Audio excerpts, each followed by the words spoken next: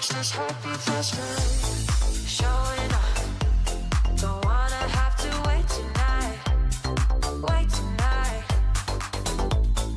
Better off, I'm gonna find my way tonight. Wait tonight. Won't you talk to me? I wanna heal your sorrow. Won't you talk to me? We'll make a new tomorrow. Won't you talk to me? One night to find the answer. Won't you talk to me?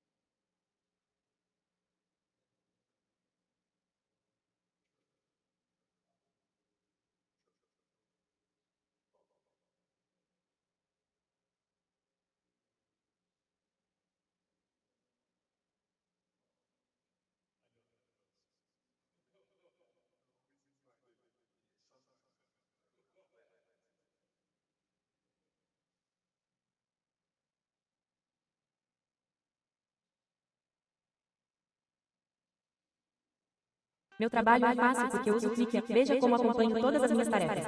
Começo organizando mentalmente tudo que preciso fazer e...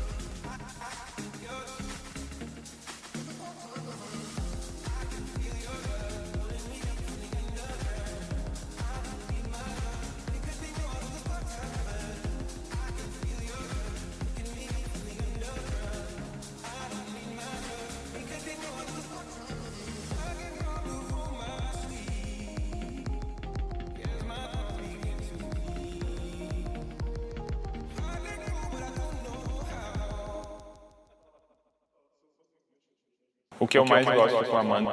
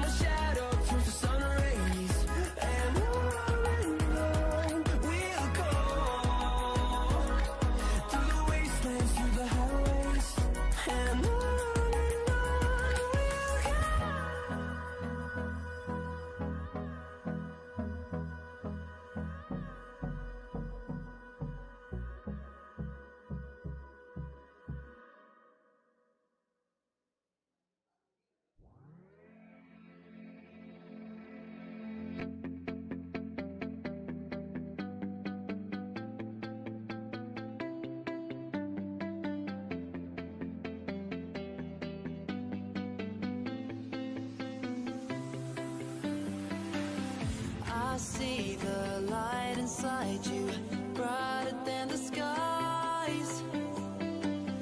Hold on, just let us escape and fly away tonight. We have the world in our sight, and I know together we'll be alright. Can you see forever we will go?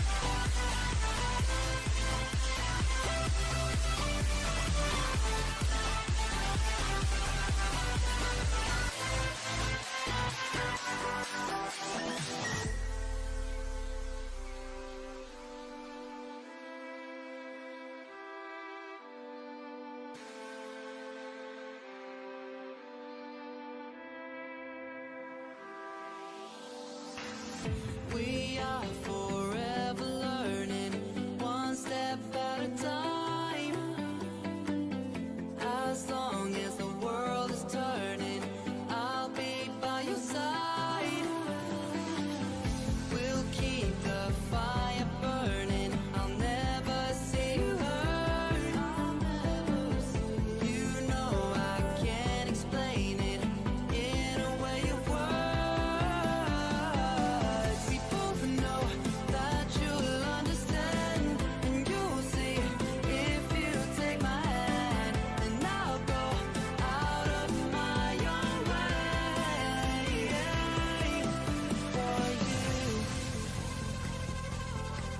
for you. I'll go out of my own way.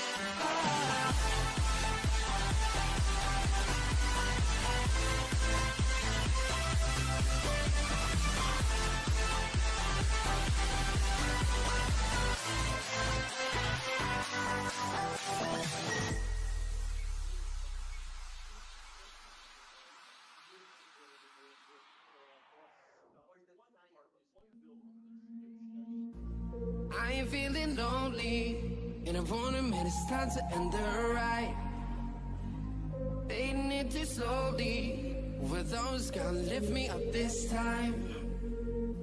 You were the only one who got me tripping up inside.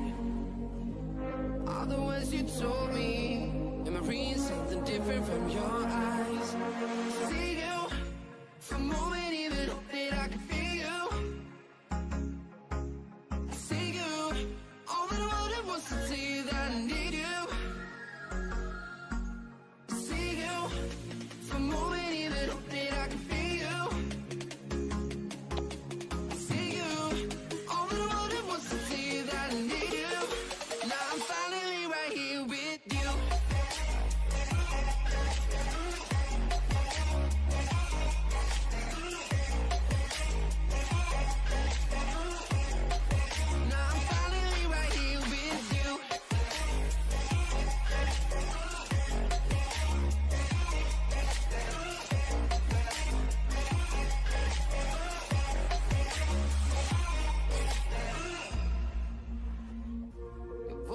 fading era. Heart is pumping, thoughts are running wild. We got a good thing going, while we gotta feel amplified. Sing to the morning, countless hours spending by your side. You look at me, I'm soaring, seeing all the truth behind your eyes. See you, for a moment even hope that I can feel you. See you, all that I wanted was to tell you that I need you. See you, for a moment even hope that I can feel you.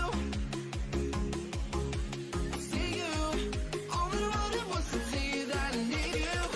Now I'm finally right here with you.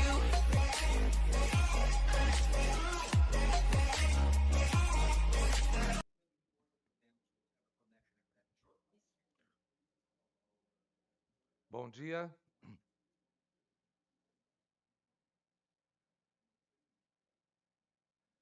Nós vamos dar início ao primeiro simpósio História da Ciência e Divulgação Científica, uma iniciativa em conjunto com o Instituto Butantan, o Instituto de Estudos Avançados da USP e com o apoio da Fundação Energia e Saneamento. E temos aqui hoje uma série de conferências e à tarde uma mesa redonda sobre esse tema. Por que foi escolhido esse tema? Bom, primeiro, nós acreditamos na ciência. Sabemos que a ciência é um processo com idas e retrocessos, né? E esse caminhar, quem pode descrever bem é a história da ciência. E, por outro lado, a divulgação científica, independentemente da história da ciência, a divulgação científica se preocupa em levar informações de ciência para quem não é cientista.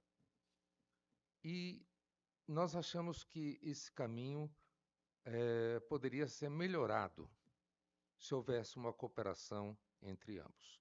Então, esse é o objetivo desse simpósio, e nós vamos dar início com as saudações iniciais, começando pelo Dr. Lúcio Gama, que virá aqui em seguida. Ele é graduado em Biologia pela Universidade de Campinas, a Unicamp, mestre em Microbiologia pela USP, doutor em Imunologia também pela USP, com uma experiência internacional em Virologia, Biologia Molecular e Imunologia. Foi professor associado do Departamento de Patologia Molecular e Comparativa da Faculdade de Medicina Johns Hopkins, em Baltimore, nos Estados Unidos, onde atuou por 14 anos no laboratório de retrovírus, pesquisando respostas imunes inatas e coordenando diversos projetos de pesquisa. Também trabalhou durante 9 anos como diretor de colaborações científicas do Vaccine Research Center do National Institute of Health, nos Estados Unidos. Então, professor, por favor.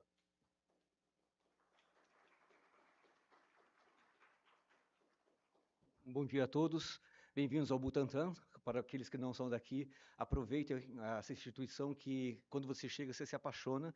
Eu fiquei 30 anos fora, nos Estados Unidos, e cheguei ano passado, aqui em setembro, e imediatamente já me apaixonei por esse lugar.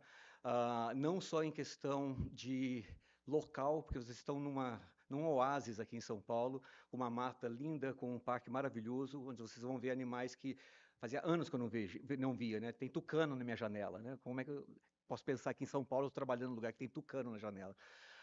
Mas não só isso, a parte de educação e a parte de ciência aqui é um dos institutos mais fortes que nós temos no Brasil. Além da parte de pesquisa, nós temos a parte de produção de vacinas, da parte de produção de outros medicamentos, como, por exemplo, anticorpos monoclonais, que vão ser feitos aqui para o SUS, para ser distribuído para a população brasileira. Aliás, se vocês tomaram alguma vacina da gripe, com certeza veio aqui do Butantan, que a gente faz mais do que 90 milhões de vacinas por ano para dar para a população. Mas não só nessa parte de ciência biológica também.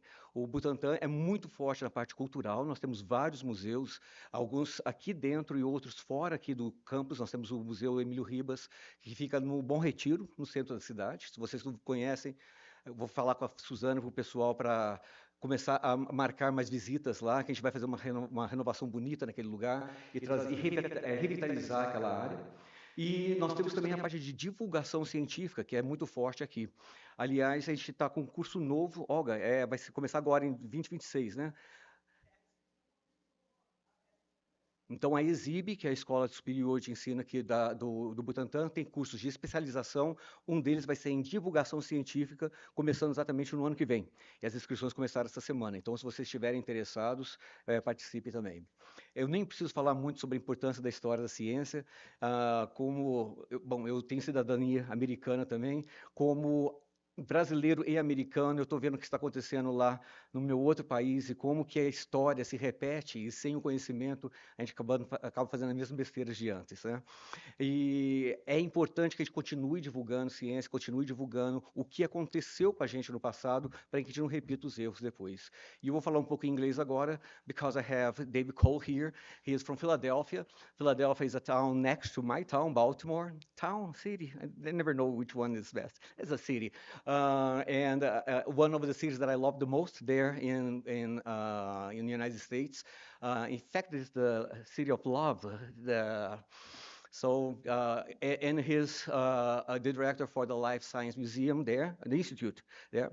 And we're just talking about how complicated it is now for science education in the country, that for such a long time worked so well for those things, and now we start having all those problems involved in politics and some philosophies that we're still kind of debating if they should really be addressed or not, you know.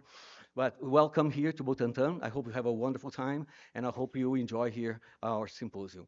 Então, sem outras demoras, o Júlio depois. Muito obrigado pelo convite também. O Esper, estou aqui representando tanto o Instituto como a Fundação. O Esper não pôde vir, o doutor Esper Calas. Eu conheço o Esper desde os 4 anos de idade. Então, falar doutor Esper é meio chato ainda. O Esper mesmo, ele não pôde vir, eu estou substituindo também. Bem-vindo a todos, espero que vocês tenham uma ótima semana.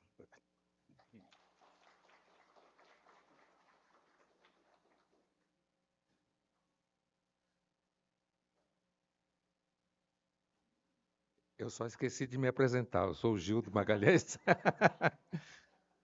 E eu coordeno o grupo de pesquisa Cronos em História da Ciência, Técnica e Medicina no Instituto de Estudos Avançados e também coordeno o Centro de História da Ciência da USP. E eu gostaria agora de chamar a Suzana Fernandes, que fez História, formada em História na PUC, com mestrado em Arqueologia, doutorado em História Social e pós-doutorado em Política, Gestão e Saúde pela USP. Ela é pesquisadora no Butantan desde 2004. Foi diretora do Museu Histórico, do Núcleo de Documentação e do Museu de Saúde Pública Emílio Ribas, que o Lúcio acabou de mencionar, lá no centro. Também esteve à frente da criação e da direção do Centro de Memória do Butantan, que tem a história institucional do Instituto e a própria história da saúde pública em São Paulo, que se confunde também com o Butantan. Possui experiência em etnografia em museus históricos, participou da criação do Museu Municipal de Arqueologia de Monte Alto e da organização dos acervos do Museu de Arqueologia de Xingó. E também, como ela fez doutorado em História da Ciência, ela coordena projetos sobre gestão de acervos e patrimônio da saúde em equipamentos culturais, como museus e centros de documentação. Então, chamarei aqui a Suzana.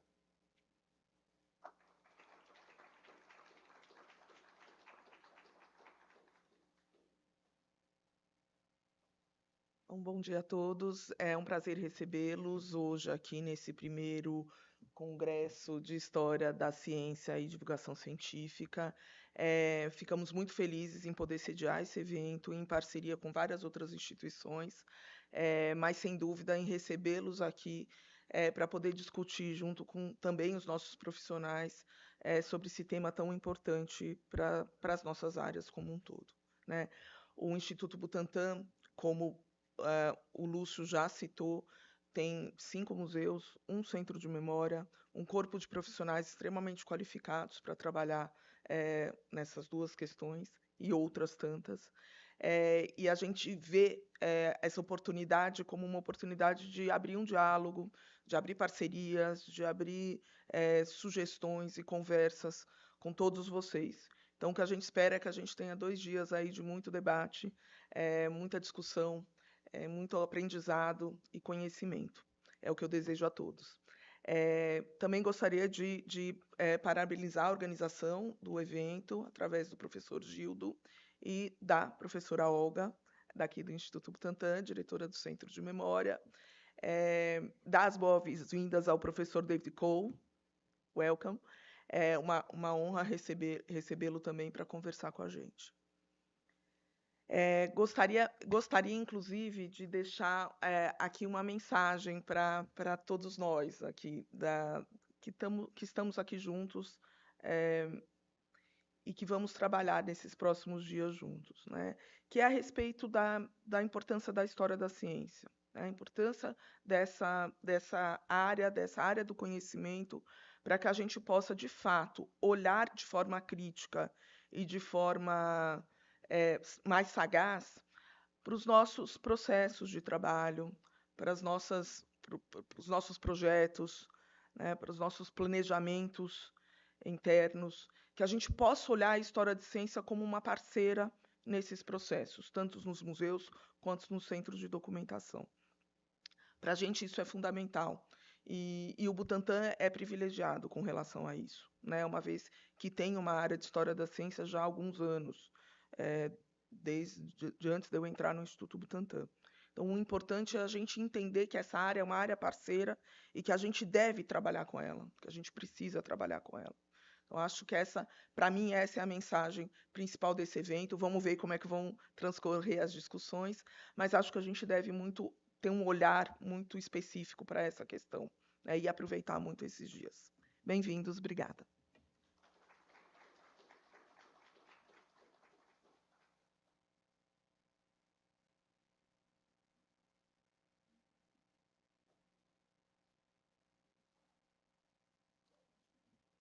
Gostaria agora de apresentar e chamar aqui a Claudinelli Moreira Ramos, que é historiadora, mestre em Filosofia da Educação, doutora em Cultura e Informação pela USP, especialista em Gestão e Políticas Culturais pela Universidade de Girona e consultora em Gestão e Políticas Públicas de Cultura, professora da pós-graduação em Museologia na PUC e da graduação em Gestão do Patrimônio Cultural da Fundação Escola de Sociologia e Política de São Paulo. Foi secretária municipal de Cultura de Mogi das Cruzes até 2024 e atualmente preside o Conselho de Administração da Fundação Energia e Saneamento, atualmente porque há muitos anos atrás foi lá onde a gente se conheceu. Então você voltou.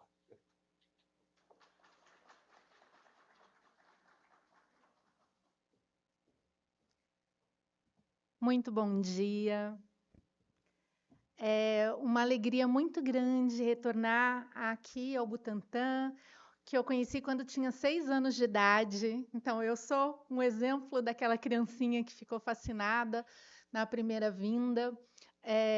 E depois, muito tempo depois, consegui o privilégio de conhecer um pouquinho mais de perto o trabalho incrível que é realizado nesta casa, né? Depois de ter também estudado na Universidade de São Paulo, de quem eu sou uma grande fã e tributária, acredito que é um encontro muito feliz, né? Então, quero começar agradecendo muito, em especial ao professor Gildo Magalhães dos Santos Filho, né? Um extremamente importante especialista da história da ciência no nosso país, mas, mais do que tudo, um entusiasta da história da ciência. Alguém que torna este conhecimento tão referencial, muito importante para que a gente consiga avançar nas nossas pesquisas, nos nossos estudos. Eu venho da Fundação Energia e Saneamento, a gente teve a alegria de se somar nessa iniciativa para apoiar a realização deste simpósio, com o grupo de pesquisa Cronos, com o Instituto e a Fundação Butantan, o Instituto de Estudos Avançados também, e para nós a oportunidade é também de estabelecer um diálogo muito necessário que marca um momento em que nós estamos. Essa discussão sobre a importância da história da ciência e a conexão entre a história da ciência e a divulgação científica é cada vez mais essencial, é cada vez mais necessária, e ela parece muito mais óbvia do que de fato é. Eu vou ter oportunidade de conversar um pouquinho com vocês à tarde para mostrar o que nós estamos reconhecendo hoje como alguns equívocos cometidos na apresentação desses temas e a necessidade de alguns novos encontros, de alguns diálogos diferentes daqueles que nós temos feito. E promover esse diálogo é muito difícil. Então, ter a oportunidade de um espaço tão qualificado como esse, com presença de instituições, tanto presencialmente quanto virtualmente, tão qualificadas e interessadas em ampliar esse debate, é extremamente estratégico para que a gente consiga avançar. Lembrando ainda, e eu venho de uma fundação de energia e saneamento, que nós estamos num momento muito emblemático. O professor Lúcio falou das grandes questões que marcam os desafios para a ciência. A gente vive num momento de confronto, de polarização, de contestação, e esse momento se dá ainda num cenário de crise climática bastante perturbador. Nós estamos próximos de ter alguns danos que não serão revertidos e que vão impactar a nossa e as futuras gerações de uma maneira muito indelével. Há chance de atuarmos. Os museus, os centros de pesquisa têm um papel muito importante para sensibilizar a população nessa direção. E também conseguir, a partir e apesar das nossas diferenças, das nossas divergências, construir diálogos e consensos mínimos que nos levem a superar esses desafios. É para isso que nós estamos aqui, é por isso que nós estamos tão felizes de poder fazer parte desse grupo e, por favor, recebam, por parte da Fundação Energia e Saneamento, o nosso compromisso, a nossa disposição de somar nesse debate e a nossa gratidão. Muito obrigada e que seja um ótimo simpósio. Obrigada.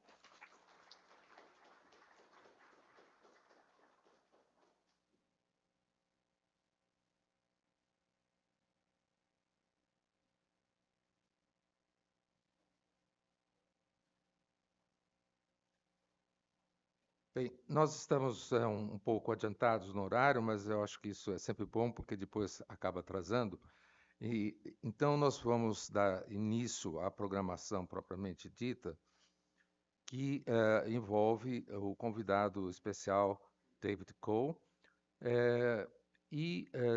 ele estará aberto a perguntas depois da apresentação dele. David Cole é o presidente e o principal executivo do Instituto de História da Ciência, que fica em Filadélfia, nos Estados Unidos. Ele, desde 2020, tem trabalhado neste instituto, que é uma maravilha, posso dizer para vocês, porque eu fiz um pós-doc lá em Filadélfia, que foi muito importante para a minha vida acadêmica. E o Cole atuou anteriormente como diretor executivo do Museu e Biblioteca Hagley, em Wilmington, Delaware, nos Estados Unidos. Ocupou também os cargos de vice-presidente de Desenvolvimento, Comunicação e Educação Pública no Instituto Whitehead de Pesquisa Biomédica em Cambridge, Massachusetts, e foi diretor de iniciativas estratégicas dos Museus de Arte de Harvard, na Universidade de Harvard. Ele é autor do livro The Power of Innovation, A Força da Inovação, e que foi uma exposição também de 2018 sobre a história das invenções americanas e do sistema de patentes dos Estados Unidos. Foi apresentada no Museu Nacional da China. Foi bolsista da Fundação Harry Luce e pesquisador do Laboratório de Inovações e Aprendizagem da Escola de Pós-Graduação em Educação de Harvard. Cole também lecionou em Harvard, bem como na Universidade Rice e em Texas, em Austin. Ele preside os conselhos de Educação Econômica de Delaware e o Coro Infantil de Wilmington. É administrador da Associação de Museus do Meio Atlântico e membro do Comitê de Relações Exteriores da Filadélfia. Formado pela Universidade Vanderbilt, Cole teve o mestrado dele em Harvard e doutorado em História da Arte e Estudos Americanos pela Universidade de Austin. E, então, eu vou convidar aqui, com muita alegria, o David.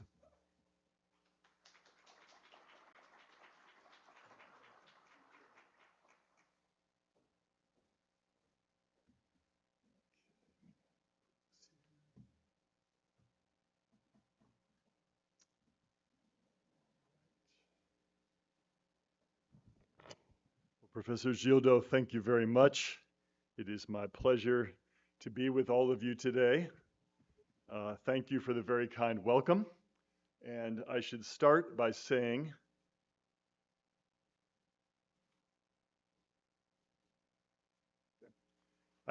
begin by saying that I represent, as Professor Gildo said, the Science History Institute in Philadelphia. And we had the distinct pleasure in 2013 of welcoming Professor Gildo as one of our senior fellows to the Science History Institute. And he distinguished us with his presence and his scholarship. And it's now my pleasure at his invitation to be here with all of you today. And it is a distinct pleasure to be at the Instituto Butantan, which is a distinguished institute in this space. And so this is an honor for me.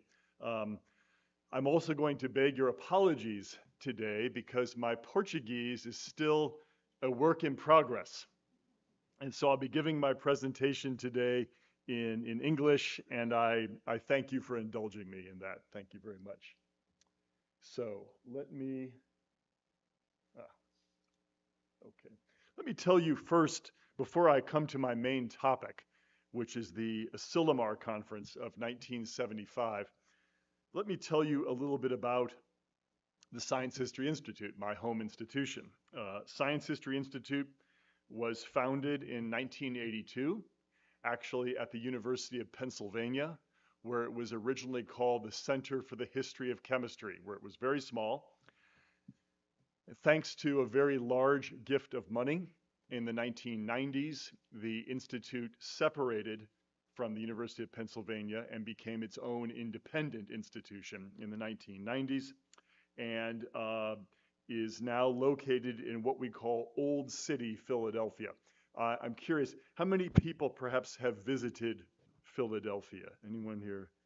40 people. Okay, then you know our institute is located in the historic part of Philadelphia near Independence Hall, really near the birthplace of the United States, which is altogether fitting. And our mission is to collect and interpret and share stories of the history of chemistry and the life sciences. We are specifically focused on chemistry and the life sciences. And we really serve two principal audiences, audiences of scholars and scientists, people like yourselves, but also increasingly we serve members of the public. And that is why the subject of this conference for the next 2 days is of great interest to me, because we are interested in this question of how we can bring the history of science and its lessons to a larger public audience in the interest of more effective communication about science. I should also add that in this endeavor, we made an important strategic move 2 years ago when the History of Science Society, of which I expect some of you may be a member, the History of Science Society moved its international headquarters to our institute, the Science History Institute. So we are now the home, along with University of Pennsylvania, of the History of Science Society, and very proud now to be able to work with the History of Science Society in planning its annual conference and in helping to set the direction of that institution, and indeed the direction of the field, we hope.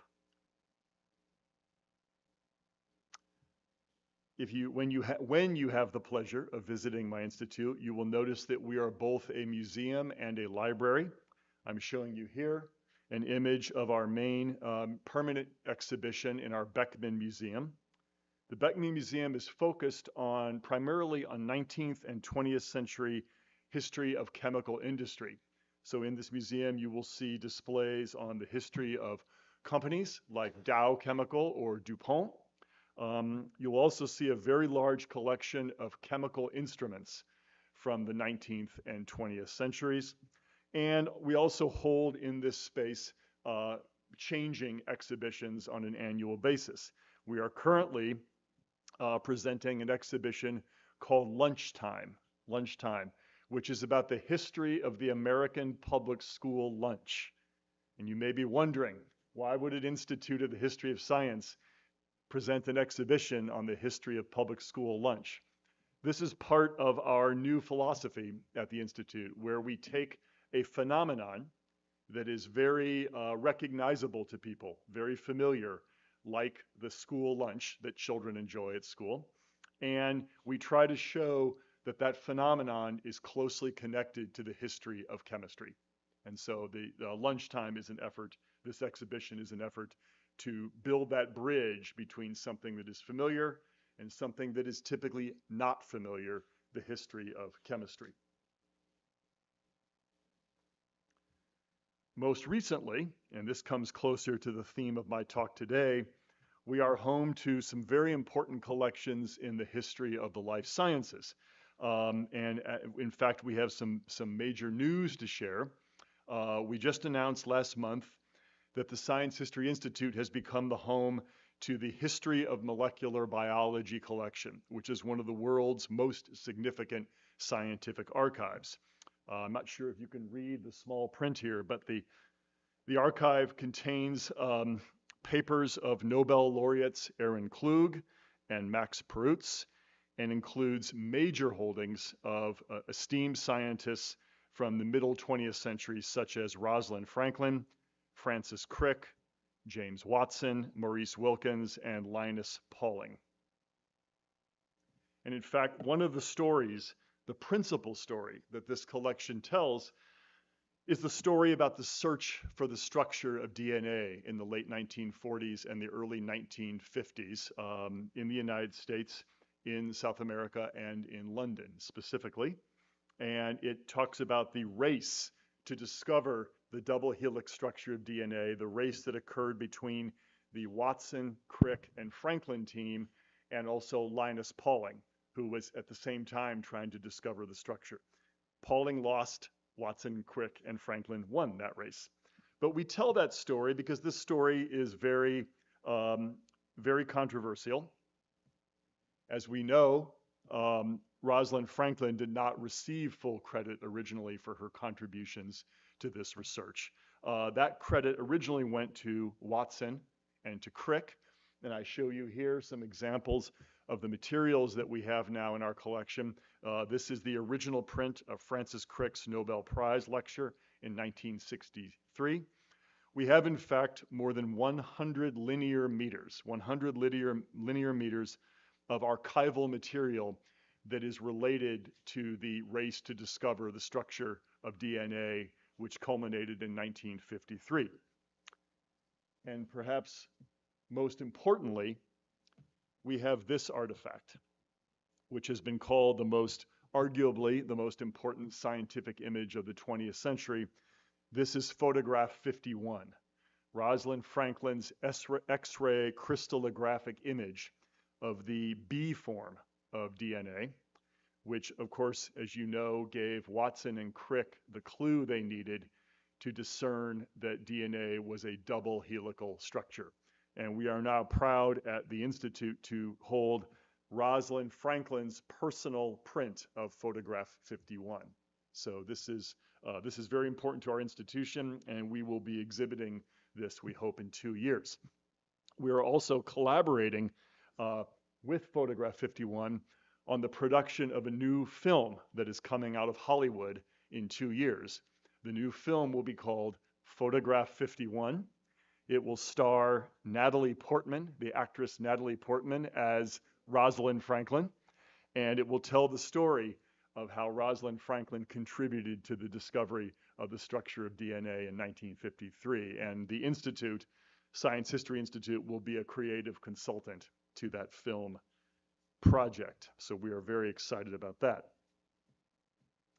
But we're also a library. As Professor Gildo could tell you, we are a library that supports research, academic research into the history of the chemical and the life sciences and related industry. Our library contains more than 1,500 rare books going back to the 14th century, the 15th century. 2 linear kilometers of archival records, principally focused in the 18th, 19th, 20th centuries. For those of you who have an interest in the work of Lavoisier or Priestley or Berthelot or Pasteur, you will find ample material for your research at our institute. We also host the world's largest collection of alchemical paintings. These are old master paintings, so-called, produced in the 17th and 18th century, principally in the Netherlands and in France, that are focused on alchemical topics. And we're very proud to have this collection, which will be traveling to China soon, and hope one day to travel to Brazil.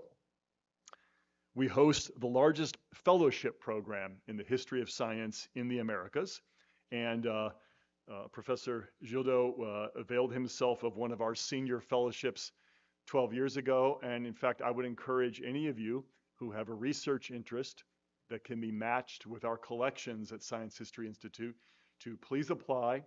We're very generous with our fellowships, and we will welcome you to come and study at our institute. 9 winners, we give many awards at the Institute, and 9 winners of our Science History Institute Othmer Gold Medal and the Biotechnology Heritage Award, which we give every year. 9 of these winners have gone on to win Nobel Prizes. Most recently last week, when chemist Omar Yaghi, who was our Othmer Gold Medal winner last year, was recognized with the Nobel Prize in Chemistry.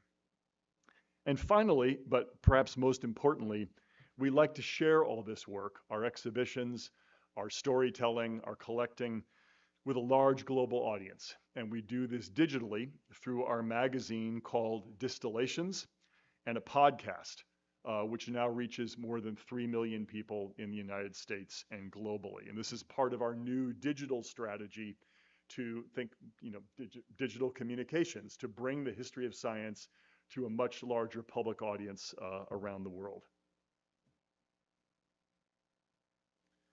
So what is our organizational mission?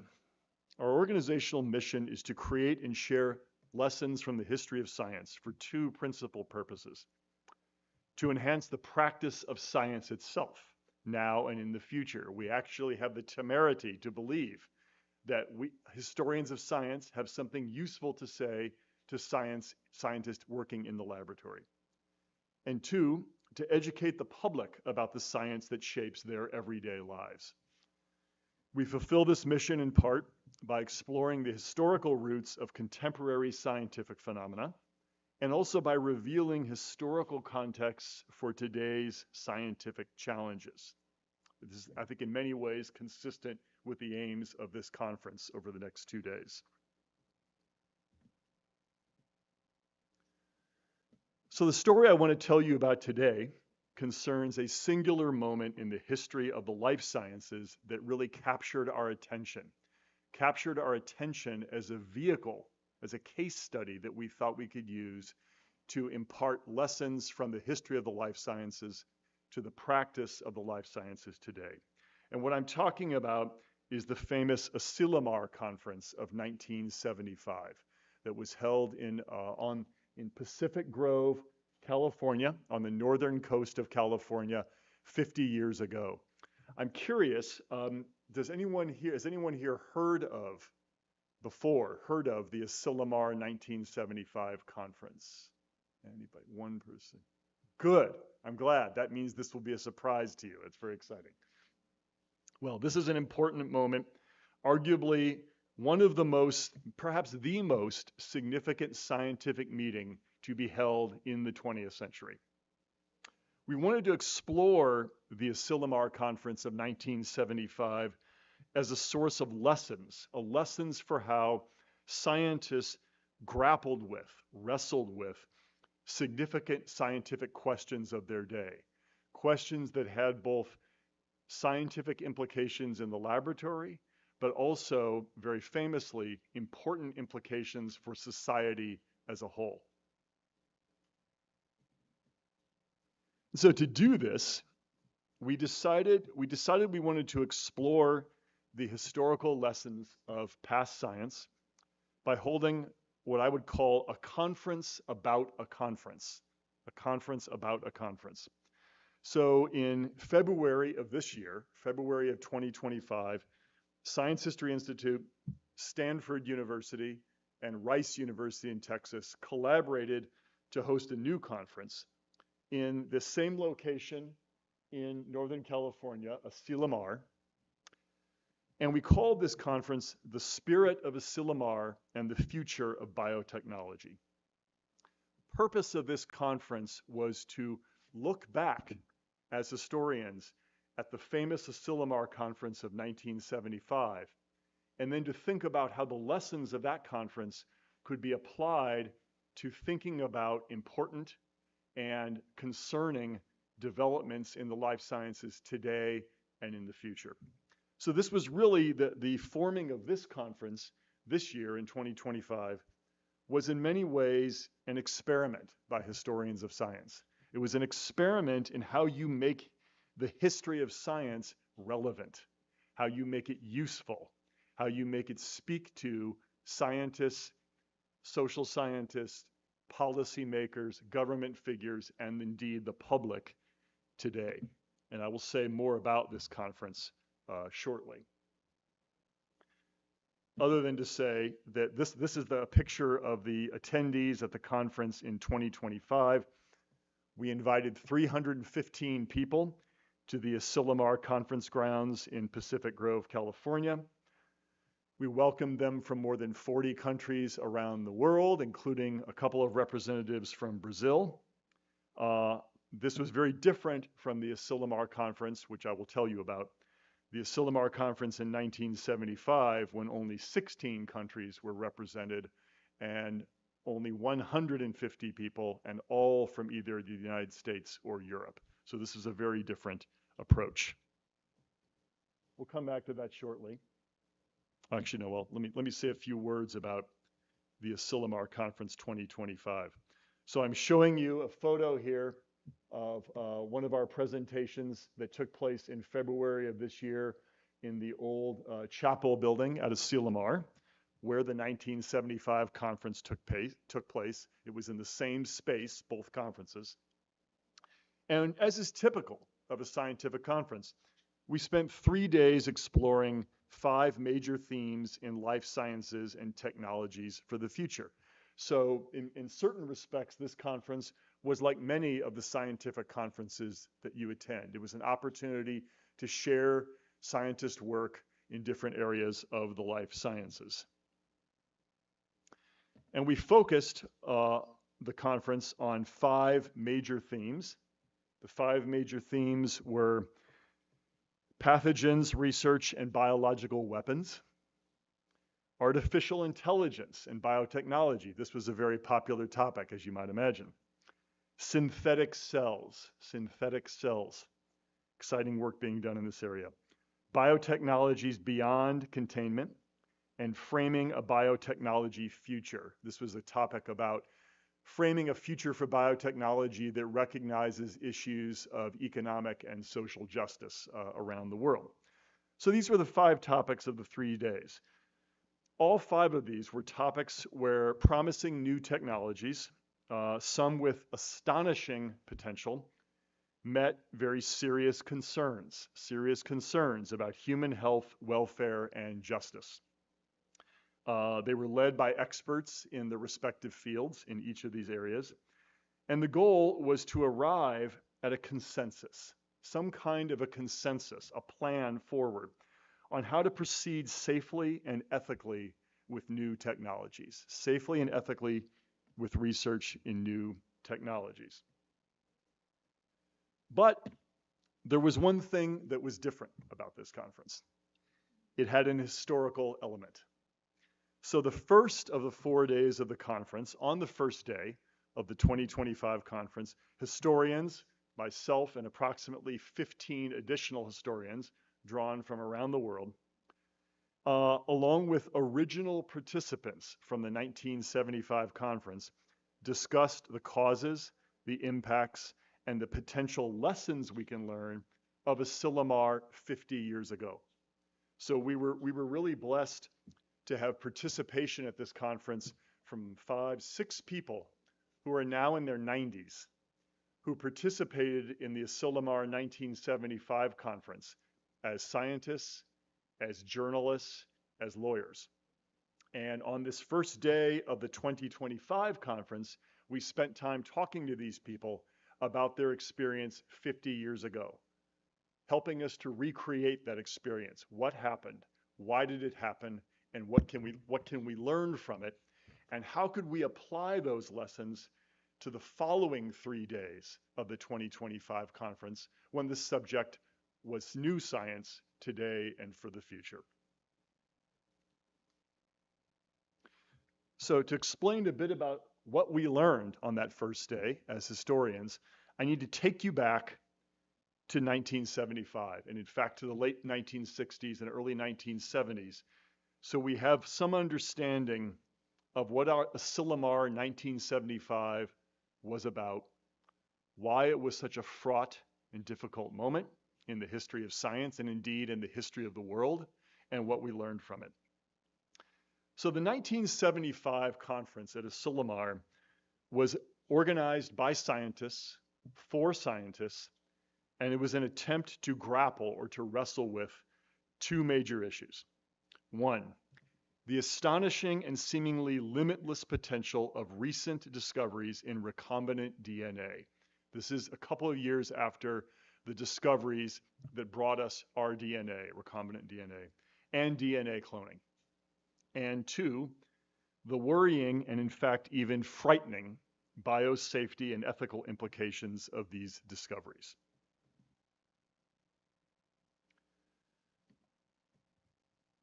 Colin Norman, writing in Nature magazine in 1975, just after the conference took place. Conference took place February 24 through 27, 1975 at Asilomar.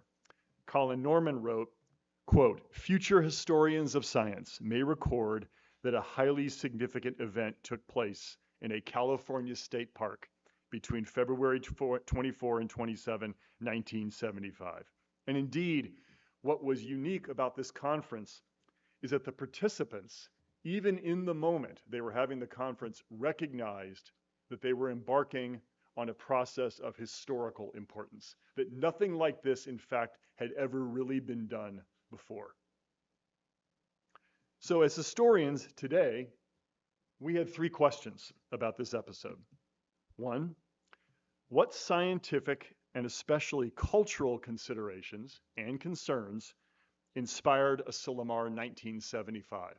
Why did they come together in this beautiful place in 1975 to talk to each other, to scream at each other, and to make news that would affect the entire world? What drove this? Number 2, what actually happened at Asilomar 1975, for better and for worse? And number 3, what can we learn from this iconic episode in the history of science and technology? So first, let's talk about how we arrived at this moment in 1975. And I will not go back to the 19th century and bore all of you with a history of genetics in which many of you, I think, are quite well versed. But I will just point out a couple of developments that led proximately to the events of 1974-75 that we're talking about. So a brief timeline of some key milestones or key events in recombinant DNA and early attempts at genetic engineering. So in the late 1950s, Arthur Kornberg, who you see on the left, and Severo Ochoa, who you see on the right, discovered the mechanisms involved in the biological synthesis of DNA, including the enzyme that synthesizes. This discovery was crucial for the development of later techniques, including those used in recombinant DNA technology and in genetic engineering. Their Nobel Prize-winning research provided the foundational tool set for replicating and manipulating DNA in the 1960s and the 1970s. Ochoa's work was principally done at NYU, New York University School of Medicine, Kornberg at Washington University in St. Louis before he moved to Stanford. And crucially, after Kornberg moves to Stanford in 1962, he founds the Department of Genetics, where many of the scientists that we're talking about today received some of their training and mentoring in the 1960s and 1970s. So these two are in many ways seminal figures in this movement. And then something really important happened. In 1969, John Beckwith, who you see on the left, a much later photograph, and James Shapiro and their Harvard University colleagues were the first team to isolate a single gene from a bacterial chromosome. After announcing their discovery, Beckwith and Shapiro also publicly expressed significant concern about the potential negative consequences of their achievement. They fear that the new ability to manipulate genes could be used for eugenics and other harmful purposes. We'll come back to eugenics in a minute. But I will just say that immediately after making this profound discovery, rather than applauding themselves and taking credit for their discovery, they were immediately alarmed. Beckwith used the word that their discovery was frightening. And they immediately began to join a growing movement in the United States to address the potential negative, frightening social implications of scientific research that's growing out of the 1960s. And Beckwith in particular joins an organization. Well, first of all, let me explain that this discovery, the isolation of the first gene, got a lot of interest in the press. Now, you cannot read this piece, so I'll read part of it for you. This is an article that emerged shortly after Beckwith and Shapiro announced their discovery. This is an article on their discovery, the isolation of the first gene, that came out in the New York Times in December of 1969. And in this article, the New York Times editorial page is quoted as saying, quote, "All new scientific capability has the potential for evil as well as for good. But this biological fire is the most powerful knowledge ever conceived." So already an organization like the New York Times is raising the stakes. The isolation of the first gene opens a new door, and everyone sees this. People are both tantalized, inspired, and excited, but also terribly afraid, including the scientists themselves. And in fact, Beckwith himself becomes involved in an organization called Science for the People. Science for the People. Around today, it's still active today, but it was born in the 1960s. And it was started by scientists in the 1960s who were very concerned about initially nuclear proliferation, new nuclear arms research, nuclear proliferation, and then became concerned about Vietnam, the Vietnam War. They got involved in the anti-war movement, and they were concerned about how the US government and American industry were using science and technology to support war aims, war goals that they felt were unethical. And so Science for the People as an organization is born, And as we will see, Science for the People was a direct participant in the 1975 Asilomar Conference. In general, Science for the People expressed concern that genetic engineering, this is a new term now, genetic engineering, would lead to commercialized biomedical research, and an overemphasis on market incentives driving research as opposed to pure scientific questions. So back to our story. Moving closer to recombinant DNA as a viable technology, it was in this very charged political climate of protest and concern that another development happens, this time at Stanford. In 1971, Stanford researcher Paul Berg, whom you see on the left, and his graduate student, Janet Mertz, on the right, who was only 23 at the time, developed early techniques for recombinant DNA technology. Mertz, in particular, was the first to use restriction enzymes to create so-called sticky ends that allowed DNA from different organisms to be combined into a single molecule. Using this method, Mertz created the first recombinant DNA molecule that could, emphasize could, have been cloned in bacteria, splicing the SV40 genome, the simian virus 40 genome, with fragments of bacteriophage and E. coli, the bacterium E. coli DNA. So I said could, but not that they did. What happened? Despite this early success, work on rDNA in the Berg lab was halted. In June of 1971, Mertz's plan to clone the SV40 virus, which was a known oncogene, potentially cancer-causing, the plan to clone this in E. coli raised alarm among scientists, including Berg himself and in his lab. So what happened is that Mertz presents some of this work at a conference in 1971 at Cold Spring Harbor Laboratory in New York. And one of the young scientists there, Robert Pollack, hears what's going on and immediately telephones Berg, Paul Berg, and says, this has to stop. There has to be an immediate moratorium on this research. It's too dangerous. No scientist in the world should be pursuing this work. Berg is hearing two messages back at Stanford. On the one hand, he's getting requests from scientists at other institutions who are incredibly excited about this work, who want to share materials and technologies from the Berg lab in their own work to expand research into recombinant DNA. It's a moment of excitement among scientists. Simultaneously, scientists like Robert Pollack, Beckwith and Shapiro, and many others are saying, no, this is terrible. We have to stop right now. Society is potentially going to be in terrible danger if we continue this research. Mertz herself was ambivalent. Imagine being 23 years old and on the cusp of one of the greatest discoveries in the history of the life sciences and being told that you have to wait. That's what happened.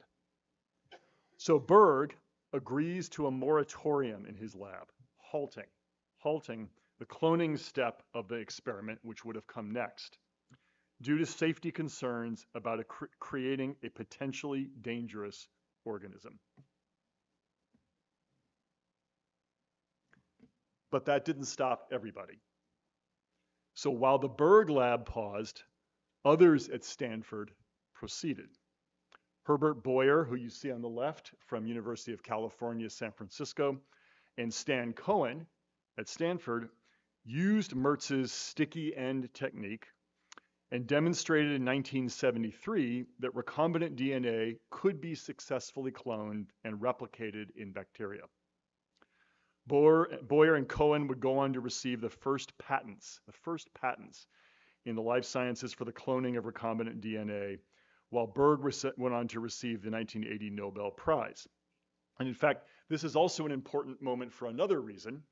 It is at Stanford in this moment when the director of the first technology transfer office at Stanford, a man named Niels Reimers, applies for prosecutes, and eventually in 1980 manages to obtain the first university patent on government-sponsored research. And this led to technology transfer work in universities all over the world. So Stanford really pioneered securing patents and licensing agreements based on their technology from this episode.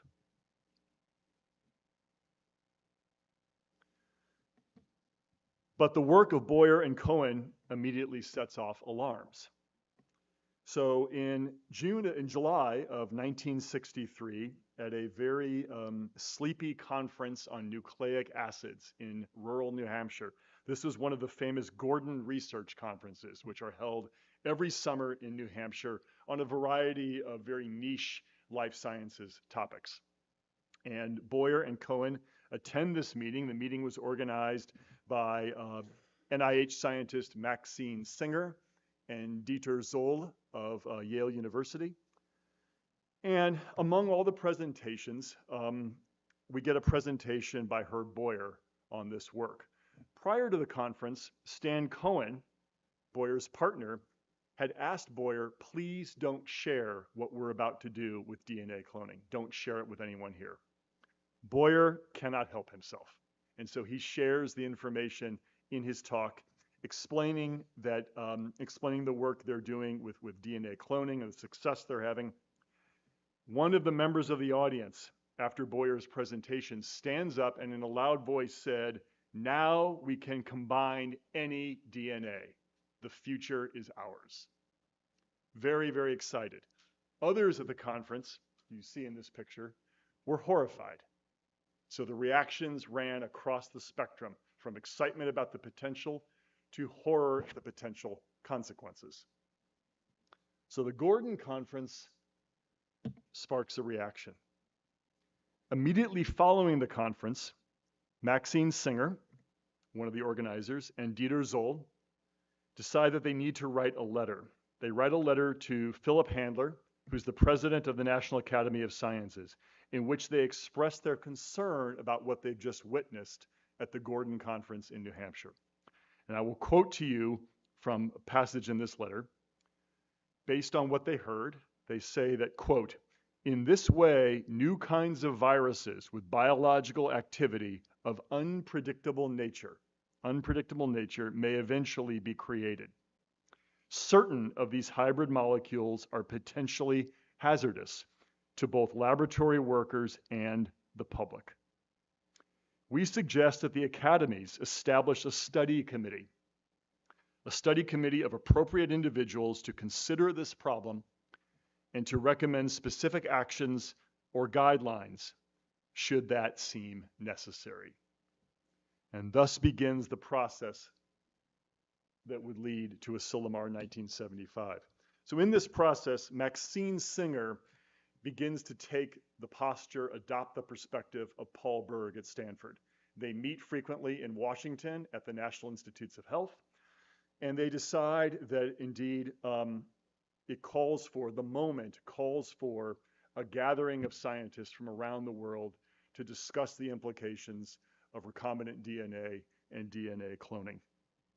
And so under the auspices, under the direction of the Assembly of Life Sciences, a new committee is formed to look at this question and to make recommendations. Meanwhile, back in Stanford, in November of '73, after the Gordon Conference, 4 months before, Boyer and Cohen have now performed the first DNA cloning by inserting DNA from an African clawed frog into a bacterial plasmid, which was then transferred into E. coli. This experiment demonstrated that a gene from one species could be propagated in another species. It also proved that cloned DNA was functional and could be replicated in a foreign host, which of course enabled the possibility of genetically modified organisms, or GMOs, but also of course, and one thinks of Genentech, the company Genentech in the 70s, it also led to the production of therapeutic proteins such as human insulin. So these people are seeing the tremendous biomedical potential of this cloning development. and they're very excited about the science. But in 1973, fear was now the driving factor. Fear about the potential of genetically modified organisms and related therapeutics. Fears that we recognize today, with the benefit of 50 years, were largely overstated and yet very real in the 1970s. So Paul Berg takes it upon himself. Maxine Singer recommends to the National Academies and the Assembly of Life Sciences that Paul Berg should be the person who should take the lead in organizing the meeting that they want to hold, and that was called for in the letter to the National Academies. So Berg assembles a team of 7 to 8 distinguished scientists, principally from the United States, to begin to investigate this question of should there be a moratorium on research into our DNA. And in 1974, this group, which are listed here, these are the scientists, people as distinguished as David Baltimore, Herb Boyer, Stan Cohen. So the people pushing hardest for the science are included in this committee. You'll see Maxine Singer on the list, James Watson, who will become very important to the story, and Norman Zinder. And they meet in April of 1974 at MIT for one day, and they decide that a statement of some kind needs to be produced. And so in July of 1974, they publish in Science, the journal Science, a letter called Potential Hazards of Recombinant DNA Molecules. Today, we know this letter as the famous Berg letter, the Berg letter of 1974, which sets everything into motion. You can't read this. You don't have to. I will read one passage. They make several recommendations, but the fourth and principal recommendation of the letter is, quote, an international meeting of involved scientists from all over the world should be convened in the coming year to review scientific progress in this area and to further discuss appropriate ways to deal with the potential biohazards of recombinant DNA. Berg, by this point, was truly alarmed by the prospect of recombinant DNA research, were it not unchecked by good scientific thinking. And I should add that the scientists involved were not just concerned about public safety, but they had another fear, the fear of government. The concern was that we've arrived at a moment in science where science is producing something potentially astonishing and beneficial, but also potentially terrifying and dangerous. And the fear was that if scientists could not police themselves, could not control themselves, the government would do it for them. So this is part of the inspiration behind the meeting that they would convene. And several members of the group were had very strong feelings about this. So Norton Zinder, one of the members of the organizing committee, says, quote, if we had any guts at all, we'd tell people not to do these experiments until we can see where we are going. And Berg, in a very famous statement, said, I believe that some prudent thought and action beforehand is better than a policy of sticking our heads in the sand. Maybe a little care before we leap would pay off in the long run. A little care before we leap. And so they begin to plan a meeting. The scientific issues causing concern were raised, obviously, in a cultural climate that was very predisposed to distrust scientific authority. And so the organizers of what became the Asilomar 1975 conference in California, February of 1975, they really had two sets of concerns going through their minds. On the one hand, the science of the present day, the threats and the potential posed by recombinant DNA. But they also had in the backs of their minds elements that we as historians would well recognize. They had memory. They had memory of developments in the sciences in the preceding decades, particularly developments that had not gone well. that were very much on their minds as they planned this conference and really added to their fears and added to their concerns. So what was the historical context for the organization of Asilomar in 1975?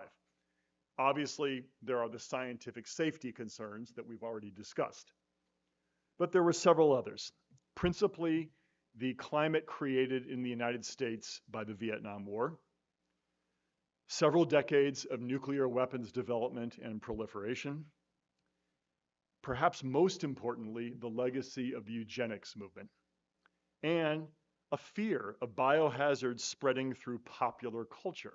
So popular culture in this moment is actually beginning to focus for the first time on the fear of biohazards. So think back, this is now 1974, late 74, early 75. It's just 5 years before that the anti-war movement in the United States and Vietnam War protests culminated in the famous Kent State University massacre of May 4th, 1970, where 4 students were shot to death and 9 more wounded for protesting the war on campus. So many of the young scientists involved in recombinant DNA research were in their 20s or 30s in the late 1960s and early 1970s.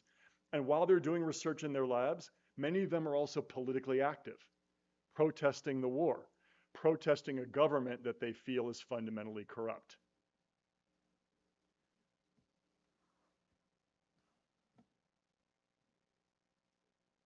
They also had memories of their mentors. Many of them had mentors who grew up in the scientific heyday of the 1930s, 40s, and 50s, when physics was the great story of the day. And nuclear testing and nuclear proliferation really dominated the headlines in both science and in society in the 1940s, 50s, and 60s. I'm showing you here the famous nuclear weapons test at Bikini Atoll in 1946. Many scientists in the life sciences were very concerned. They did not want to happen to them what had happened to the previous generation of physicists, that their work had been obscured and in some sense tainted by its association with the proliferation of nuclear weapons. And none of the young life scientists in this community in the 60s and 70s wanted to have that association with something as controversial. So that was a key factor. But then let's talk about eugenics. So now we have to go back to the 19th century. I'm showing you a picture of Francis Galton, Charles Darwin's cousin, who in the late 19th century, specifically in 1883, coins the term eugenics, coming from the Greek word eugenes. Oh, thank you. The Greek word eugenes meaning good in birth or good in breeding stock. And in the late 19th century, in what would become really an illegitimate twisting or a bastardization of Darwin's theories, in no way really linked to Darwin's true theories, eugenics becomes an important, we would call it, I think, pseudo-scientific movement and an important social movement. And eugenics is pursued initially in Britain and then later feverishly in the United States as a way of dealing with population problems, as a supposed way of dealing with population problems. The problems that most concerned eugenicists were, how do we eliminate undesirable people in our population? People who were labeled so-called idiots or imbeciles, to use the terms of the time. This is a highly racist ideology without scientific basis develops around these pseudo theories. And the movement grows in popularity, particularly in the United States in the early 20th century, such that by 1912, there is enough global interest to hold the first International Eugenics Congress in London, 1912. This Congress is organized by Charles Darwin's son, Leonard Darwin, who, let's just say, I don't think, would not have been representing his father's interests in this case. It attracted 400 delegates from around the world. It was held at the gigantic Hotel Cecil in London. And various luminaries were there, not just scientists. Scientific luminaries were there, like Charles Davenport from the United States, Weizmann from Germany, but also Winston Churchill and the American inventor Alexander Graham Bell. Many famous people, famous thought leaders of the day, were attracted to eugenics as a way to improve society without the use of violent means, supposedly. And so the Congress is convened, and following this Congress, much legislation is passed. Laws are passed in England, but particularly in the United States, to begin the restrictions on who people deemed mentally or physically unfit can breed with, quote unquote, breed with. So in the United States in the 19-teens, we see legislation passed first in Indiana, and then in many other states, ultimately in 30 states of the United States, restricting the ability of people deemed unfit to breed with each other in a kind of a very sick, perverse twisting of Mendelian genetics and practice.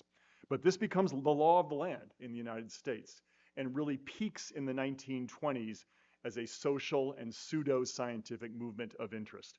And I show you now the poster for the second international exhibition of eugenics held at the American Museum of Natural History in 1921. As you might imagine, today, the American Museum of Natural History in New York does not really have a memory of this event, but it happened. And it was the news of the day. It was, the eugenics movement gathered a lot of journalism and a lot of public support. By the 1930s, though, eugenics is gradually in the United States becoming discredited. A number of scientists who were originally in favor of eugenics theories, people like Thomas Hunt Morgan and Oswald Avery, eventually come to see that the science is bad. There is no scientific basis for these crazy claims, and they began to turn against the scientists who are promoting eugenics theories. And so by the 1930s in the US, eugenics is largely losing favor, losing popularity. Certainly, it is not getting any support in the scientific community. But in Nazi Germany, the story is very different. And in fact, the Nazi regime builds off of, borrows from much of the research of the American eugenics movement in the 19-teens and the 1920s to create the racist ideology we're familiar with. And here I show you a poster called Feeble-Mindedness in Related Families in 4 Neighboring Towns, Germany, 1935. This is a project that the Germans undertook to gather data on people who were considered to be physically or mentally unfit by town, by region, across Germany. Again, not the first instance of this. This had been done very successfully and very assiduously in the United States for 20 or 30 years before this moment. But obviously, we know where this story ended.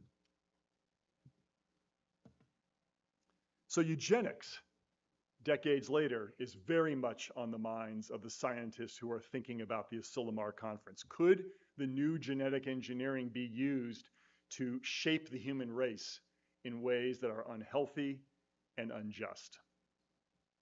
But in addition to that, there's now a public outcry via popular culture. There's a public outcry about genetics and the fear of biohazards.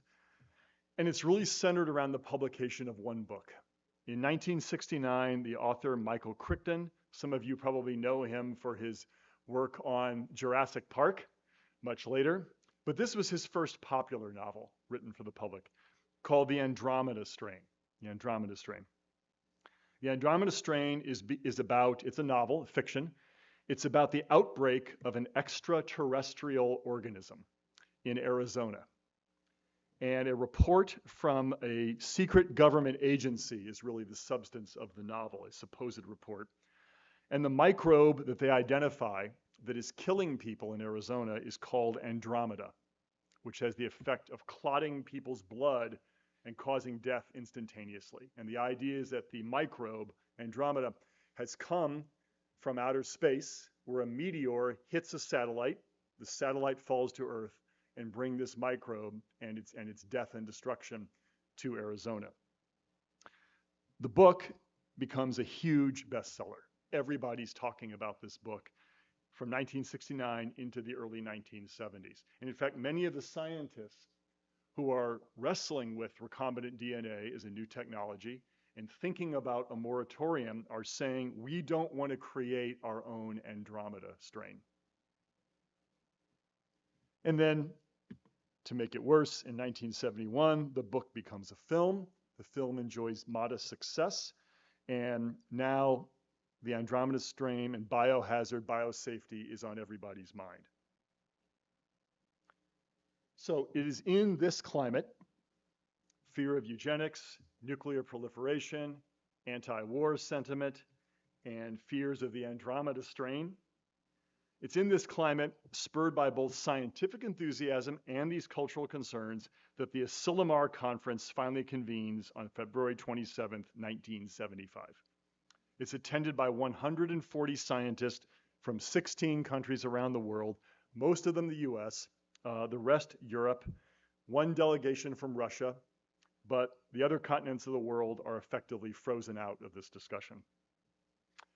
So there was really a lack of diverse participation. Literally fewer than 5 women attend this conference, for example. But there's an interesting twist. The conference is also attended by several government officials, 16 journalists, and 5 lawyers. Decidedly unusual participants at a scientific conference. Very unusual to have journalists and lawyers participating. On the first day of the conference, David Baltimore, who sadly died just a couple weeks ago, David Baltimore welcomes the assembled scientists on day one. He's one of the co-organizers of the conference, along with Maxine Singer, Paul Berg, and Sidney Brenner, the scientist Sidney Brenner. Baltimore has the task of welcoming all the scientists to this gathering. And he says, quote, "The ultimate focus of discussion must be on issues which are unusual for a scientific meeting. What should we know before doing a certain thing? And basically, when do procedures in molecular biology become more of a hazard than a benefit? And then he charges them, he makes a challenge. He says, if we come out of here split, divided, and unhappy, then we shall have failed. We shall have failed the mission before us. So the idea is they're going to come into this conference, they're going to talk about the science for 4 days, and then they will write a statement, a summary statement, which represents the consensus of the group about what should or should not be done with recombinant DNA technology. That's the goal. So the first 2.5 days proceeded like most normal scientific conferences, initially at least. People taking the stage, presenting their own work, much as they would at a normal conference. But then they began to discuss the ethical implications of this work and the safety implications of this work, and soon things got rather contentious. And in fact, one participant, a member of Paul Berg's lab, said, quote, "Asilomar was the most quarrelsome meeting that I have ever attended." And it got worse from there.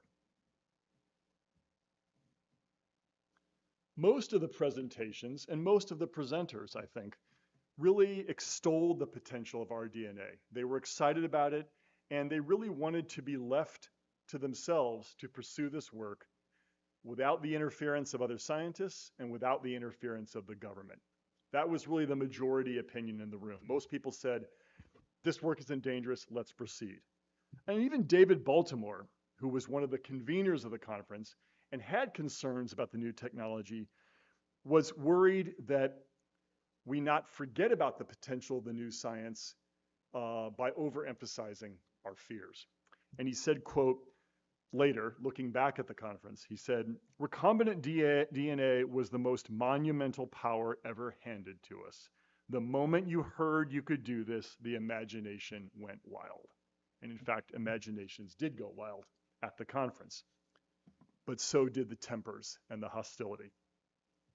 Several scientists at the meeting were very outspoken about the fact that, in their opinion, this meeting was a complete waste of time.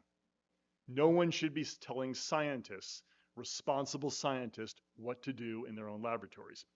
Joshua Letterberg, for example, said, "There's nothing worse than a moratorium to over-dramatize a problem, to make something out of nothing." And then more famously, Jim Watson, pictured here with Sidney Brenner on the right. Jim Watson attends the conference.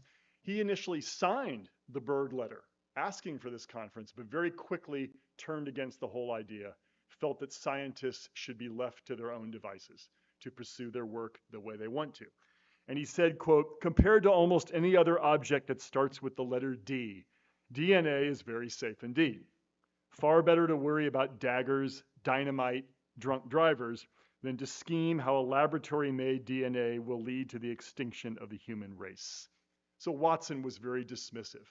And Watson was involved in a lot of arguments, a lot of screaming matches back and forth in the meeting with other scientists and representatives of Science for the People who were also at the meeting, who did not think well of Watson's opinions. And in fact, the representative of Science for the People sent a letter to the conference organizers before the conference even began and said, quote, "We do not believe that the molecular biology community is capable of wisely regulating this development. This is like asking the tobacco industry to limit the manufacture of cigarettes." So this is what was at stake.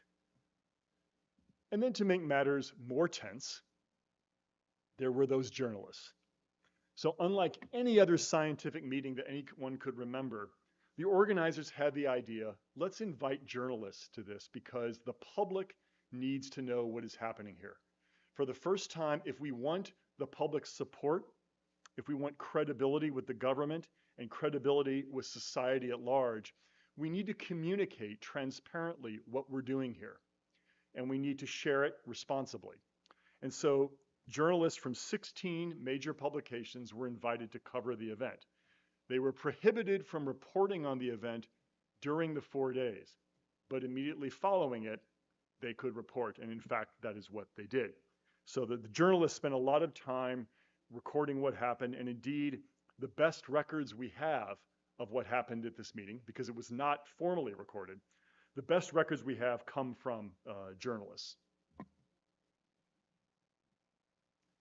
And then there were the lawyers.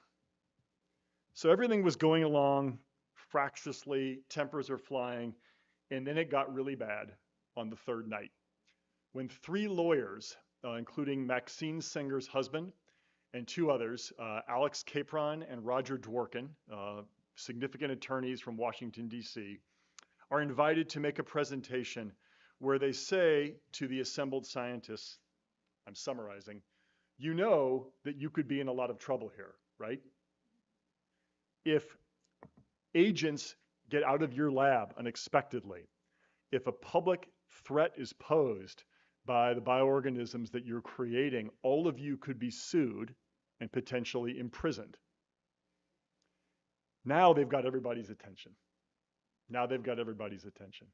And on the night before the last day, they suddenly realize that they need to produce a final statement, a summary statement for this conference about what they're going to do and what they're not going to do. And they need to take it seriously because the lawyers have put the fear of God into them. So now everybody's paying attention. And they realize they're not at a normal scientific conference anymore. So what happened? They stayed up all night. And Paul Berg and Maxine Singer and David Baltimore and Sidney Brenner and others stayed up literally without sleep all night trying to fashion a consensus document about what they would recommend that scientists do and not do following the conference.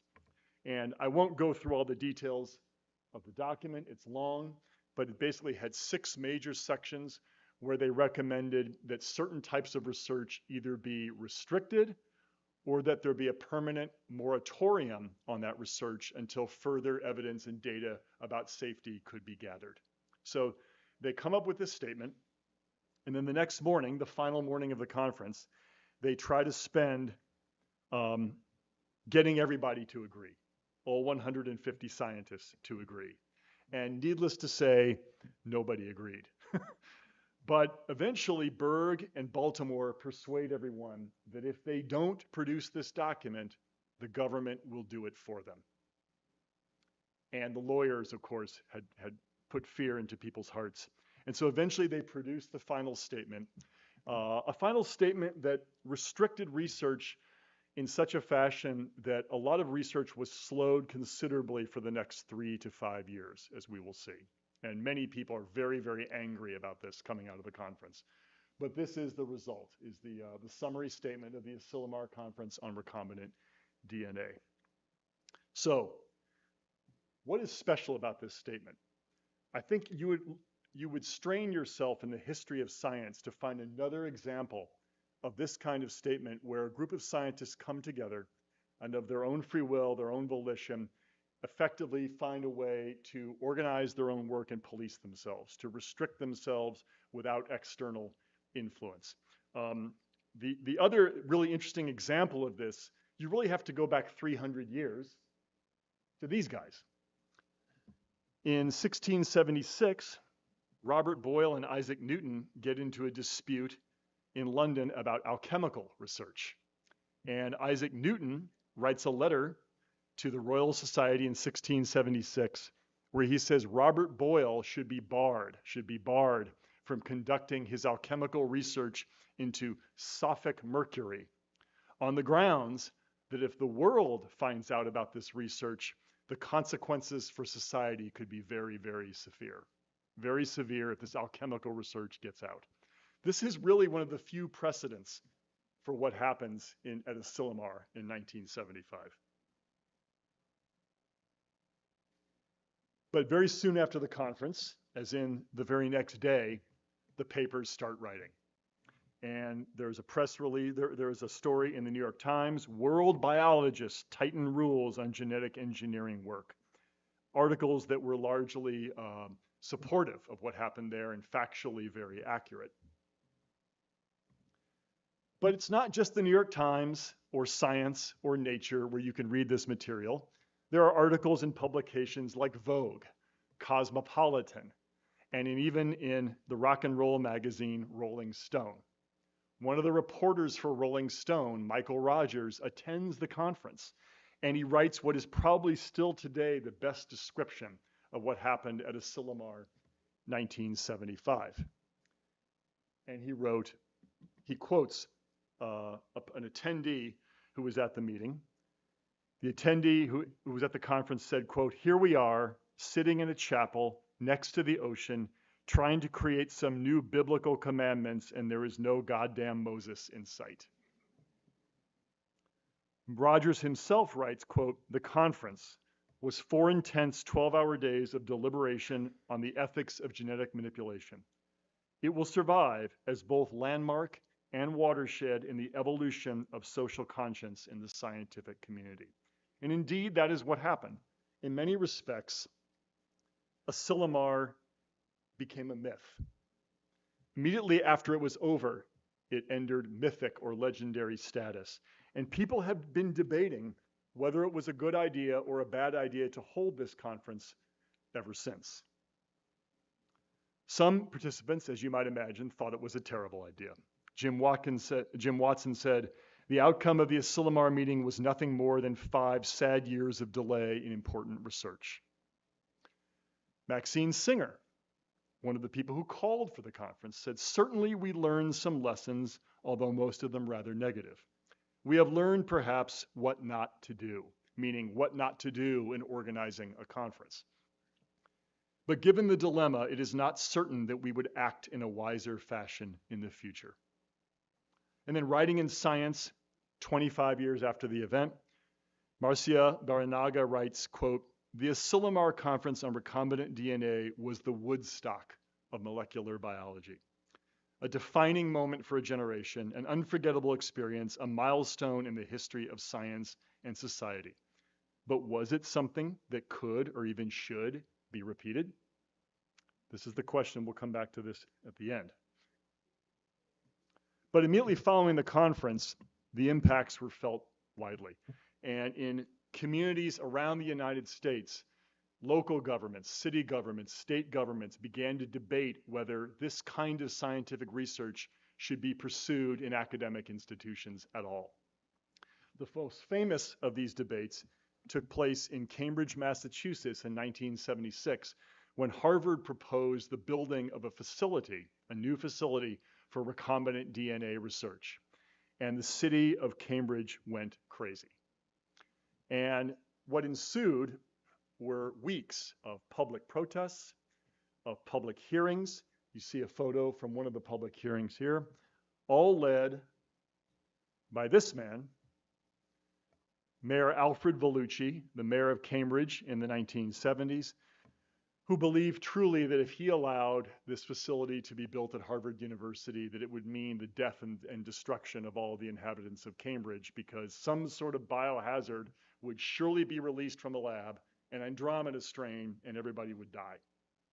So this was the climate for trying to pursue recombinant DNA research in the 3 to 5 years following the Asilomar conference. And yet, something else emerged from the Asilomar conference. And that was the birth of the biotechnology industry.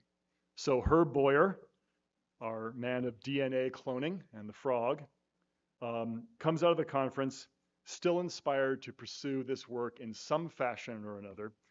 And he meets the venture capitalist Bob Swanson, and together they found the first biotechnology company, Genentech. And of course, the rest there is history. Genentech goes on to develop a synthetic insulin product that revolutionizes treatment of diabetes, becomes commercially successful, and leads to many other the founding of many other biotechnology firms, as you know very well, in the years to come. But another effect of the Asilomar 75 conference is that while scientists were largely unsatisfied with the results and felt constrained in their science, government was satisfied. Government gave the scientists credit for organizing this conference, for being responsible enough to police themselves, to govern themselves. The scientific community essentially earned trust with government through this process. And this leads in 1980 to the passage of an incredibly important piece of legislation, the Bayh-Dole Act of the US Congress of 1980, Birch Bayh and Robert Dole, passed in 1980 to encourage the commercial development of federally funded inventions, so NIH-funded inventions in university and government labs. So basically, as a result of this legislation, if your institution receives support from the federal government in the US, you're now able to license that, to take out patents, and to commercialize that innovation. So now, over the ensuing 45 years, we see one of the key economic drivers of major research institutions around the world, including, I imagine, Bhutan, obviously operating under a different legislative regime. And what follows, of course, is an explosion in the biotech industry and 40, 50 years of almost uninterrupted growth into the biomedical commercial complex that we have today. So before I jump ahead to what's next, let me conclude by saying, as historians, were we happy that we researched Asilomar 1975? And were we happy that we organized a second conference this year in February of 2025? What lessons did we learn? Did we learn any lessons that we think could be useful to scientists in future, to historians in future, to the public in the future? And I think the answer is yes, we did learn some lessons.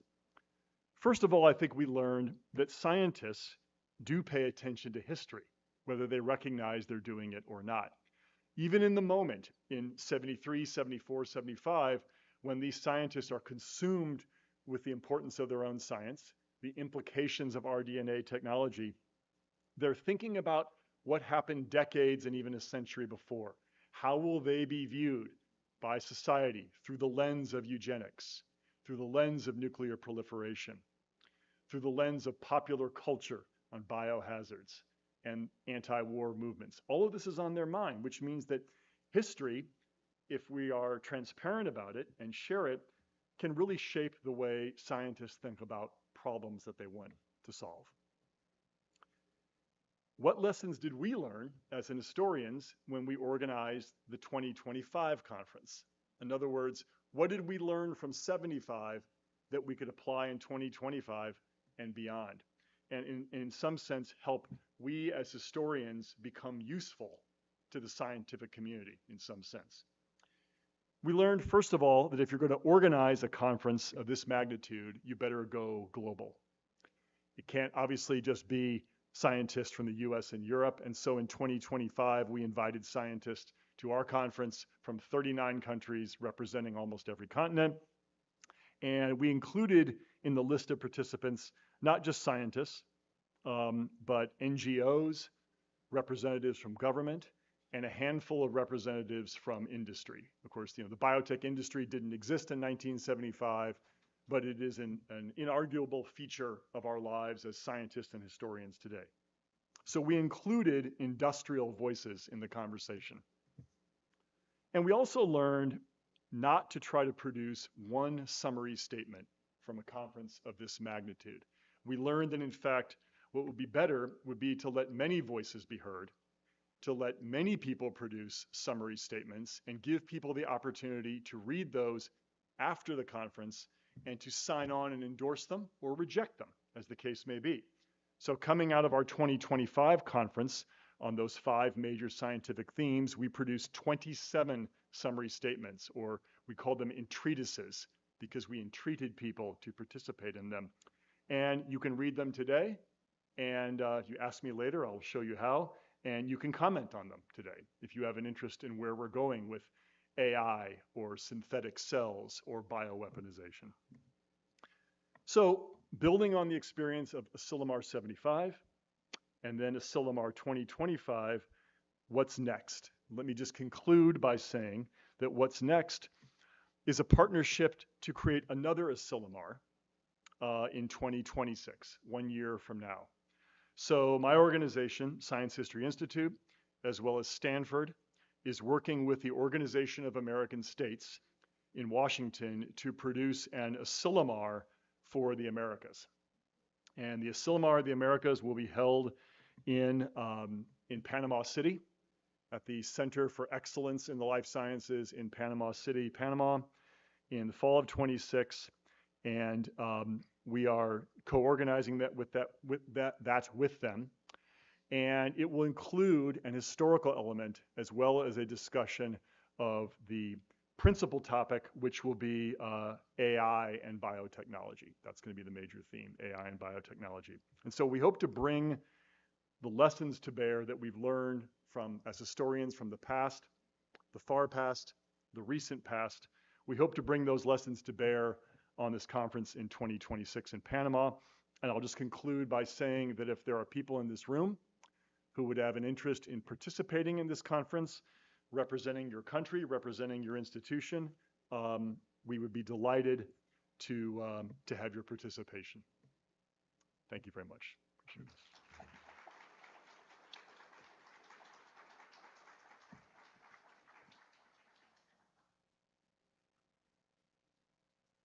I think perhaps we have, unless Professor Gildo corrects me, I think we have time for maybe a question or two, if I'm happy to. Alguém gostaria de fazer perguntas? Vamos pegar 3 de cada vez, estou vendo 1, 2, 3. Aí eu vou precisar que vocês venham aqui para o uso.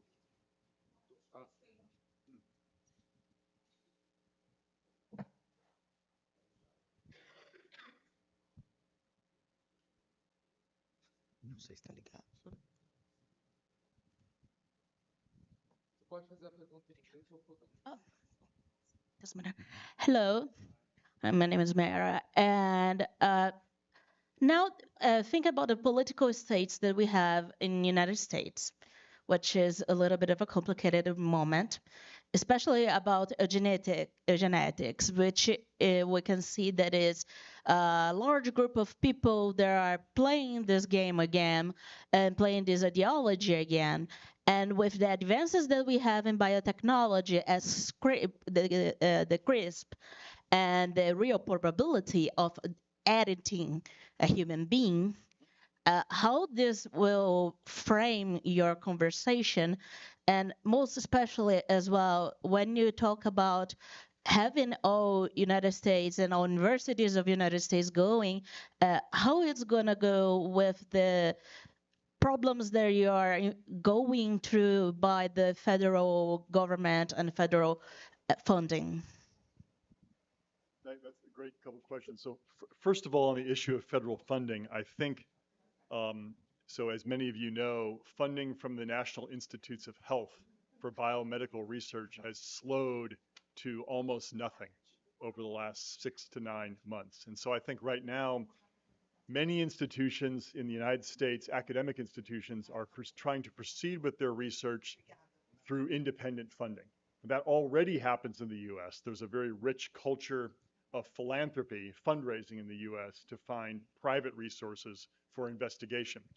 But I think that will have to accelerate.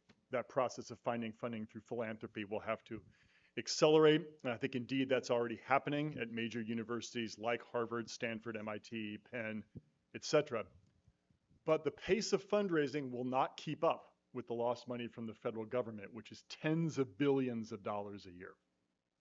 So increasingly what that means is that we're going to need to look to industry, and I think increased public-private partnership. You know, universities already partner significantly with industry. I think you will see more of that going forward, which raises then an additional ethical question, which is, can universities still support research into basic scientific questions, fundamental scientific questions, if all of the funding for that research comes from private institutions or private philanthropists in the future who expect a translational return on their money, and they expect it quickly? This is going to be a huge problem, I think, going forward. People, for example, who will expect a cure for cancer or something ridiculous like this, as opposed to really understanding the mechanisms of RNAi or, you know, fundamental building blocks of science. The NIH funded that research generously for 40 years, and now those days appear to be over. So I think that there are going to be really important negative consequences for the private funding of this research going forward.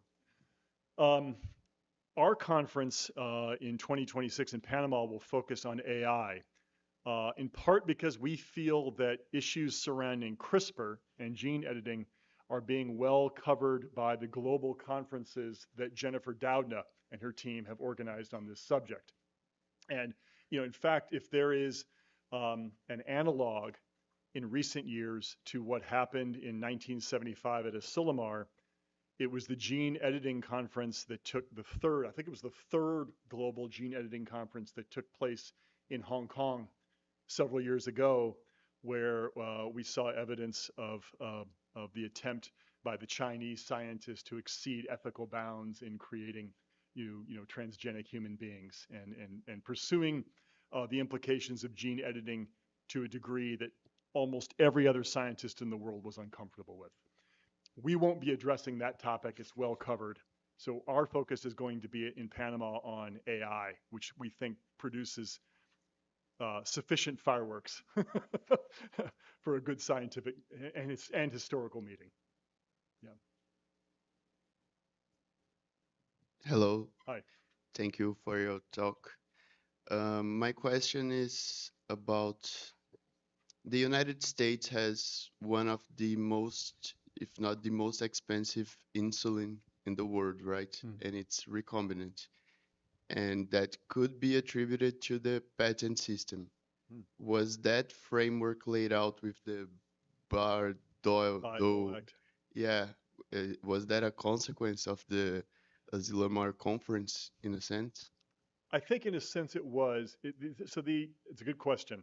The Asilomar conference did not address issues of intellectual property or patenting per se. But I think a consequence of, in some sense, the long-term success of the conference in generating trust was that universities became trusted partners of the federal government. This was a real question by the late 1960s, because by the late 1960s, the NIH and the National Science Foundations were enormous at that point, giving away huge amounts of money to American universities. But by the late 60s, because of the Vietnam War and because of nuclear proliferation and concerns about the environment, Agent Orange, DDT, many people were saying the government should not be in the business of funding universities. All that really changes again after Asilomar in 1975. And these scientists working in genetic engineering earned the trust of the government. And so the government is perfectly happy at that point in the 70s and into the 80s and 90s to fund universities at a high level, knowing that the universities will be able to benefit from these funds, because the theory is this is going to grow the economy through the explosion of the biotechnology industry, and it will provide sources of income to universities like the University of California system that is no longer the responsibility of state government. And Americans for the last 40 years love to find ways not to provide government support for their universities, sadly. And so I think the people in Congress in the 1980s felt that this was a way to get money into universities without having to ask the taxpayers for that money. Yeah. Good morning. Morning. Thank you for your presentation. And I'm very interested in to know, how do you lead with the memory and the knowledge of the another countries like the Southeast Global? Because we show us how do you lead with the memory of the Rosalind Franklin, for example. And in Brazil, we have another scientist that became very famous, for example, Jacqueline Góes and Esther Sabino, who sequencing the novel coronavirus genome. And I think that they were not so, yes, so very remembered like other scientists and men, So I'm wondering, how do you lead with the memory and the history of the South and the Brazil, for example, who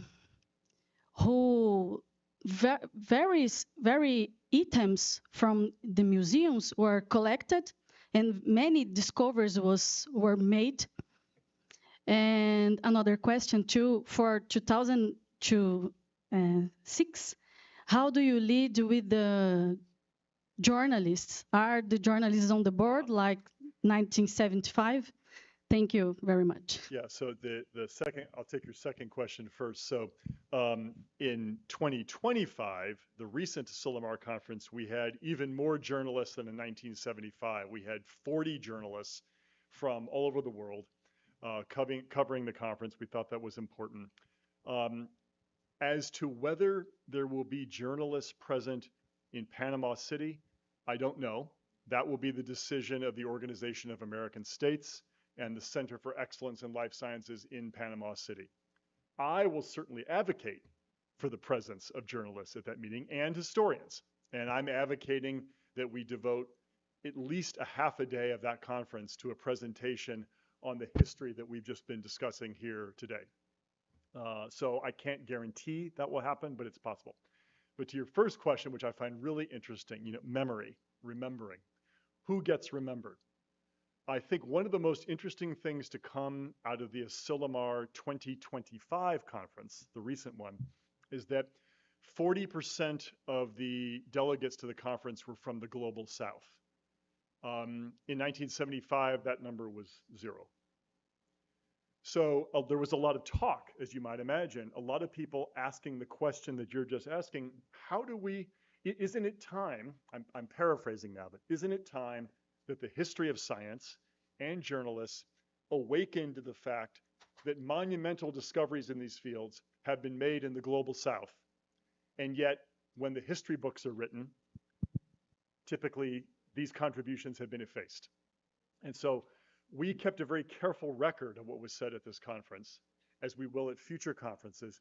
And the idea is to introduce in the introductory day or the introductory half day contributions made by people from the organizing countries to sort of reset our understanding and reset our memory about who contributed what.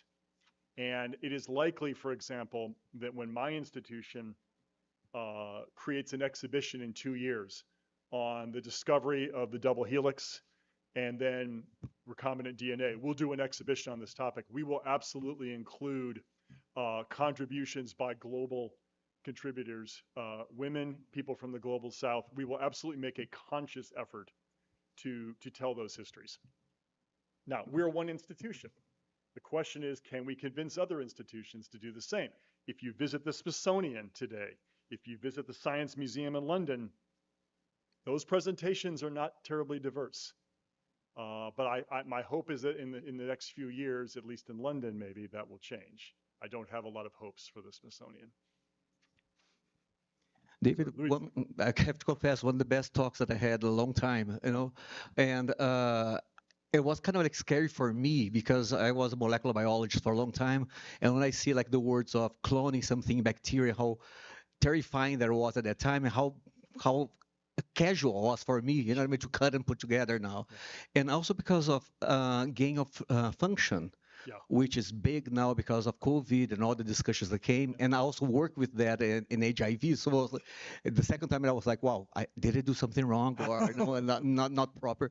But my point is that I've been telling people a lot in my talks about the shift that I am feeling now since maybe like 4 years ago and going on, how economically, scientifically, we are going far from the United States. We are United States lost, NIH lost the basic science. We're not going to be able to get that back. No.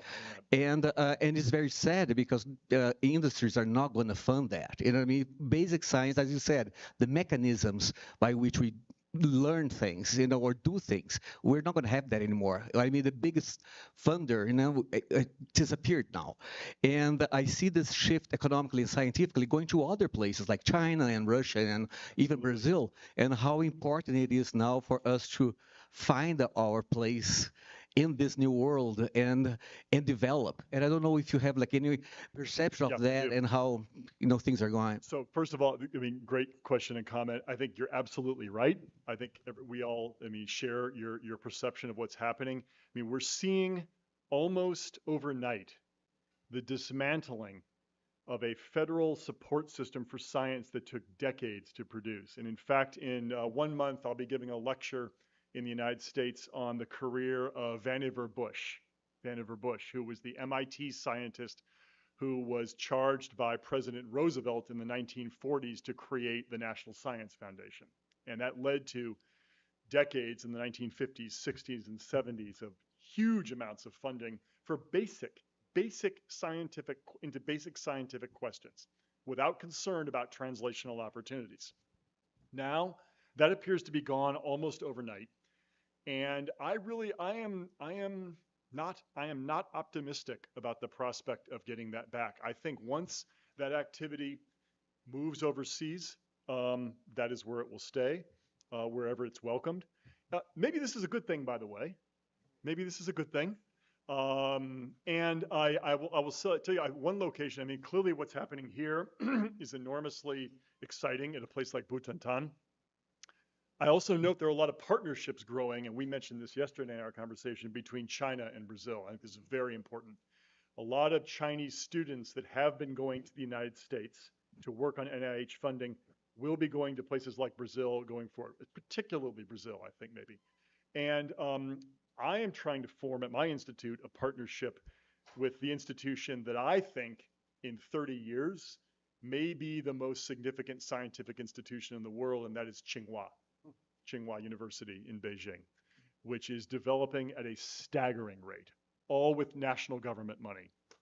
spending enormous amount. I'll talk a bit about this tomorrow, but spending enormous money, and I think that's where the geographic center of basic biomedical research will go in the next generation. It'll be to Singapore to some extent, but I really think it's going to be Beijing. Yeah, for better or for worse. What are we doing? Yeah, we don't have more Okay, time. okay.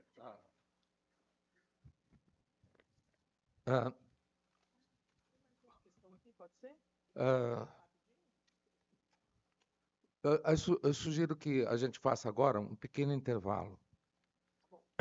E aí, talvez até conversando mais com o David Cole, e o David vai estar aqui também amanhã, né?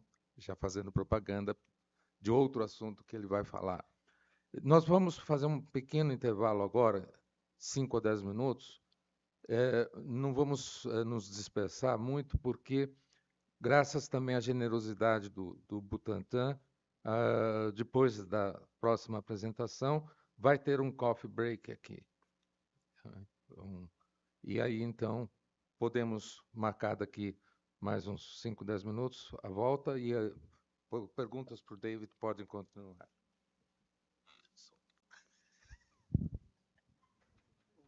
Thank you for staying. Please. Talking about this because it's exactly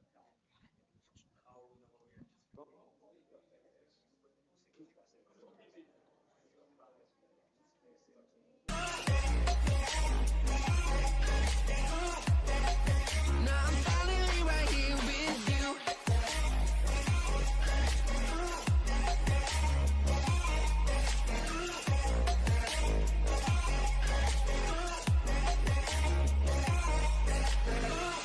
Your voice is getting nearer. Heart is pumping, thoughts are running wild. We got a good thing going. Why we gotta feel amplified? Sing to the morning. Countless hours spending by your side. You look at me, I'm soaring. Seeing all the truth behind your eyes.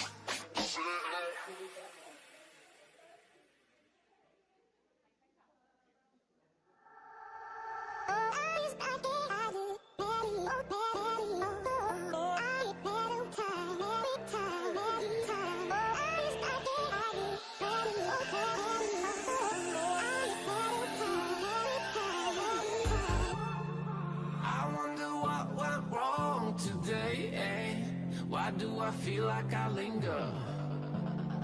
Linger between the words to say the words to remember. Now we're here to take control over your body and over your soul. We're gonna take back everything and lose it all. Lose it all.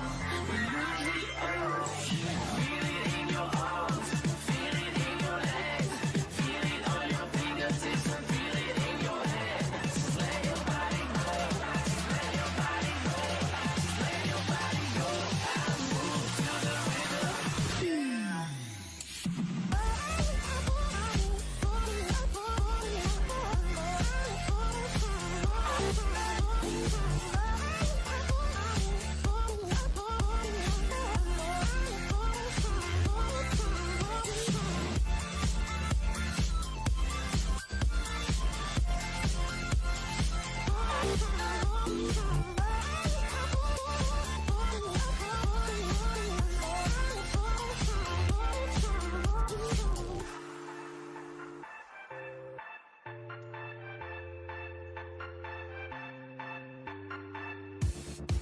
Now we will go back home today, until the very last hour.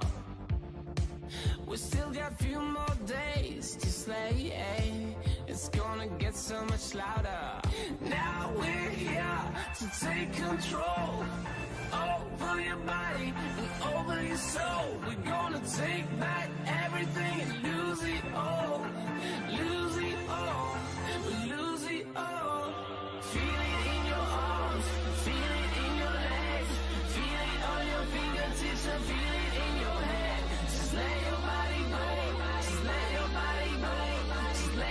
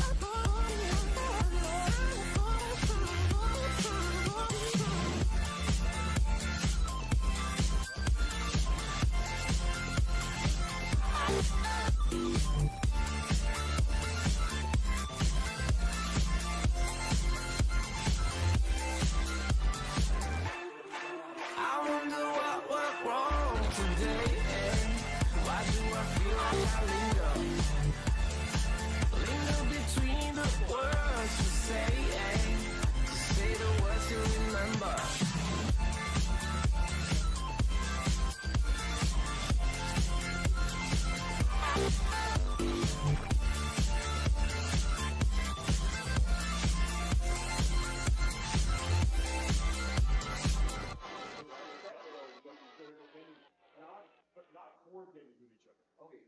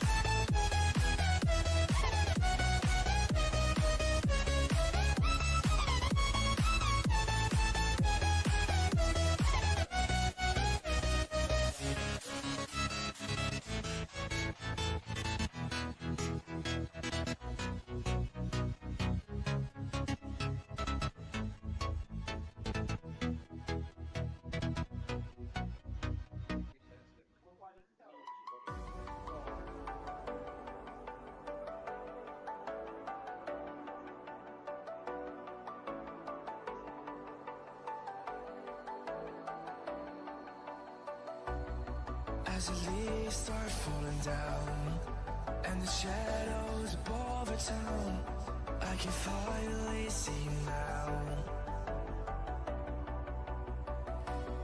I see the fear inside your eyes, I see the pain in your smile. I can finally see you now.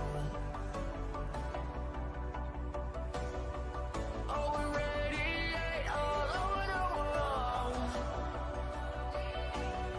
We used to radiate, yeah, radiate, but now we're drowning.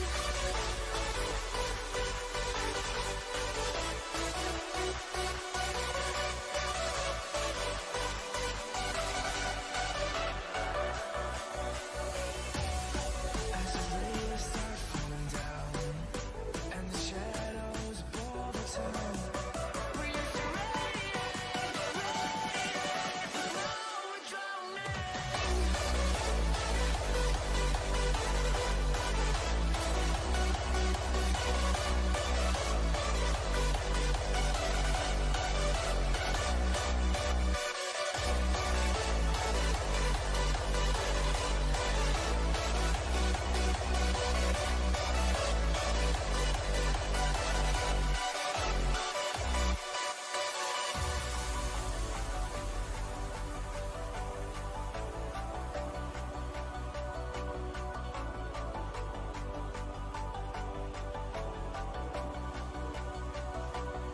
I see the fear inside your eyes, I see the pain in your smile. I can finally see you now.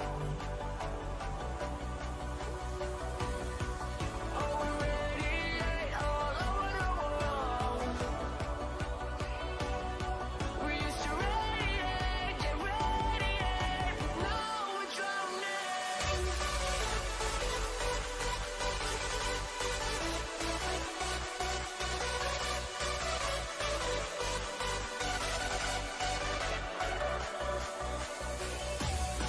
As the leaves start falling down and the shadows above the town, we used to radiate, but now we're drowning.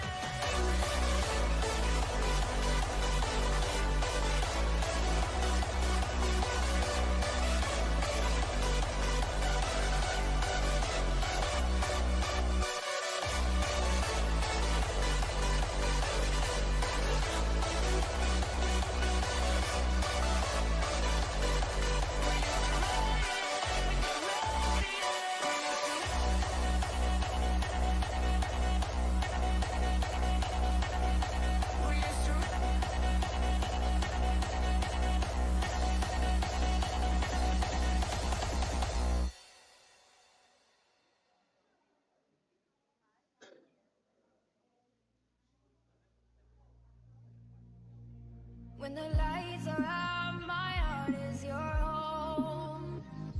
When the stars are crashing, your heart is my own. And it goes on and on and on. Love goes on and on and on. Oh yeah, oh my darling, would you take me away? Take me away. And it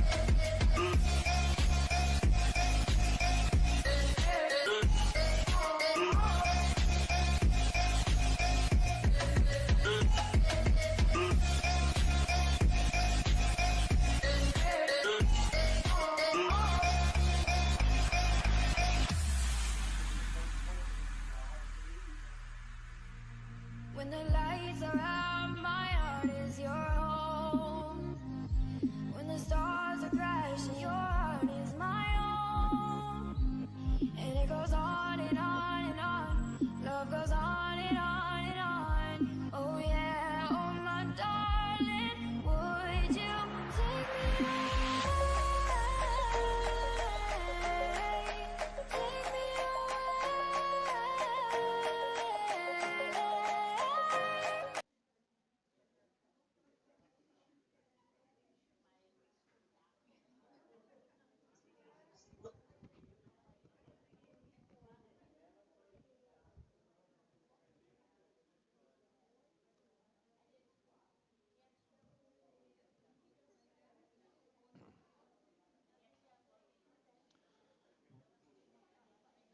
Vamos então dar continuidade.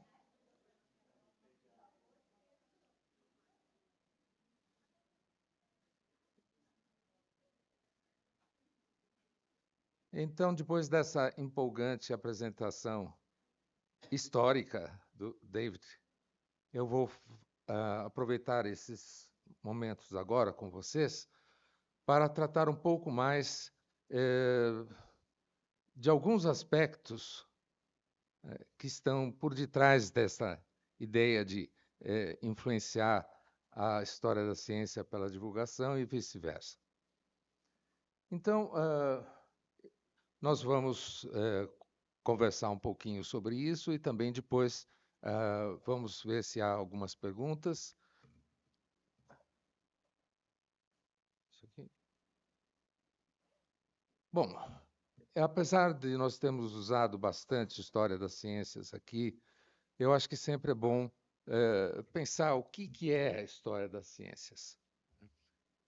E ali vocês veem, a história da ciência trata do desenvolvimento no tempo do conhecimento humano. É a história do homem e de suas instituições no esforço de compreender e usar a natureza, incluindo o próprio homem.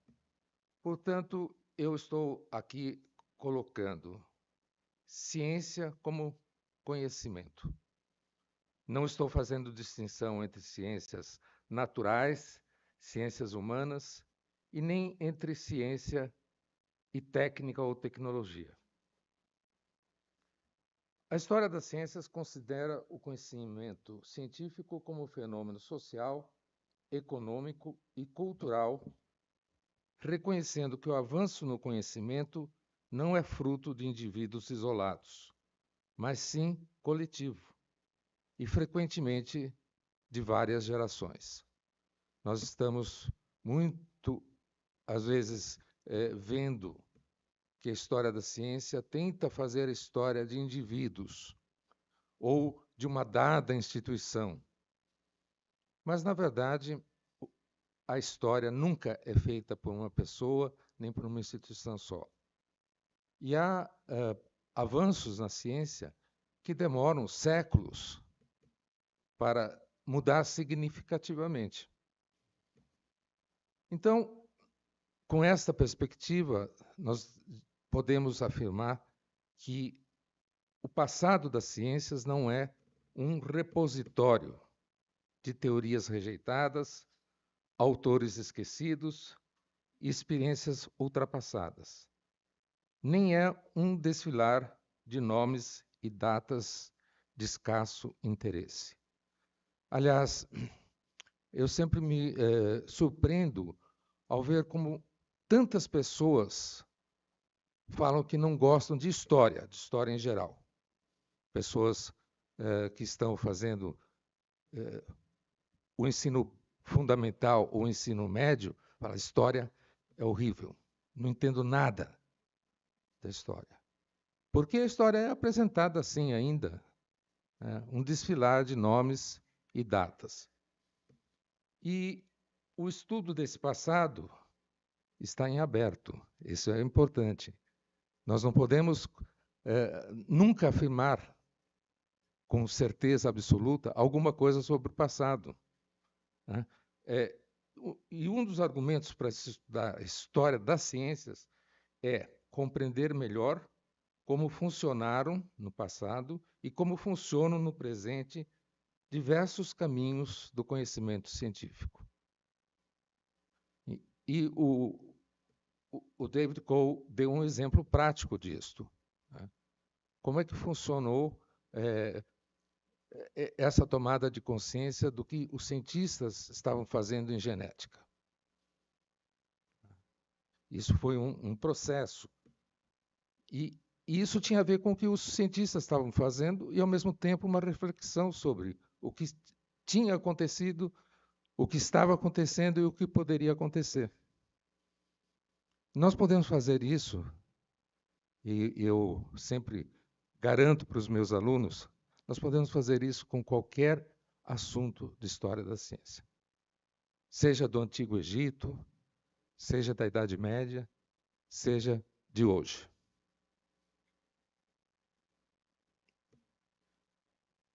Então, é bom a gente elaborar um pouco mais sobre isto. As ciências buscam a verdade, que é um ideal de conhecimento que se revela cada vez mais complexo. À medida que nós vamos aprendendo mais, vemos como sabemos, né, paradoxalmente menos do que nós pensávamos que sabíamos. Porque essa busca é infindável. A realidade nos envolve, é maior do que a nossa capacidade de entender a realidade. O ponto importante, por isso que eu logo no início do dia de hoje falei, nós acreditamos no poder da ciência. Nós acreditamos na ciência. E a ciência acredita que existe essa verdade, né? Nós não sabemos onde ela está, mas ela tem que ser buscada, sempre. Isto significa nós não concordarmos com os extremos, né? Os extremos são, tudo é verdade. Não. Tem coisas que não são verdade. São apresentadas como verdade, mas não são. Outro ceticismo, que não há verdade. E na sua versão mais extrema ainda, nem existe a realidade. Nós pensamos que existe, mas não existe. Então, conhecendo a história da ciência, nós vamos conhecer como que se buscou e como se busca essa verdade. E uma coisa que é muito importante, a ciência, como ela não consegue descrever essa realidade complexa, ela tem que trabalhar com modelos. Modelos são reduções dessa verdade para ela poder ser manejável. E os modelos são mais ou menos adequados. Por exemplo, quando Galileu fez a apresentação da sua teoria, muitos pensaram, né, como fazer uma experiência como a da Torre de Pisa, que os historiadores da ciência, muitos deles acham que nunca existiu aquela experiência. Não existiu, né, porque você não consegue medir diferenças entre uma pedra de 1 quilo e uma pedra de 5 quilos em frações de segundo com os instrumentos que eles tinham. Mas o Galileu fez um modelo. Hoje, se vocês forem procurar na internet, vocês vão ver aquela experiência que tem uma pedra que cai junto com uma pena, no vácuo. Mas nós não vivemos no vácuo. Então, nós temos que modelar esse vácuo. A Terra plana, eu acho que é outro modelo. Eu não sou terraplanista. Mas vamos imaginar, se eu vou construir um prédio como este aqui do Butantã, eu posso fazer de conta que a Terra é plana. A curvatura da Terra não importa para eu fazer as fundações desse prédio. E funciona. É um modelo. Mas se eu vou fazer uma viagem para o Japão, eu não posso admitir a Terra plana, porque nesse momento a curvatura da Terra vai se fazer sentir. Então, é bom usar um outro modelo. Esta flexibilidade da ciência, às vezes, é também o mal dela. Porque quando é que você vai dizer que um modelo não está mais correspondendo àquilo que você precisa? Quando ele começa a deixar de funcionar. E quando ele começa a deixar de funcionar, os próprios cientistas, às vezes, são aqueles que mais defendem o modelo que já deixou de funcionar. Existe um conservadorismo muito grande. Bom, eu acho que a história da ciência pode demonstrar esse uso dos modelos, né? E essa busca por melhores resultados, ou seja, ela pode ajudar a entender como que se processa a busca pela verdade, que é um dos objetivos básicos da ciência. Então, que tipo de história da ciência se pretende? Bom, uma hipótese que nós fazemos é que o conhecimento progride de uma forma contínua, cumulativa, e que se torna evidente quando você vê a história da ciência. Por exemplo, a medicina. A medicina tem hoje um alcance muito maior do que tinha no século XV. Mas ela não é linear. Quer dizer, a ciência avança e, às vezes, ela tem que retroceder. Um exemplo claro disto são as teorias da luz e do éter. O que é a luz foi objeto de disputa durante muito tempo e ainda é hoje. Como entender o que é luz? Uma radiação, fótons.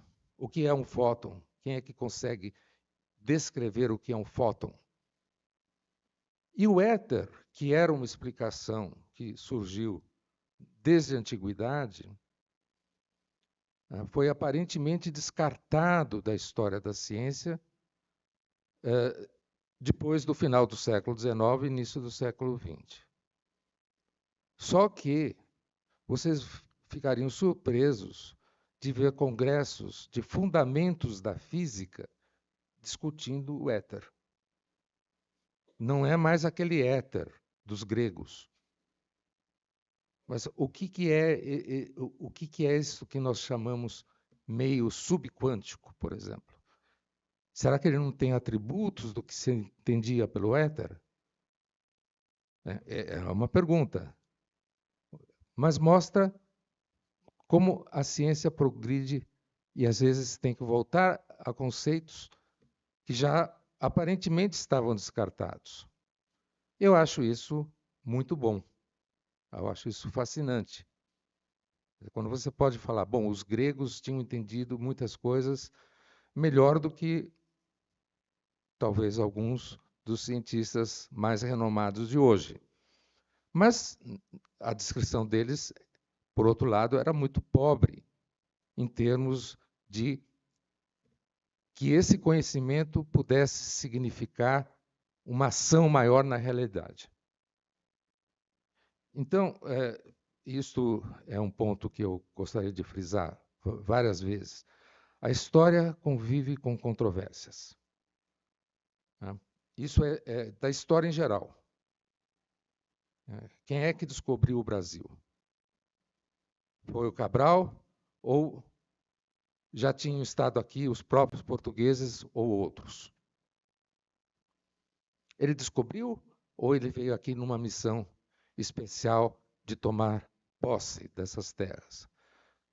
É um dos assuntos que os historiadores ainda hoje debatem sobre a história do Brasil. Por que deveria ser diferente na história da ciência? A história da ciência tem que mostrar que existem essas controvérsias. Só que a história que nós vemos ser divulgada é dos vencedores. Os vencedores das controvérsias.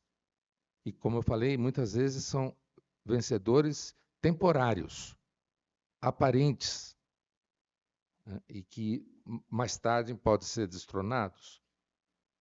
E aí, um dos assuntos que eu acho controverso o suficiente, só para lembrar, é o do Big Bang.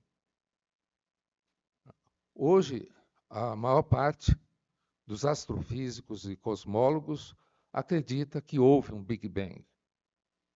Mas eu preciso dizer para vocês que isso não é unânime.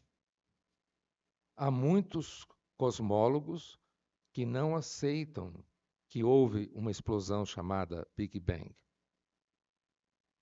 O que existe, então? Bom, há outras teorias. Eu não vou ter tempo de apresentar essas outras teorias, mas quem for pesquisar vai descobrir cosmólogos pensando no universo que sempre existiu. Nunca houve um início do universo.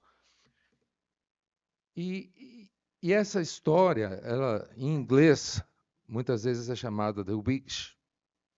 É um termo que a gente pode traduzir talvez como triunfalista, porque foi uma história também escrita pelos vencedores. Os Whigs eram o partido dominante na Inglaterra do século XIX. E eles escreveram uma história da Inglaterra muito boa, só que para justificar por que eles estavam no poder, os Whigs.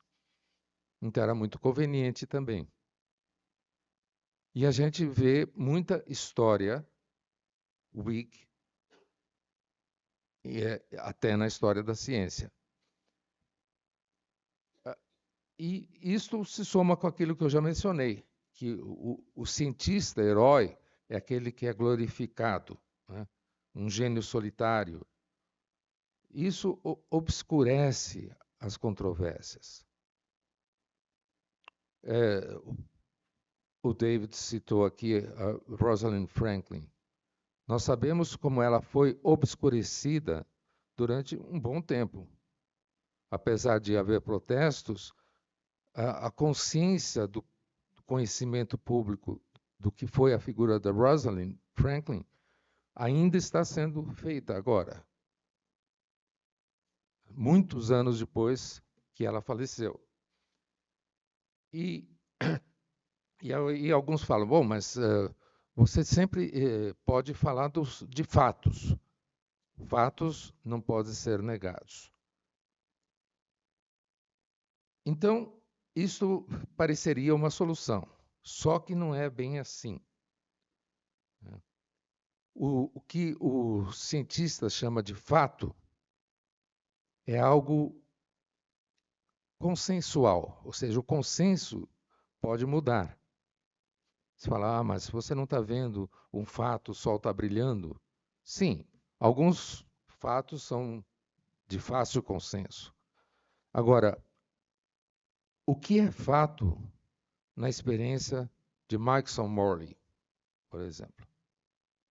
Mikeson Morley fizeram uma experiência que era para testar se a Terra, ao rodar no espaço, podia fazer a luz que se propaga na Terra ser a favor do movimento, então ficaria com valor, ou ser contra o movimento, ficaria um pouco menor. Basicamente era isso, não vou entrar no detalhe da experiência, que é muito famosa, mas Morley fizeram essa experiência e não se convenceram do resultado. O Mikeson foi lá ganhar o prêmio Nobel, um dos primeiros prêmios Nobel, sem ter a convicção de que ele tinha provado que o éter não existe, que, no fundo, essa experiência era para demonstrar a presença do éter onde a luz se propaga. Um grande cientista dos Estados Unidos, chamado Dayton Miller, que foi, inclusive, presidente da Sociedade Americana para o Progresso da Ciência durante um bom tempo, na primeira metade do século XX, fez e refez várias vezes a experiência do Mikeson Morley. Ele também era astrônomo e pôde fazer isso no observatório primeiro do Monte Wilson, nos Estados Unidos, e chegou à conclusão que não dava para tirar conclusão nenhuma. Que às vezes que ele tirou conclusão era contra, ou seja, que o éter existe. Isso é muito interessante. Quer dizer, você vê que o fato de ter um prêmio Nobel é muito bom, bastante dinheiro. Mas, em termos de história da ciência, não é bem assim. Essas controvérsias têm uma duração que pode ser muito variável, né? Há uma controvérsia milenar. O atomismo. O que é um átomo? A matéria, ou a matéria e energia, podem ser subdivididos até que ponto? Durante algum tempo se pensava que esse limiar era o átomo. No início do século XX, já havia modelos que falavam em partes do átomo, núcleo e elétrons. Depois se falou em partes do núcleo. A partir da década de 1950, começou-se a falar dos quarks, uma outra teoria controversa, mas que acabou tendo sucesso em algumas áreas, prevendo que aquilo que se chamava mínimo não era mínimo, podia ser subdividido. E aí eles passaram aos subquarks. Será que acabou? Será que existe um limite? Alguns acham que é o mesmo limite que existe no espaço. O espaço, pegando aqui uma medida de espaço, teria também um mínimo espaço abaixo do qual você não conseguiria subdividir mais. Chama-se espaço de Mach. No entanto, isso está em aberto. É uma grande e milenar controvérsia. Agora, a ciência é diferente de outras atividades. A religião, a política, ela pode ser diferente com relação aos dogmas. Por exemplo, se você é religioso, você deve aceitar uma série de dogmas que são próprios daquela religião. O perigo é quando a ciência começa a ficar igual à religião, ser dogmática, não aceitar que ela possa ser contrariada. E aí a ciência deixa de ser ciência para ser outra coisa. Na história da ciência, nós vimos isso acontecendo várias e várias vezes. Então, por que a ciência pode parecer uma religião? Como é que o cientista se comporta? E aí entra naquele aspecto que eu já mencionei, que às vezes o conservadorismo do ser humano pode ser tão grande que o cientista não queira ver novos fatos, entre aspas, sendo reinterpretados. Alguns dizem, isso só vai mudar depois que ele morrer.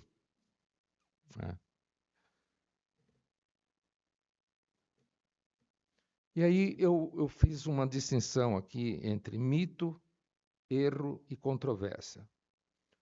O mito é a criação de fatos, entre aspas, que se demonstram falsos ou duvidosos.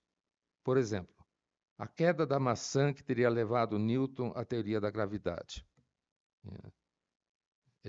Isso é um relato que foi feito, inclusive, na época do próprio Newton, mas que uma boa parte dos historiadores acredita que nunca existiu. Foi criado. A experiência de Galileu da queda dos corpos eu já mencionei. Outro é a experiência do Franklin, Benjamin Franklin, que, aliás, é o personagem eminente de Filadélfia, né? muitas vezes mostrado em livros-textos, empinando um papagaio, né, uma pipa, para atrair raios elétricos, né, e que ele teria certamente morrido na hora ali. Né? Então, não deve ter sido daquele jeito que é representado. Mas isso cria um mito, cria o herói, isso vai se perpetuando e ninguém questiona. O erro já é uma conclusão indevida, pelo uso de uma teoria não mais adequada ou por uma interpretação experimental equivocada. Os erros podem ser úteis quando detectados e corrigidos. Aí lembrar daquela frase, né? Errar é humano. Mas se você for ver o latim usado, errare humanum est, sed perseverare autem diabolicum. Quer dizer, você continuar errando é do demônio. Errar é humano, mas continuar errando é demoníaco. Bom, e aí, o exemplo que eu trouxe aqui foi a conclusão que um grande cientista, sem dúvida, o Enrico Fermi, fez na década de 1930, na Itália. Ele publicou um artigo de experiências que ele e o grupo dele tinham feito, que ele interpretou como sendo achei elementos transurânicos. Depois do 92, na tabela periódica dos elementos, né, e publicou assim. Só que isso estava errado. Estava errado, e na época dele já teve gente contestando, falando, olha, você não achou elemento transurânico nenhum. Eu acho que você, na verdade, fez uma coisa muito importante, mas não é isso. Eu acho que você cortou o núcleo do átomo. Você fez a fissão nuclear. Não, que besteira você está falando aí. Né? Especialmente porque quem falou isso foi uma mulher cientista. Mas você não entende nada. E o Fermi foi receber o prêmio Nobel por isto que ele não fez. Deixou de receber pelo muito que ele fez, né, e recebeu um prêmio Nobel por um erro. Muito constrangido na hora que ele foi receber o prêmio. Eu li o discurso do Fermi, é muito interessante como ele evita dizer que ele fez aquilo. Né? Enfim, já a controvérsia é uma oposição de duas ou mais teorias e dados que podem ou não levar a resultados iguais. Um exemplo aí é a extinção dos dinossauros. Né? Existe uma teoria que é bastante divulgada, do Alvarez, Luiz Alvarez, um físico, que foi um meteoro que impactou lá no México, em Mérida, ali perto, e isso criou aquela explosão de gases que acabaram sendo prejudiciais para os dinossauros. Outras teorias que ainda hoje competem com a dos Alvarez, que era o pai e filho, falam que não, que os dinossauros morreram por conta do vulcanismo da Terra e não de uma coisa que veio do espaço. No fim, claro, os dinossauros morreram de todo jeito. Então, por isso eu disse, pode chegar até no mesmo resultado. E aí vem o ponto de vista que eu queria fazer em geral hoje. A divulgação científica, ela apoiaria melhor a ciência se ela erros e controvérsias. Não parece ser uma preocupação da divulgação científica. Aí eu só vou listar e falar rapidamente algumas controvérsias científicas atuais. Algumas delas, como eu falei, têm milênios. O que é vida? Então, você vai opor pré-formacionismo com vitalismo e a epigenética, que é alguma coisa que está ressurgindo muito fortemente hoje. Isso implica nas teorias da evolução biológica.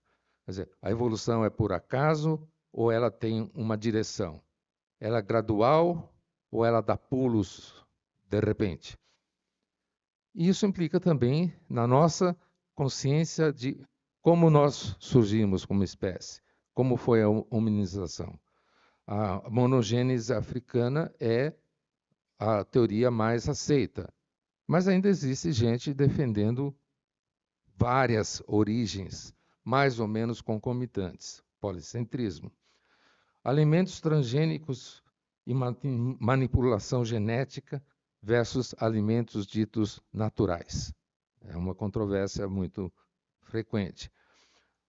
As origens do universo e dos elementos. Eu mencionei já o Big Bang contra a criação contínua. A unidade e natureza das forças. Existe uma única força, por exemplo, todas as forças teriam um fundo eletromagnético, ou não. Existem forças diversas. A teoria quântica, que é uma grande teoria responsável por tudo isso que nós estamos vendo aqui de aparelhos, né? Ela tem controvérsias terríveis, em que os físicos ficam se xingando. Quem é que acredita no acaso?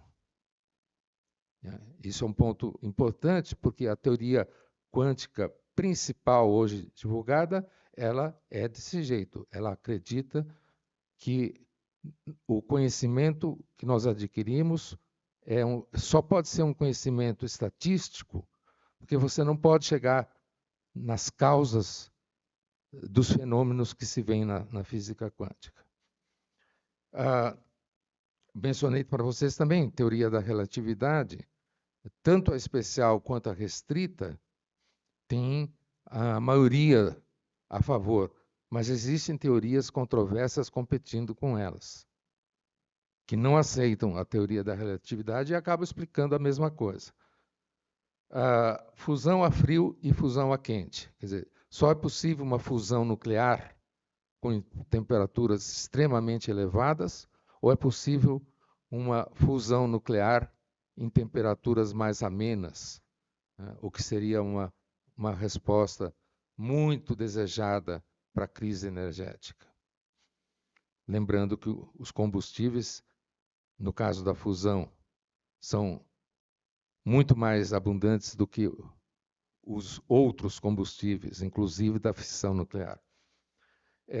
O aquecimento global é antropogênico ou ele é um aquecimento temporário?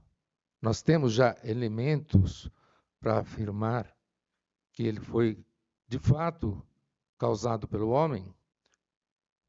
O Michael Crichton, que você mencionou, tem um livro, chama State of Fear, Estado de Medo, que é sobre como isso já décadas atrás estava sendo entendido pela comunidade científica e pela comunidade de divulgação científica. O princípio antrópico, que é aparentemente derrotado, que o homem é produto do acaso também, e é por acaso que a gente entende como é que o universo funciona, e o princípio antrópico diz o contrário, que existe uma linha evolutiva em que alguém, não necessariamente programado por uma inteligência divina, mas que algum ser surgiria, provavelmente em qualquer ponto do universo, capaz de entender o próprio universo. No caso, o homem se candidata a ser um desses daí. Isso leva às discussões de vida extraterrestre versus vida terrestre, e a inteligência artificial, que está tão na moda, que vai ser até objeto de um próximo Asilomar, tem uma discussão muito forte o que é inteligência artificial? Nós podemos chamar isso de inteligência ou ainda temos, como humanos, um privilégio diferente desse da máquina? E, por último, uma pergunta que os matemáticos se fazem frequentemente. A matemática é uma criação da mente ou ela é um reflexo do universo tal como ele é? Nós podemos criar matemáticas fora do universo? Aparentemente, sim. Mas, se nós formos estudar os contextos sociais, culturais, de cada época de criação da matemática, de teorias matemáticas, nós não vamos mais ter tanta certeza. Finalmente, o que é a divulgação científica? A divulgação científica expõe conteúdos científicos e técnicos de várias épocas para um público não necessariamente formado por conhecedores desses conteúdos. Quem pratica a divulgação científica? Bom, os meios de comunicação, obviamente, jornais, revistas, rádio, TV, internet, filmes, museus e locais semelhantes, como jardins botânicos, zoológicos, planetários, exposições, as escolas, inclusive quando elas fazem aquela coisa, desde o ensino fundamental chamado Feira de Ciências, não é?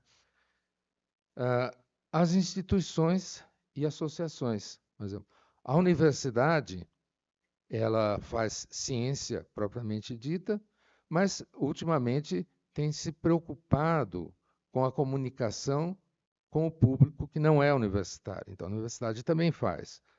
Uma sociedade como a Sociedade Brasileira para o Progresso da Ciência faz divulgação científica. Academias de ciências, como a Academia Brasileira de Ciência, a Academia Paulista de Ciências, fazem ou deveriam estar fazendo divulgação científica. E quem produz? Os próprios cientistas produzem divulgação científica. Se nós formos ver o livro do Galileu, que se tornou o mais conhecido, que é das duas novas ciências, em que ele vai falar da cinemática e da resistência dos materiais, não foi feito para especialistas. Era para o público em geral.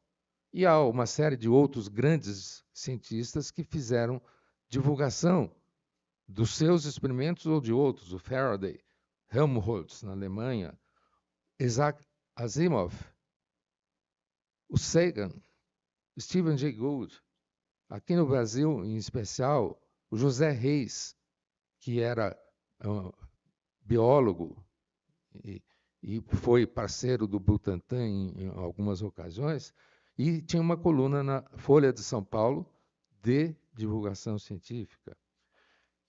E não cientistas também fazem. Quer dizer, pessoas com ou sem uma formação em ciências podem estar fazendo essa divulgação, por exemplo, jornalistas, médicos, sociólogos. A divulgação científica, esse é o meu ponto que eu já estou repetindo aqui, ela, em geral, ignora controvérsias e cientistas que não são de acordo com as teorias mais praticadas, os dissidentes dos paradigmas. A divulgação científica dá voz aos que são considerados autoridades. Então, eles vão procurar na USP, na Unicamp, em outro lugar, alguém que tem esse papel de conhecedor daquele assunto. Mas ela não procura as vozes discordantes. E, com isto, a divulgação científica se afasta da história da ciência, adotando essa posição. O que importa é o que a autoridade máxima desse assunto diz que é atual, aquilo que importa.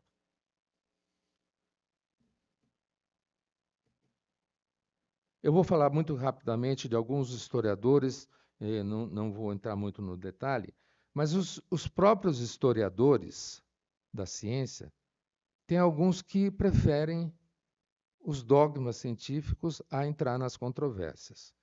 E aí tem umas frases, Thomas Kuhn é certamente o mais conhecido, mas ele fala, poderia haver melhor critério do que a decisão de um grupo científico? Né? Para ser mais preciso, talvez tenhamos que abandonar a noção, explícita ou implícita, segundo a qual as mudanças de paradigma levam os cientistas e os que com eles aprendem a uma proximidade sempre maior da verdade. Quer dizer, a verdade para o Thomas Kuhn não está importando muito. O que importa é o que a comunidade científica diz que é verdade. Outro é o Canguilhem, francês. Não é mais pretensioso se apelar para a memória do que pretender fazer um juízo? Do lado do juízo, o erro é um acidente possível, mas do lado da memória, a alteração é de essência. Das reconstituições próprias da história da ciência, deve-se dizer o que já foi dito das reconstituições em outros domínios da história, a saber, que, contrariamente à exigência do Leopold Ranke, que era um historiador alemão famoso, o historiador não poderia se vangloriar de apresentar as coisas como elas realmente se passaram. E um, que é muito popular aqui entre nós, que é o Michel Foucault, diz a história da ciência não necessita se situar no interior mesmo da ciência, de substituir todos os episódios no edifício que ela constitui, pois ela mostra o que foi apropriado pela ciência. E tudo que ela deixou de fora para atingir o umbral da cientificidade. Por isso mesmo, essa descrição tem como norma a ciência constituída, quer dizer, aquela que todo mundo aprende. Há outros historiadores que eu diria ficam a meio do caminho entre aceitar o dogma como ponto de referência ou abrir para a controvérsia científica. Eu começo com um dos fundadores da história da ciência, muito conhecido, que é o Georges Sarton, ou Sarton, como falam nos Estados Unidos. É possível e até provável que nunca chegaremos na verdade, mas a aplicação contínua do espírito científico em todas as suas formas nos levará cada vez mais perto dela. A parte mais valiosa de nossa experiência não é o nosso conhecimento científico, mas o nosso esforço constante para obtê-lo. Karl Popper, também muito conhecido, diz: o próprio fato de o racionalismo ser crítico, enquanto o que são essas normas? Verifica-se que os cientistas mais originais são suscetíveis de defender ideias incompletas, até mesmo falsas. A transformação contínua do conhecimento procede por reorganizações e reequilibrações. E, finalmente, coloquei aqui historiadores que eu penso que são muito mais abertos às controvérsias científicas, começando também com um dos pais da história da ciência, que é o Pierre Duhem. Ademais, somente a história da ciência pode proteger tanto das ambições loucas do dogmatismo, quanto dos desesperos do pirronismo, do ceticismo. Ao recordar as vicissitudes das escolas cosmológicas, exumando do esquecimento em que se encontram as doutrinas outrora triunfantes, ela, a história da ciência, o faz lembrar que os sistemas mais atraentes são somente representações provisórias, não explicações definitivas, aquilo que eu chamei de modelos. O Alexandre Corré, também muito conhecido, não foi olhando o grande candelabro da Catedral de Pisa balançar que Galileu descobriu o isocronismo do pêndulo, até porque esse candelabro só foi colocado lá depois da sua partida da cidade natal. É exatamente da mesma maneira, ou seja, através de um estudo puramente teórico, que Huygens descobriu o erro da extrapolação galileana e demonstrou que o isocronismo se realiza não no círculo, mas numa outra curva chamada cicloide. Finalmente, um que foi um enfant terrible, o Feyerabend, falando: muitas pessoas parecem presumir que alguém que rejeita uma teoria que é hoje considerada como evangelho por quase todos na área, cometeu um erro grave. Ele dá o exemplo: se Mach rejeitou a relatividade, então a sua filosofia deve ser realmente muito ruim. Mas isso é puro dogmatismo. A aceitação geral não decide uma questão, são os argumentos que o fazem. Ou seja, não é a comunidade científica. E eu vou terminar aqui fazendo essa pergunta. É possível confiar na ciência? Bom, eu digo que há um paralelo entre história da ciência e o jornalismo que se diz investigativo, que é uma expressão que os jornalistas têm para quando você busca a verdade em meio a várias versões. Muito aplicado, por exemplo, no crime, notícias de crime. E aí também, abusando um pouco do latim, que é qui prodest, né? Quem é que se beneficia? A quem isto é benéfico? Né? Que você vai atrás de várias versões.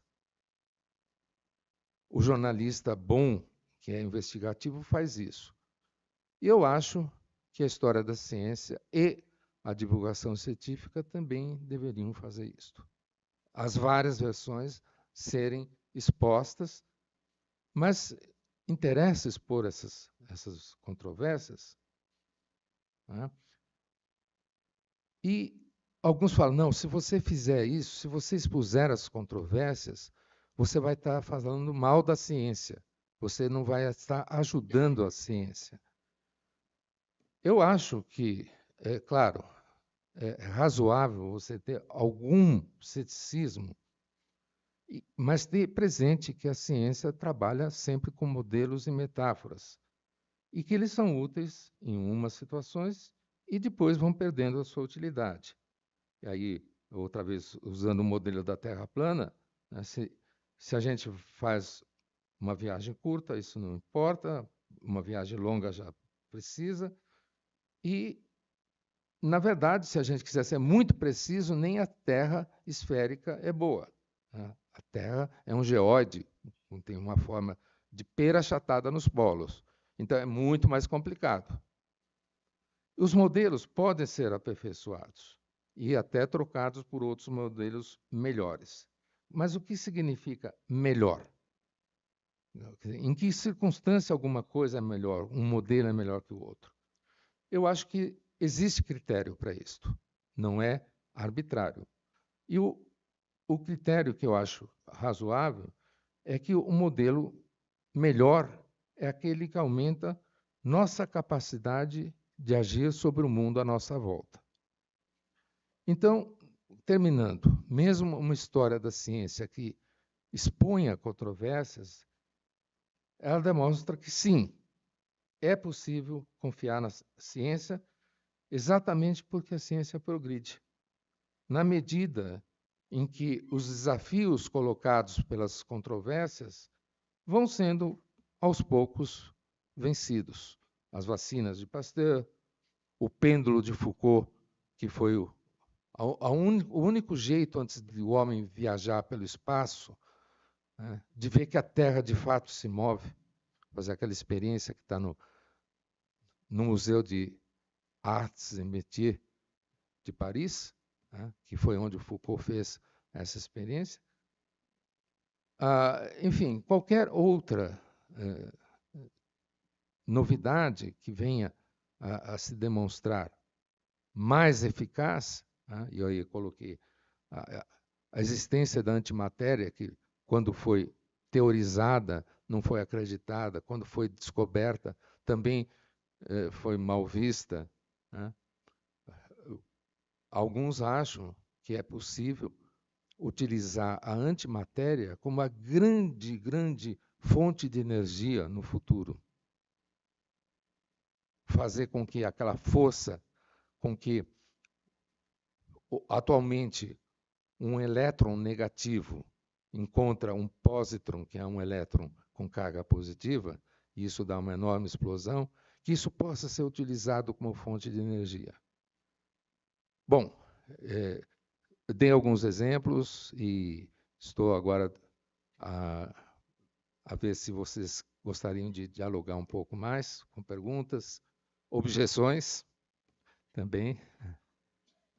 Por favor, precisaria do microfone. Não sei onde está agora. Ah.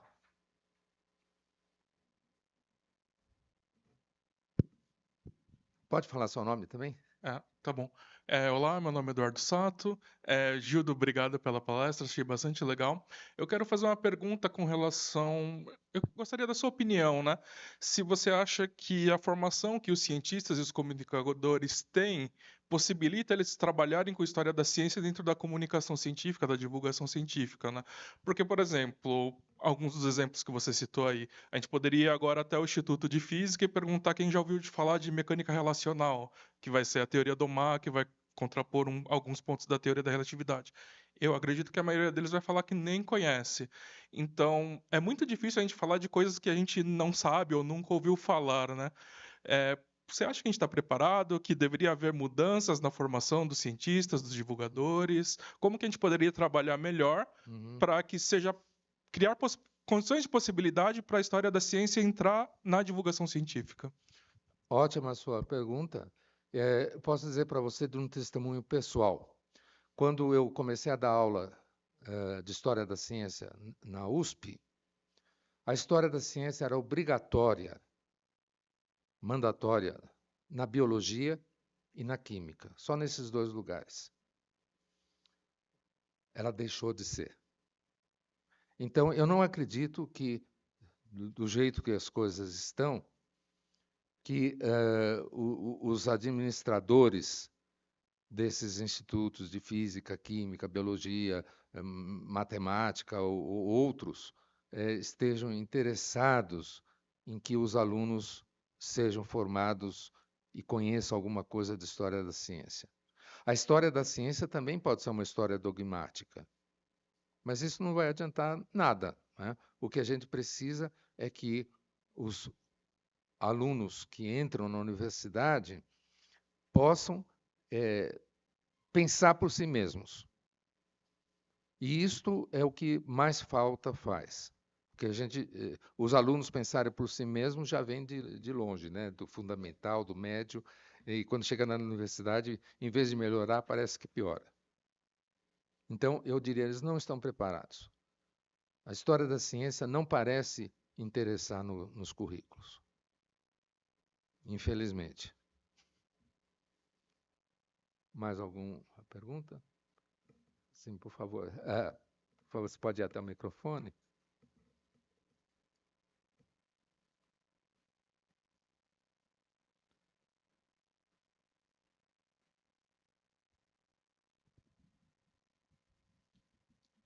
Gildo, eu tenho Fala uma seu nome, por favor. Claro, Raíssa, eu sou aqui do Instituto Butantan.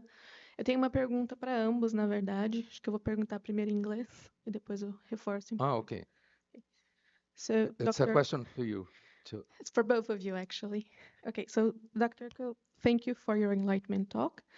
And historians of science, we are familiar that the popular view over science has changed after the Second World War, especially after the bombs, of course. So it went from a neutral or a good triumph to a potentially dangerous thing. Of course, that the legacy of the eugenic movement also contributes to it. And Brazil is very familiar with the consequences of the eugenic movement, unfortunately.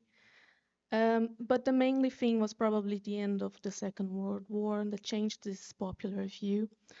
And the Asilomar Conference, 1975, took place in this moment where the population was no longer seeing science as this great triumph, neutral triumph, and the second and the third Asilomar conferences will be taking place in a very different moment now.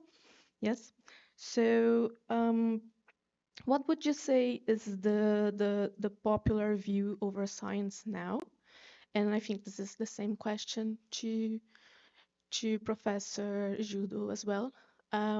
We are in very different moments, and even if we do try to show science to society. There is also a counterpart. There is how society is talking to us, scientists. So what do they see in science now? And that's my question. So what would you think is the popular view over science now, even if we're trying to make it? Because I feel like it changes from optimism to curiosity to distrust sometimes. And then Judo talks about trusting in science, because it moves forward and upward. But we had this same thinking in the 19th century and the 20th century. Kind of destroyed a little bit of this progress idea. So where are we standing right now when it comes to the popular view? Please. Yeah, sure. That's an excellent question. And this could be a very long answer. My general view of this is that the popular view has become more polarized, meaning I'll speak for the United States. Okay. If you look at popular attitudes toward scientific progress, scientific investment in the United States from, let's say, after the American Civil War up until 1990s, I think you would find that in general, there was a strong consensus in the population, even across political boundaries, that science and government investment in science was a positive thing. And a lot of that was driven by experiences that the public had with science, exposure to science that was overwhelmingly positive, principally from two sources. First, the government's investments in new universities that were focused on science and technology, what were often called agricultural and mechanical universities, of which there are many in the United States after the 1860s. So these institutions spread across the United States. They were state-sponsored, and they brought new technologies and new science to the practice of agriculture, to engineering, to the building of the infrastructure of the country. People on both sides of the political divide saw this as a very good thing.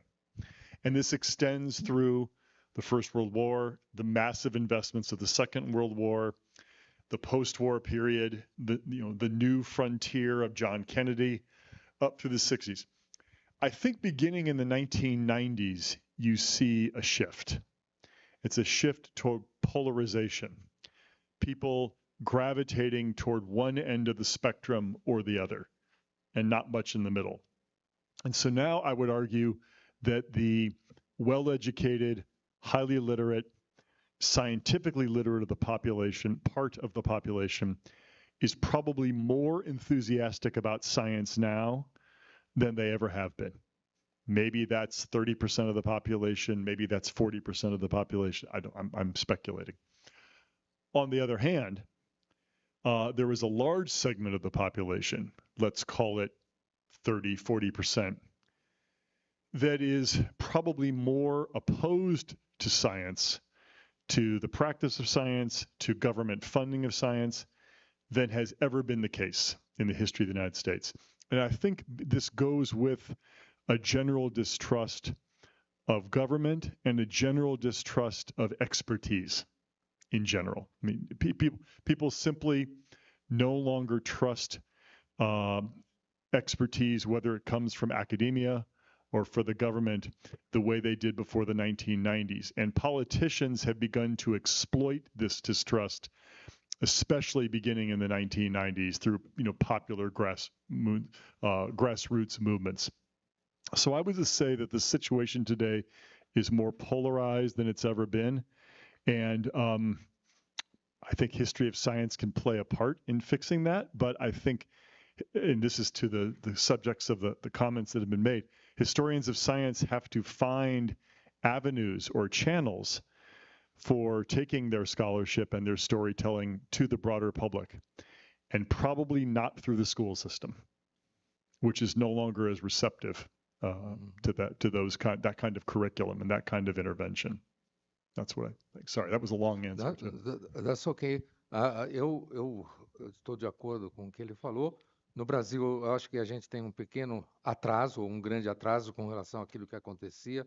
A Exalc, por exemplo, da USP, foi fundada só por volta de 1900, e lá eles começaram a fundar isso logo depois da Guerra Civil, portanto, aqui foi 40 anos depois. Então, a gente estava sempre um pouco mais atrasado. Agora, eu acho que tem um ponto em que as coisas são decisivas. É na saúde. O Brasil tem essa sorte, vamos dizer, entre aspas, de ter um SUS, que é algo que outros países, os Estados Unidos, não têm. Nem a Inglaterra tem, que atende boa parte da população. E o que a boa parte da população espera quando vai no serviço médico público? É alta ciência. Então, a ciência da medicina caminha nesse sentido de favorecer uma visão de que ciência é importante, de que vale a pena investir nisso. Outros setores, francamente, não. Né? Eu acho que nós estamos no horário que... Olga, onde vai ser o coffee break? No foyer, lá na entrada, então... A gente vai... tem um horário para eles estarem lá, então eu acho que a gente vai interromper aqui agora. Oi? Meio-dia e meia a 1h30. Então, vocês estão todos convidados para ir lá e a gente pode continuar conversando. Ok? Então, muito obrigado.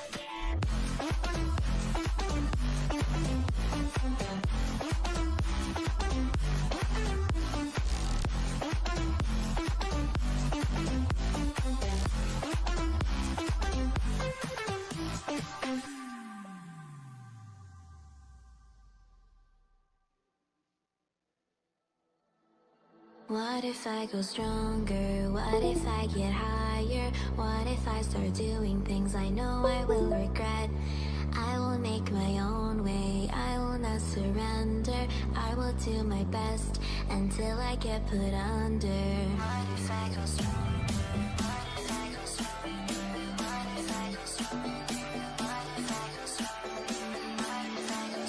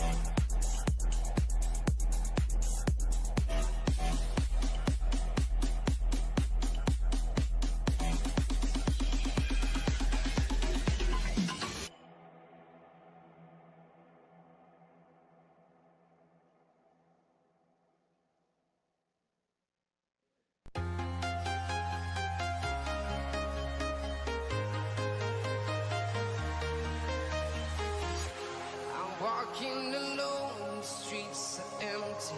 The only thing I can see is my own silhouette. I'm getting stronger, step by step. The clock is ticking, but there's no time for regrets. I've been flying from town to town, from London to Taiwan. I've been all around the globe, trying to protect your soul. We are heroes tonight. We will fly above the sky. We are heroes tonight. Yeah. We are heroes tonight. We will fly above the sky. We are heroes tonight. Yeah.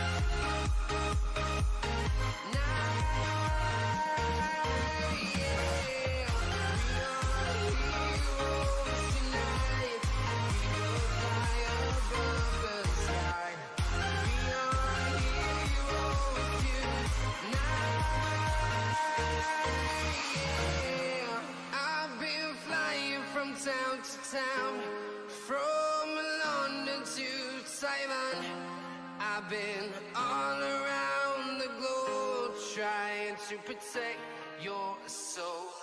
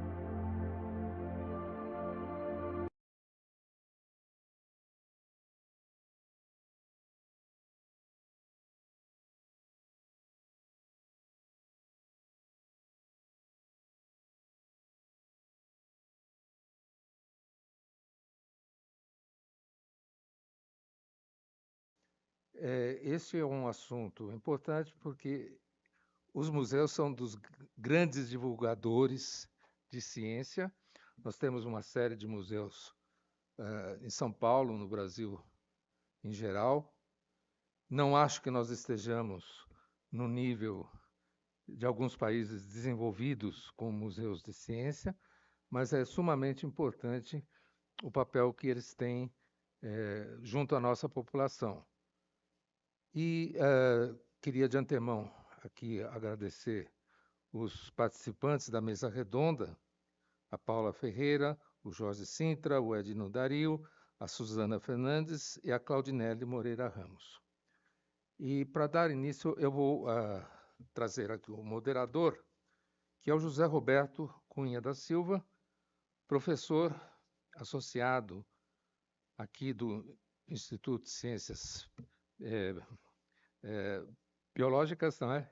Biomédicas da USP, e ele tem várias formações aqui, ele é médico veterinário, biólogo, bacharel em filosofia da USP, e ele atua nas áreas de exotoxicologia.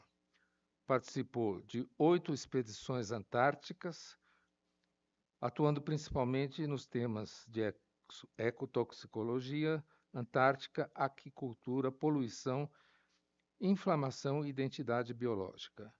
É bolsista de produtividade do CNPq e é também membro do nosso Centro de História da Ciência e também dirigiu por algum tempo o Centro de Biologia Marinha da USP, que fica ali perto de São Sebastião. Então, José Roberto, por favor.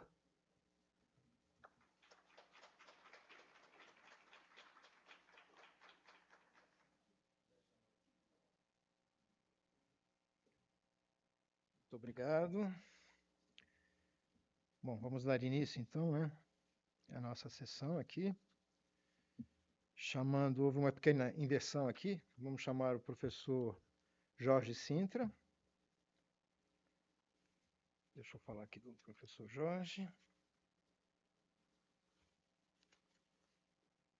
Professor Jorge Sintra, professor titular do Museu do Ipiranga e da Escola Politécnica, onde leciona Filosofia da Ciência e da Técnica.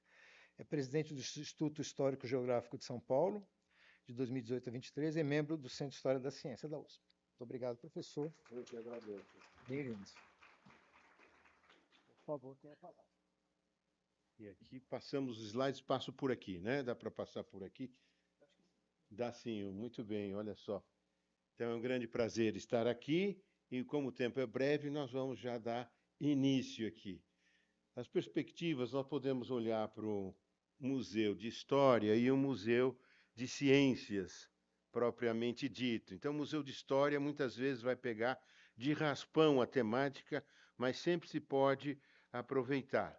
Então, a gente tem já aqui nos nossos museus, aqui do Museu de Ciências, Anticítera e História da Astronomia. Como a gente vê, entrei no site e conseguimos olhar para isso. E, então, o Museu de Ciências, sim, que pode entrar forte em História da Ciência. E os museus, outra maneira, são os museus temáticos. Pensar no Museu do Telefone, de Bragança Paulista, que mostra uma evolução da tecnologia. Lá nós temos, olha, os velhos telefones, e isso vai indo, e os celulares, então, a variação é máxima. Então, a mudança do telefone é lenta num certo tempo, e a hora que explode o celular, a variedade é enorme. Então, quando se toma um tema concreto, se pode aproveitar para falar dessa história da ciência, da história da tecnologia, né? Agora, olhando para os museus, vamos pensar para um museu de história. A tecnologia é um ramo, é uma certa parte, mas como se pode aproveitar? Como nós podemos olhar para isso e talvez explorar mais? Fica aí o desafio. Quando a gente vai para Santana de Parnaíba, existe o Museu Anhanguera, Casarão, Monsenhor Paulo Florencio de Camargo. Mostram eles um estilo de construção É um estilo da técnica, da taipa de pilão, das janelas, das vergas.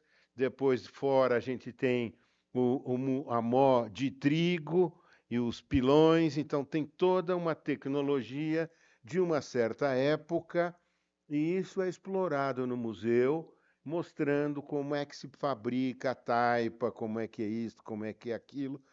A técnica, a reta ratio, né, factibilio, a correta maneira de fazer ao longo do tempo, e naquele tempo que foi construído era assim, então se aprende bastante. Os próprios museus, se deixarem as paredes descobertas, vão mostrar muita coisa, os tijolos italianos. Então a gente vê que há inúmeras possibilidades de exploração, as pinturas das paredes, móveis, camas, baús, bancos, etc. Então isso faz parte de uma história da arquitetura. A cidade é história do urbanismo, história do mobiliário e assim por diante. Então é necessário que haja esse aspecto pedagógico, né? O ensino e a técnica de pilão. Não se pode menosprezar esse aspecto que, no final das contas, é tudo, e é o que explica, e é o que transmite a ciência. A gente pode até dizer, por que existe esse buraco? Porque precisa contraventar as duas paredes laterais para pararem em pé, e depois se preenche. Quais eram os materiais, e assim por diante. Então, eu vou dar o exemplo, vou focar no Museu do Ipiranga, né, o Museu Paulista. O próprio edifício é uma história da engenharia no século XIX. Eu vou contar uma história através do próprio museu. Então, em alguma reforma em que se abriram passagens na parede para a exposição ficar linear, se retiraram tijolos. E eu orientei uma tese de pós-doc dizendo de onde foram tirados esses tijolos, de que olarias. E nós vamos encontrando aqui as marcas dos tijolos, e algumas vezes até com IPT, analisando o tipo de barro que tem, portanto, é do rio tal, e assim vai. A gente deixa à mostra também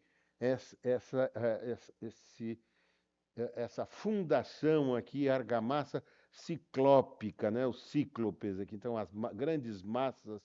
Então, tudo isso está subindo a escada rolante, a gente já vê como é que isso está, como é que era na época, e os tijolos italianos de grande formato aí em cima. Depois há uma exposição que se chama Para Entender o Museu, em que se explica tudo isso. Então, vem a exploração, porque não basta só as paredes, às vezes as paredes falam, mas no caso precisamos salientar aí o que elas estão querendo dizer para nós. Olha só aqui os tijolos italianos e o arco. Na entrada nós encontramos a arquitetura grega, as colunas, os capitéis coríntios, na realidade compostos, mas mais para cima nós encontramos o arco românico. Isso é muito interessante nas visitas guiadas, faço visitas guiadas com alunos de arquitetura e de conservação. Então é um momento da gente salientar isto, e, de alguma maneira, para entender o museu, já há muita coisa. A própria maquete do museu e elementos e detalhes são mostrados. Aqui estão, então, aqui as colunas, né? Eu tirei todas essas fotos aqui para esta palestra, né? E aqui a gente chega lá embaixo, um enorme vão com vigas protendidas, com toda uma técnica moderna, as grelhas e assim por diante. Mas aqui também havia, aqui por causa para evitar o movimento, o abaulamento do piso em função de muita gente no salão nobre, que fica justo em cima, se trabalharam, isso aqui são umas vigas protendidas sem concreto. Isso para a engenharia, como? É uma proteção aplicada à madeira. Também há vigas vierendel, coisas que a gente encontrava só em livros, e na realidade elas existem.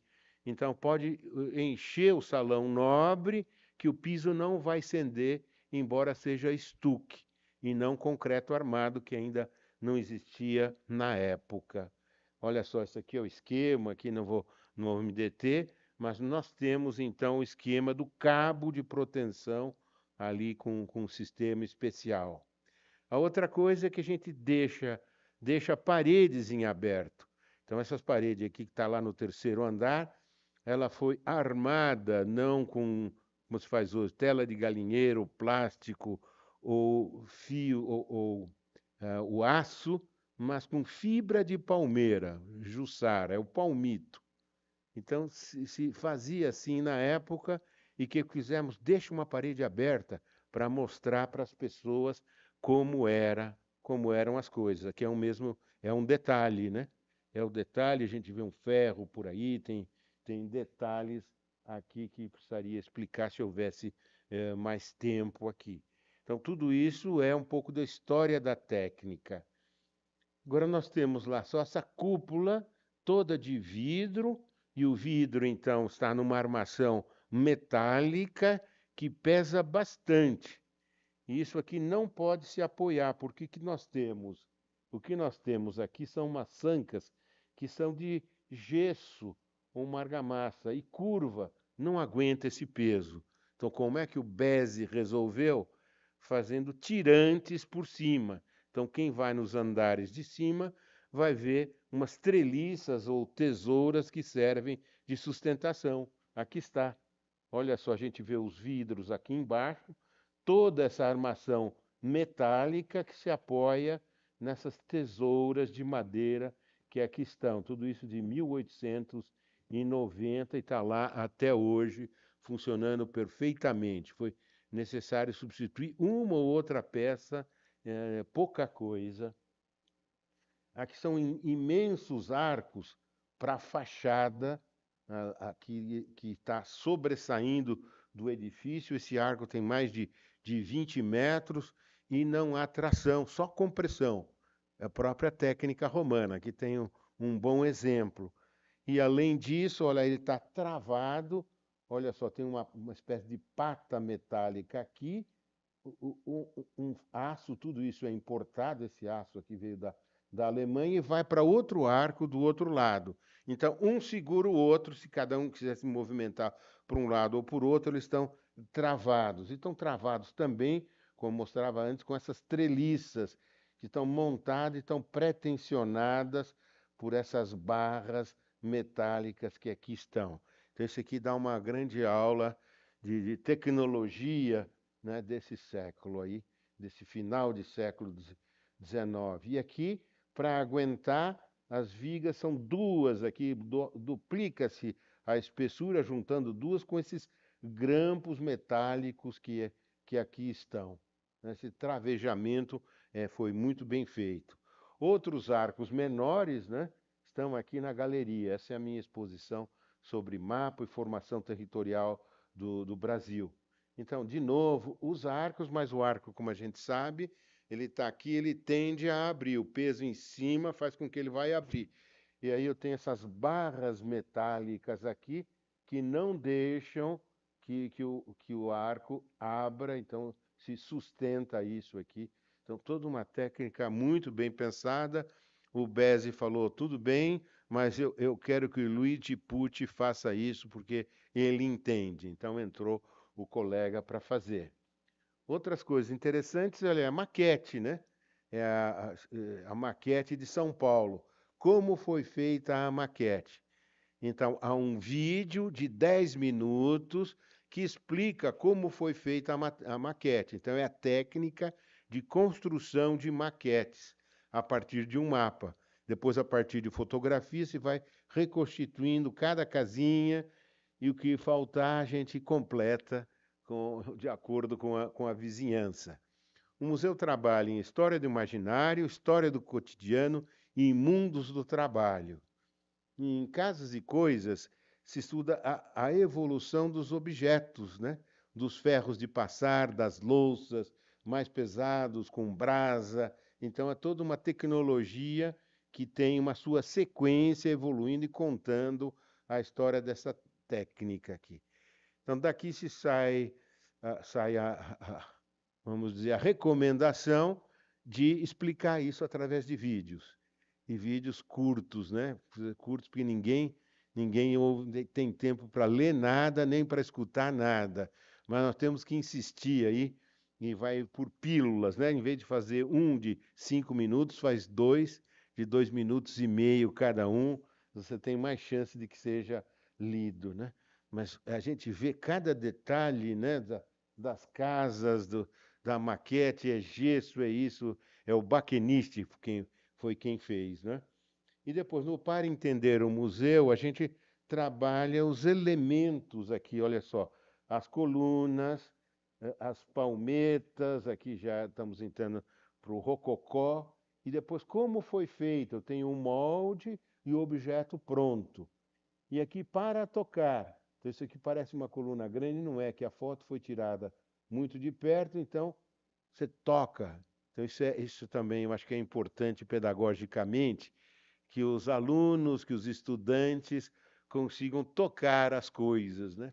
Então, em vez de tocar o objeto que vai estragar, faça uma réplica em resina e deixa tocar e pronto. As cornijas e tudo isso aqui. Isso aqui parece que é um museu, mas é uma maquete. A maquete tem 5 por 5 metros. Foi o Beze e fez na casa dele, e eu estive vendo documentos da época, o imperador Dom Pedro foi na casa dele só para ver a maquete de como ia ficar o Museu do Ipiranga nas proximidades onde seu pai proclamou a independência, né? Aqui também, Territórios em Disputas, é a minha exposição. Eu mostro como se construía mapa antigamente, os portulanos, como determinar latitude e longitude, como desenhar mapas e tirar cópias, e por trás tem uma geometria invisível. Aqui nós temos, então, um astrolábio, aqui mais à direita, agulha de marear, é uma bússola um pouco mais sofisticada, e ampulheta que servia para medir o tempo.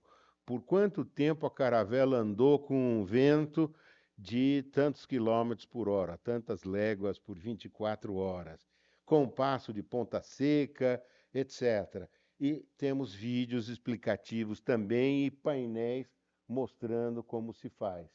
Aqui na geometria invisível, olha só, eu mostro aqui a rosa dos ventos aqui. Algumas são artísticas, outras não.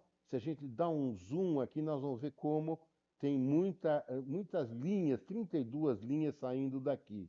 E tudo começa, então, com o retângulo envolvente, as duas diagonais, aqui está o centro.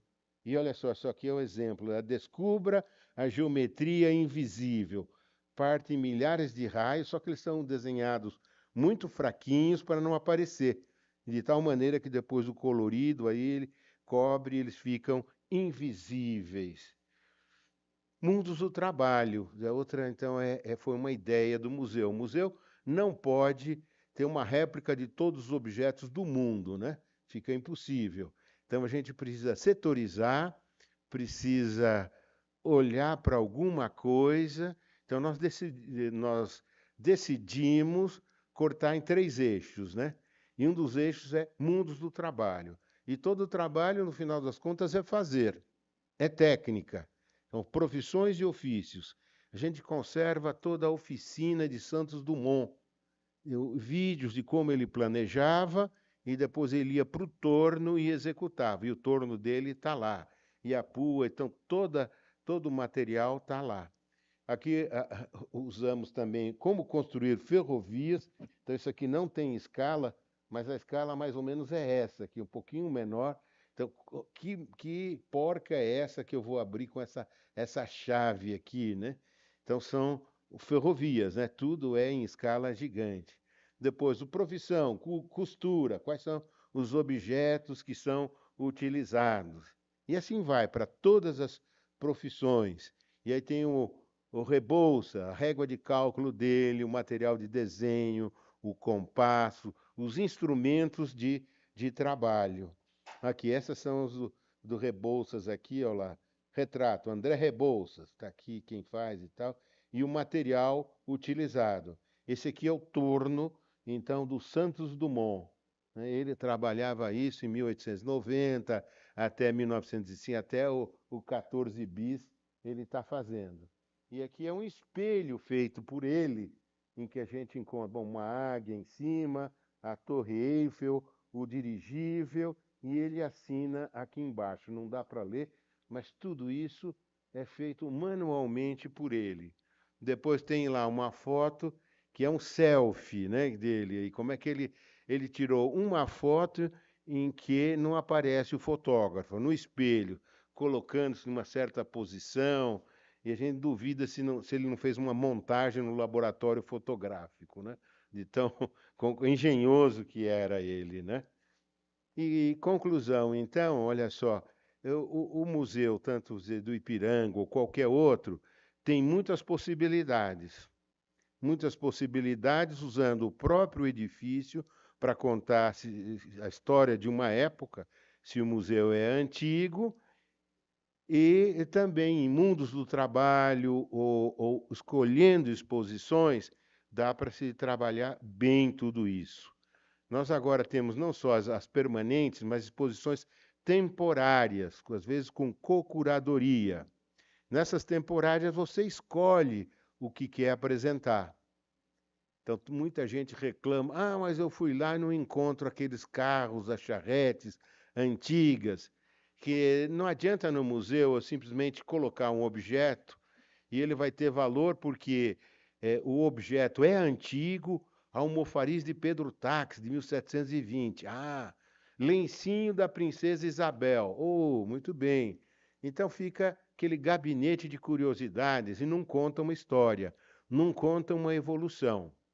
Então, os carros, carroças, charretes, etc., vão voltar, mas numa exposição que seja, por exemplo, né, carros e caminhos. E aí a gente vai falar das estradas, as estradas nos mapas antigos, a estrada que só dava para subir com gente, levando gente ou a pé, ou quando é o Conde de Assumar, levando numa rede. Depois passa o tempo e dá para subir a cavalo e você faz uma calçada empedrada, é a calçada do Lorena. Depois se faz um leito carroçável, em que a carroça consegue subir. Depois tem os caminhos de ferro, a ferrovia. Depois vem o macadamizado, depois vem o concreto, depois vem o asfalto. Então a gente tem que fazer propostas educativas no museu para essas exposições temporárias, além daquelas que são permanentes, né? Como nasce uma exposição? Temos que pensar, é uma ideia, né? Tem que haver uma pessoa entendida naquela coisa da época, tem que ter um fio condutor para contar uma história, uma evolução da tecnologia ou da maneira de fazer, e aí se olha para o acervo e diz, o que eu posso aproveitar daqui para contar essa história? E se não tiver, eu posso pensar em empréstimos ou aquisições.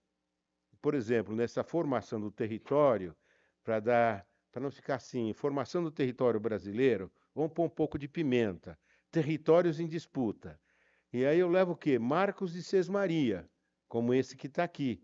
Esse Marco de Sesmaria, todo mundo pensava que era de 1500, pelo lugar que foi Brás Cubas. Foi na Sesmaria de Brás Cubas, mas foi colocado muito mais tarde, uns 300 anos depois, em 1800 e tal. Mas tem a sua história. E essa era a marca do proprietário, né? Uma cruz em cima de um montículo, e ele também queimava a pele dos animais ali para mostrar que era dele. Você pode pôr também o pelourinho, que é símbolo da autoridade sobre um território em torno da vila, mode, moinho, pias batismais, porque a igreja também divide em dioceses e paróquias.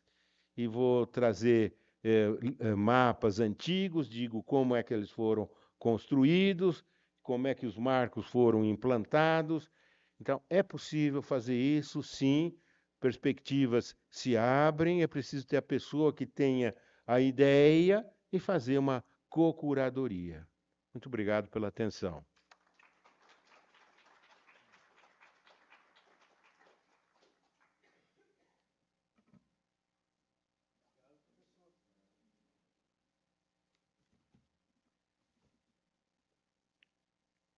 Bom, agora vamos chamar a professora Paula Ferreira. Professora Paula é bacharel em Museologia pela Universidade Federal de Ouro Preto, com extensões em Gestão Cultural, Universidade de Coimbra, Arqueologia pela Universidade de Pisa e MBA em Liderança, Inovação e Gestão 4.0 pela PUC e Marketing pela USP. Foi gestora da Universidade de Preservação e de Patrimônio Museológico da Secretaria de Cultura e Economia Criativa do Estado de São Paulo, presidiu o Conselho de Orientação de CISEM São Paulo e atuou como parecerista na FGV. Atualmente é diretora técnica do Museu Catavento. Bem-vinda, professora. Muito obrigado.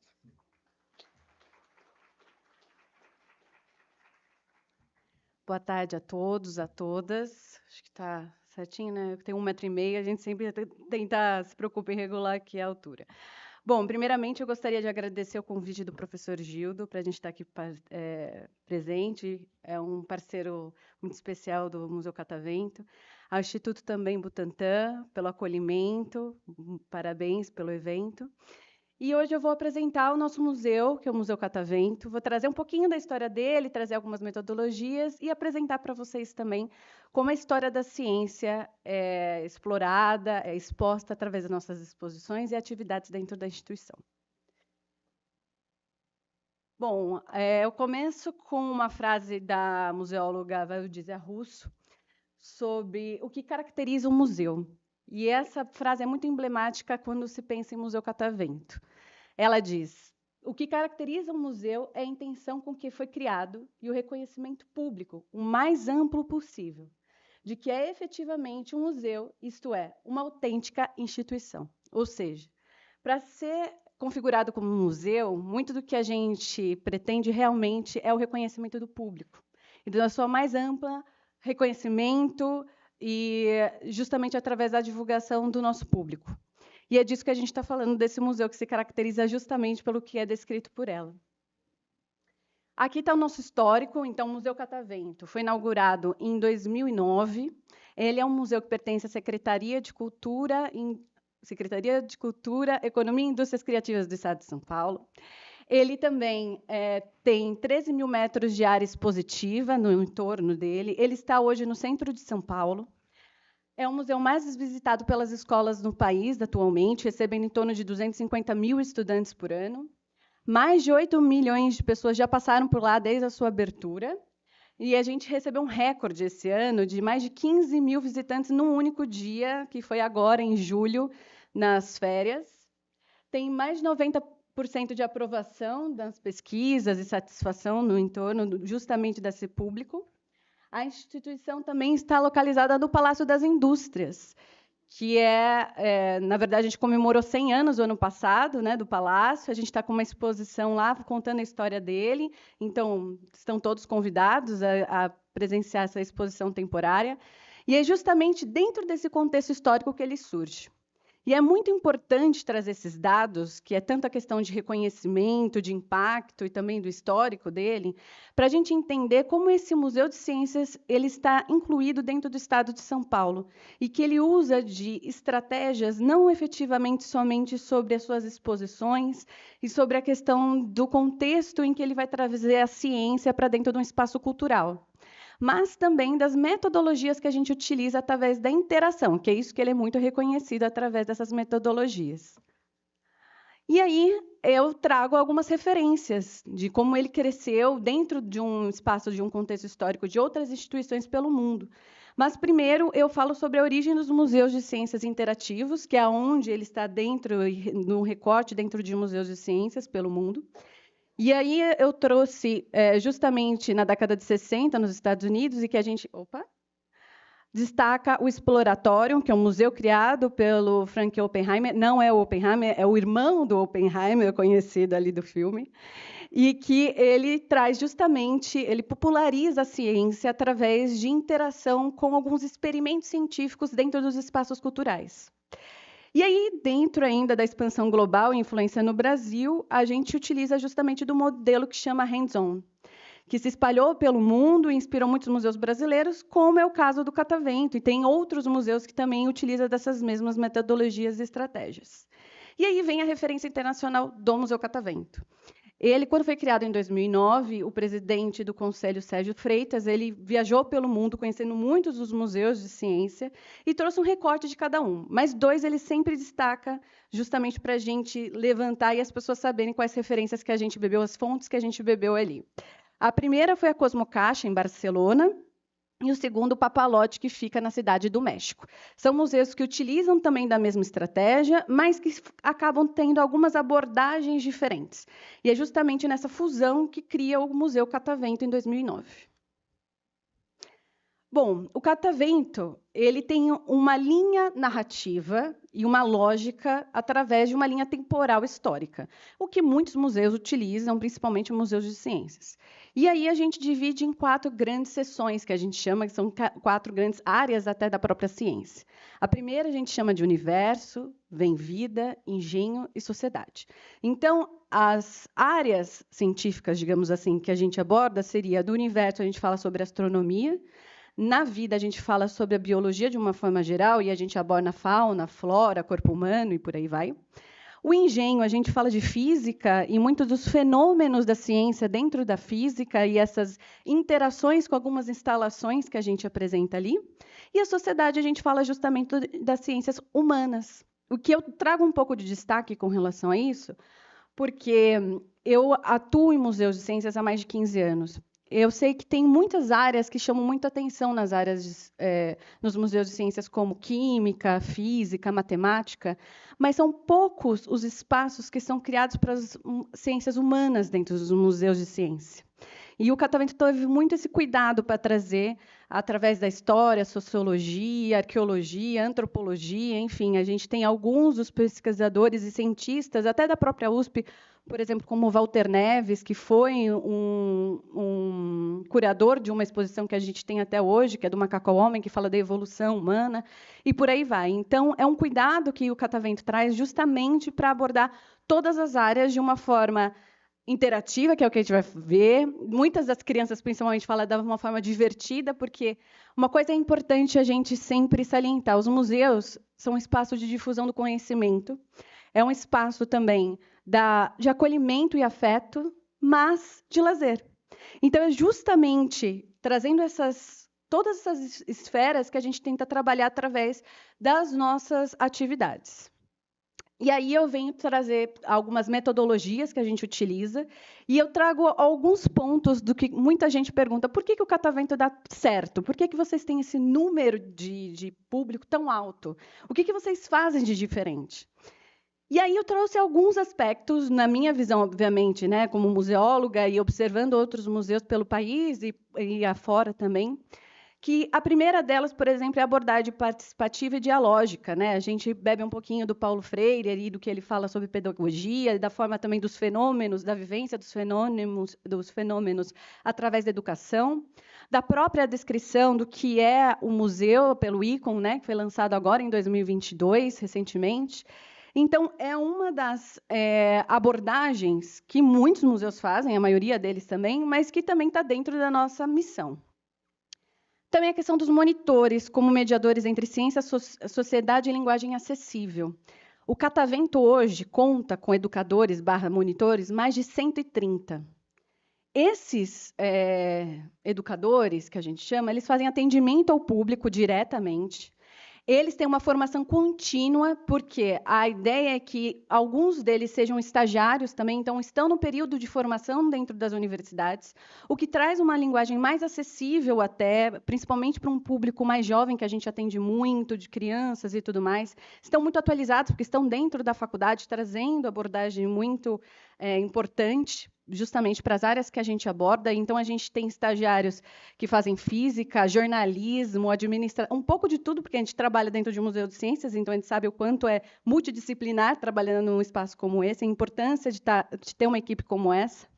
E aí, dentro da equipe de educação, a gente tem os coordenadores, que eles são responsáveis pela formação tanto desses educadores quanto das atividades que são exploradas para o público específico. Então, isso é um dos grandes diferenciais e uma das estratégias que a gente utiliza. Temos os programas educativos integrados às exposições, ou seja, nenhuma exposição, isso eu garanto, tá, gente? Do catavento eu garanto. Nenhuma exposição que é feita internamente ou externamente não é passada pelo educativo e pelo crivo deles. Tudo tem que ser passado para eles. Ou é passado para avaliação ou para produção. Quando é uma produção expositiva nossa, que a gente está produzindo no Museu Catavento, eles estão na produção do conteúdo, do que vai ser colocado, se a linguagem está acessível, se está bem entendido com relação ao conteúdo que a gente está explorando. E se não, se é um parceiro que traz, que quer oferecer uma exposição temporária e tudo mais, eles fazem a avaliação do conteúdo. Se está adequado, se é isso mesmo, se conversa com a missão da instituição. Então, existe todo um crivo entre as sessões e entre os departamentos, justamente, tanto para aprovação, mas principalmente pela produção das exposições lá dentro. Nós temos uma pesquisa continuada, contínua de público e avaliação qualitativa. Então, isso acontece ao longo do ano todo e a cada 2 anos a gente contrata uma empresa especializada para abordar pesquisas mais aprofundadas com relação ao nosso público e também com relação a parceiros. O setor de visitação é também um diferencial nosso. Dentro dos museus da secretaria, os programas eles são todos muito parecidos. Tem o programa do educativo, acervo, exposições e por aí vai. Mas o setor da visitação, que é um setor dedicado somente para a logística e acolhimento de público, sendo agendados, que aí pode ser escolas, pode ser ONGs, pode ser parceiros, e onde também tem um núcleo acessível, esse setor ele é diferenciado no sentido que só o Catavento tem atualmente, dentro dos museus do estado aqui de São Paulo. Hoje ele contempla mais de 40 pessoas que trabalham ali continuamente. A gente brinca que se você entrar lá, parece um CAT, porque está todo mundo no telefone falando e tirando dúvidas e marcando e fazendo agendamento. Tem cadeira de rodas saindo e entrando, porque é o pessoal do acessível que está trazendo também essa parte de infraestrutura e de acolhimento. E a gente sempre fala que existe um teatrinho que a gente brinca. Quando a escola chega, por exemplo, a gente recebe 40 ônibus diariamente. Quando a escola chega, o monitor ele entra no ônibus, ele não deixa as crianças sair do ônibus sem a revisão, junto com a professora responsável, a coordenadora que seja, de que todos os alunos estão lá presentes. Todos recebem uma pulseirinha, depois eles saem do ônibus, vão para o banheiro, tomam uma água e etc. De lá, eles começam a sua jornada dentro do museu. E aí, a gente sempre fala isso para os responsáveis. Do momento que vocês chegam na garagem até o momento que vocês vão sair da garagem do Catavento, a responsabilidade é toda nossa. Estou dizendo principalmente sobre a experiência daquele estudante e daquele visitante. E isso é levado muito a sério pelo setor de visitação. Bom, os programas de acessibilidade, como eu mesmo disse, que pertencem a esse setor de visitação, um deles chama Núcleo Acessível. A gente tem vários programas que falam sobre acessibilidade. Um deles a gente lançou agora, que chama Pequeno Cidadão, que é justamente para a primeira infância, que deu um boom depois da pandemia lá no Catavento. A gente sentiu bastante esse impacto. E é a forma que a gente aborda com as crianças da primeira infância, trazendo algumas atividades, principalmente oficinas, porque a gente percebe muito que o nosso público, às vezes, vem... A gente fez uma persona, a gente desenhou uma persona depois de tantas pesquisas, que normalmente é sempre uma mãe que vai sozinha, que tem um filho de 10 anos e outro de 2. E o de 2 quer participar do de 10, o de 10, às vezes, não quer participar do de 2, e fica justamente aquele conflito de quais experiências abordar, e a mãe quer ficar com os 2 ao mesmo tempo. Então, por isso que a gente fala que o Catavento não é só para criança, o Catavento é para todas as idades. Isso é uma preocupação nossa justamente para apresentar diante desse contexto de visitantes que a gente apresenta. Parcerias institucionais, como o próprio Instituto Butantan, que é muito presente lá no Catavento. A gente tem muitas parcerias junto com os museus do Butantan. A gente tem muitas parcerias com a universidade, com a própria USP, entre outros parceiros também de museus. E isso é muito importante para o Catavento, que ele seja acolhido principalmente pelo centro de referência. Eu não pulei não, gente, é justamente para fazer o link, tá? Pelo centro de referência. O nosso centro de referência é justamente um espaço de acolhimento de parceiros que tenham essa intenção de justamente abordar sobre instituições da área da ciência e da cultura.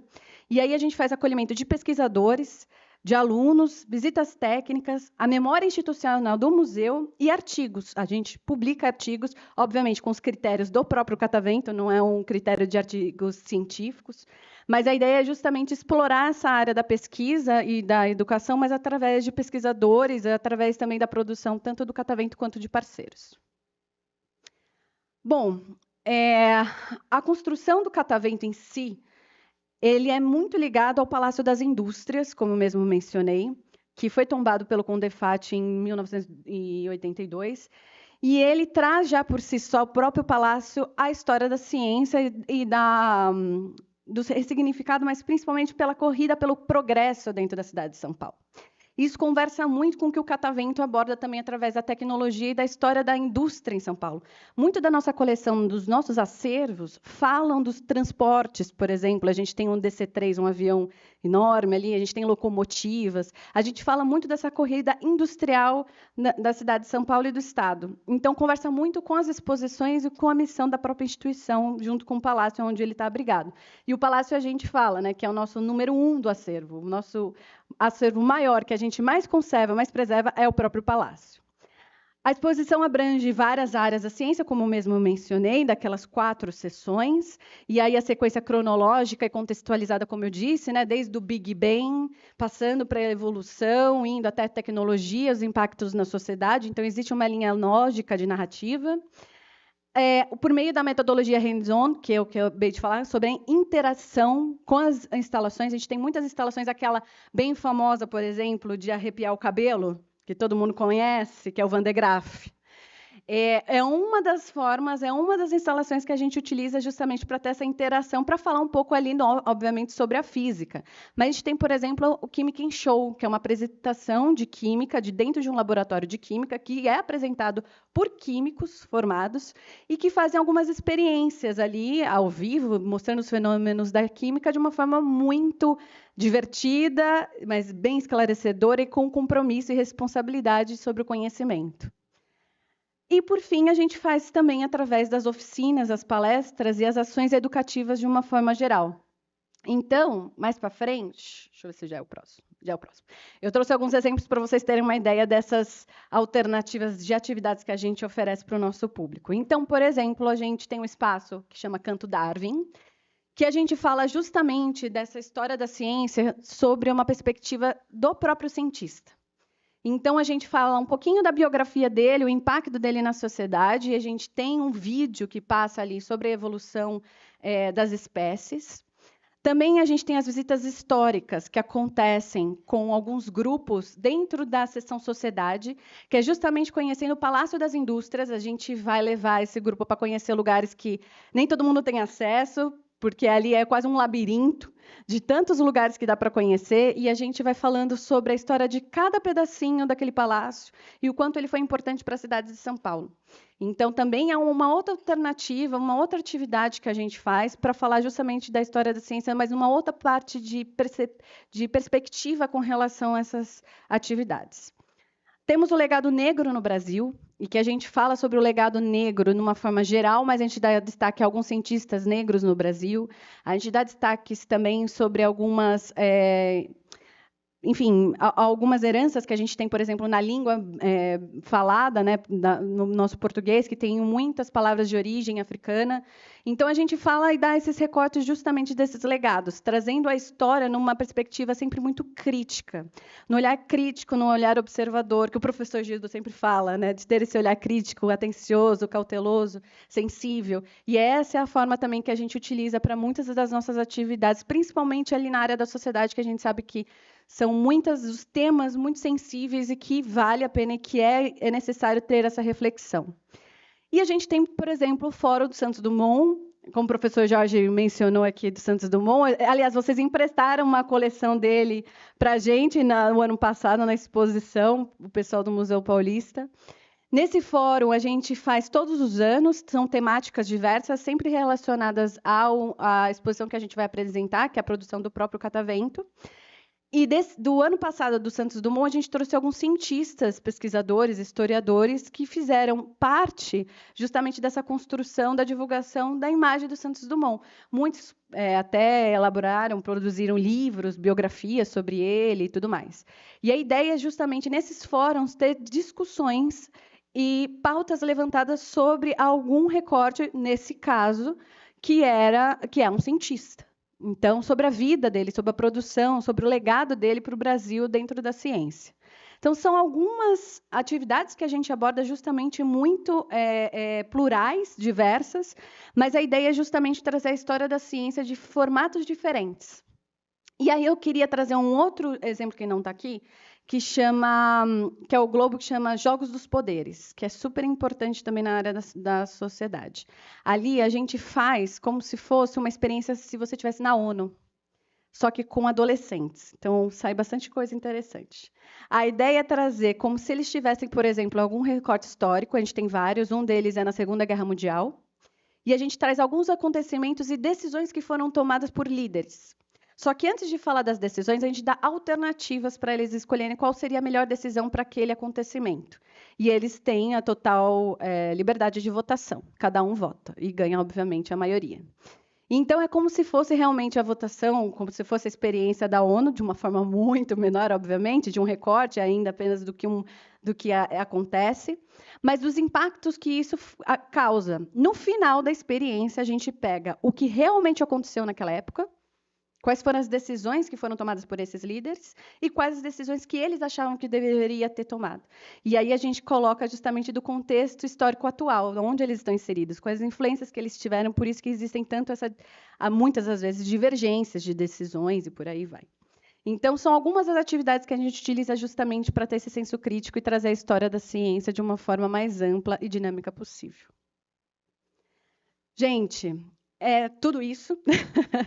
Falar do catavento é sempre muito desafiador no sentido porque tem muitas frentes, são muitas áreas, muitas abordagens, muitas temáticas, mas fica aqui o meu convite para todos irem. A gente está com uma programação bem recheada para esses próximos meses. A gente tem uma exposição nova saindo agora dos astronautas, que virão 50 astronautas aqui para o Brasil. Então, já no começo de novembro, no dia 4 de novembro, a gente vai fazer a exposição sobre eles. Então, estão todos mais do que convidados a participarem dessas nossas atividades. E agradeço muito o tempo de vocês. Obrigada.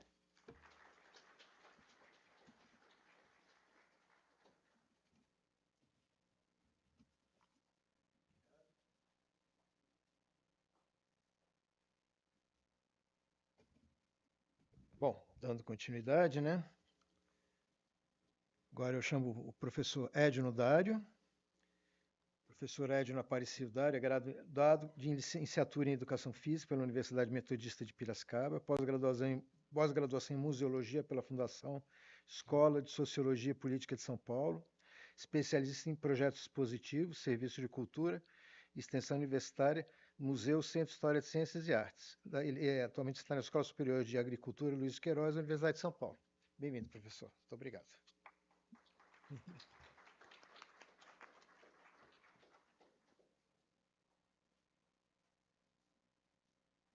Olá, pessoal. Boa tarde a todos. Obrigado, professor Gildo, pela gentil convite de nos oportunizar a mostrar o nosso trabalho.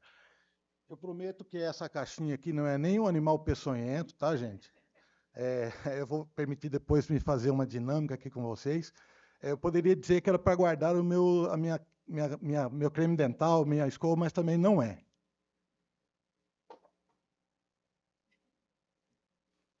A menos que minha equipe tenha me sacaneado. Né? Então, vamos lá. Bom, eu sou do Museu Luiz de Queiroz, sou coordenador do museu. E para falar do museu, antes eu tenho que entrar na história do criador, do fundador Luiz de Queiroz, né?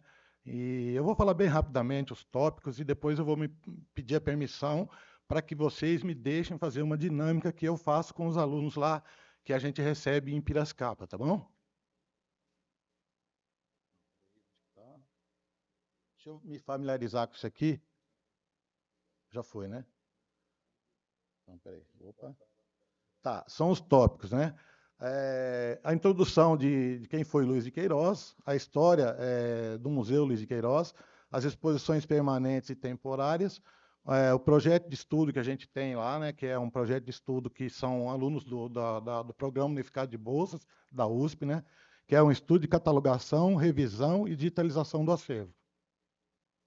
A gente tem uma massa documental muito grande, então esses alunos eles nos auxiliam para fazer todo esse trabalho lá no museu.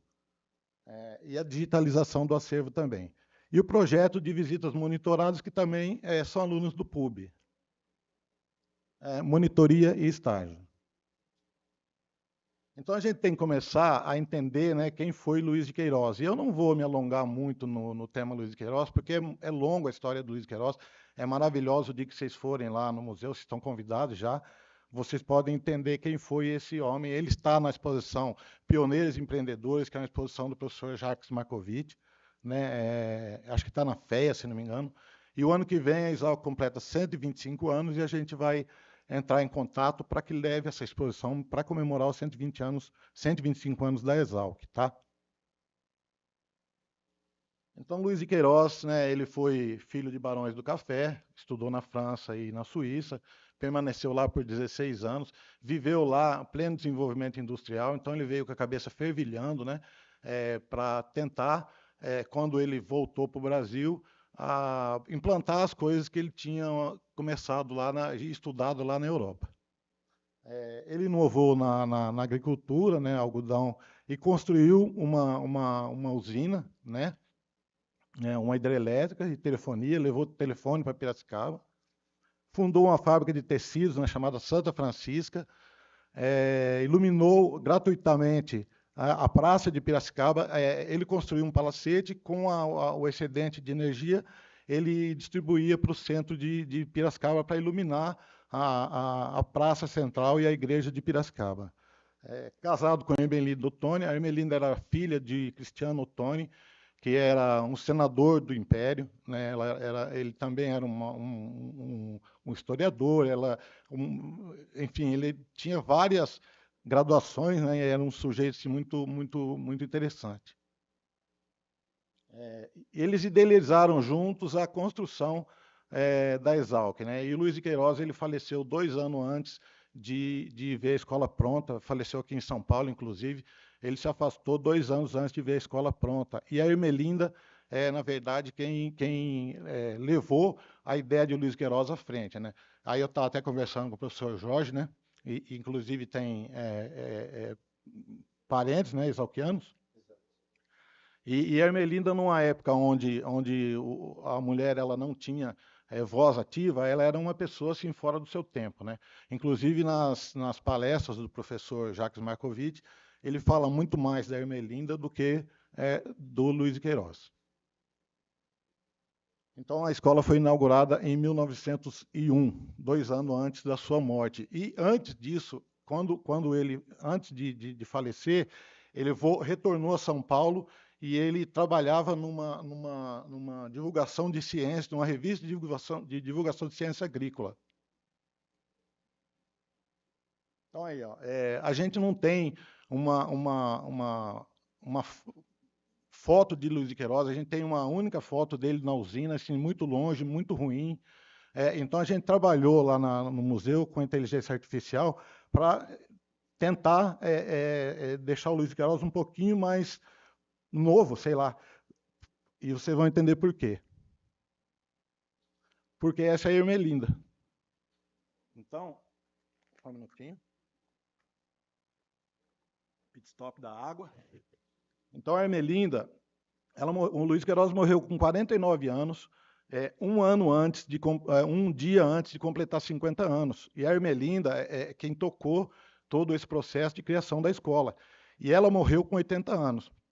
Então, a gente também não tem uma foto dela que seja...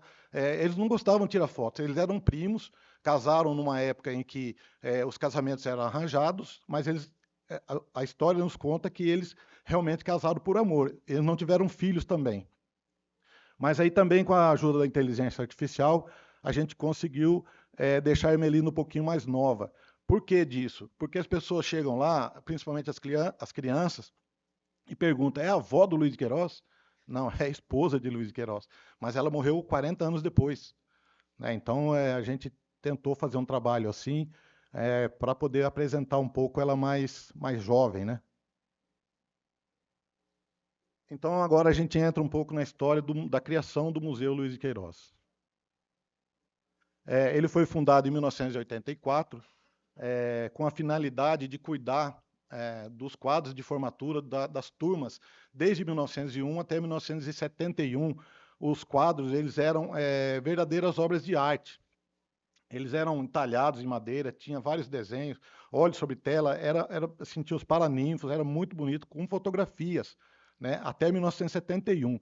De 71 até agora, os dias atuais, são placas em bronze, que já tem um monte de gente na fila, porque não tem como espaço mais para guardar e para fazer menção a esses quadros, né, de formatura.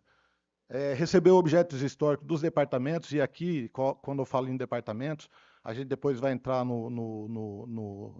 nas atividades do museu e a gente vai perceber aonde é que a gente entra no assunto de divulgação de ciências. Desde 1991 ele funciona na residência que era uma casa do diretor, que é essa primeira casa que eu mostrei para vocês, tá? Possui 12 salas de exposições permanentes e 2 salas de exposições temporárias. Essas exposições temporárias, a gente entende que o museu ele precisa ter um pouco de dinâmica, né? Porque a gente tem as exposições temporárias e essas exposições dinâmicas, essas exposições temporárias, elas nos proporcionam que o público que vem para o museu veja coisa diferente. E normalmente são culturais e científicas. Então, a missão do museu é preservar a história de Luiz de Queiroz, da Exalc e das ciências agrárias. Nas exposições permanentes, a gente tem uma sala de mecanização agrícola, né, ferramentas, motores e agricultura 4.0, 5.0. Salas de exposição do café. A Exalc ela tinha uma grande produção de café, então os departamentos de agricultura, sementes, eles contribuíram muito com relação ao acervo. Mandaram sempre acervo para a gente e a gente montou uma exposição que, inclusive, essa exposição ela percorreu algumas cidades de Piracicaba, inclusive São Paulo, na antiga Estação Ciência, era um parceiro nosso. A sala do prédio central, né, onde a gente mostra a arquitetura e a rotina dos primeiros alunos da Exalc. Os laboratórios, salas e objetos e práticas antigas, né? Sala de fotografia, cátedra, memória da vida acadêmica, sala dos departamentos, né, com instrumentos antigos, sala de como era a sala dos professores, mostrando o começo de tudo, ou como eram as cátedras, né? E os instrumentos da época, a sala do prédio central e o cotidiano dos alunos. E a exposição temporária, a gente tem uma sala de exposição cultural e científica, né? Tem cursos, oficinas, palestras e algumas dinâmicas que a gente faz. Essa foto, por exemplo, é de um anexo do museu, que é uma usina de força que gerava energia elétrica tanto para o prédio central quanto para o entorno do prédio, para o gramado. E é interessante que na época não comportava tomadas. São motores, né, a óleo diesel e a geração era mantida por kVAs. A primeira máquina, que é uma máquina maior, gerava 72 kVAs, e a menor 32 kVAs. E aí ia para uma central e transformava essa energia em 127 volts.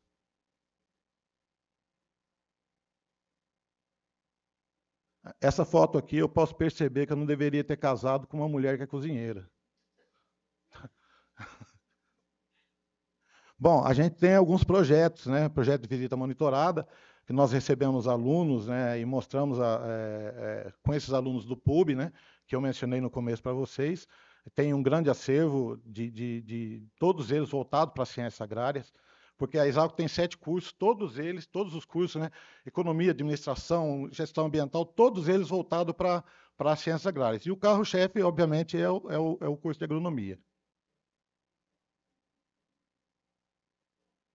Projeto, que é esse projeto de visita monitorada, né? Voltado a estudantes de todos os níveis, a gente recebe muitas escolas. atividades educativas pedagógicas com foco na extensão universitária, parcerias de grupos de extensão, dos laboratórios da Exalc, agendamento, aí só uma questão de organização nossa, agendamento prévio, segunda a sexta, e a gente conseguiu agora abrir pelo menos uma vez, uma vez por mês, aos domingos, porque a USP ela tem assim, os museus, as coleções, né, por conta do RH, uma série de restrições, e a gente não conseguia, né, até conversando com o professor Gildo, né, falei, professor, mas eu não conheço a história da ciência, né? E aí que eu fui descobrir, através do professor Gildo, que eu falo todo dia de história, de ciência, né? A Exalc respira ciência. Então, mas só que a gente tinha uma dificuldade que a gente não podia abrir de domingo.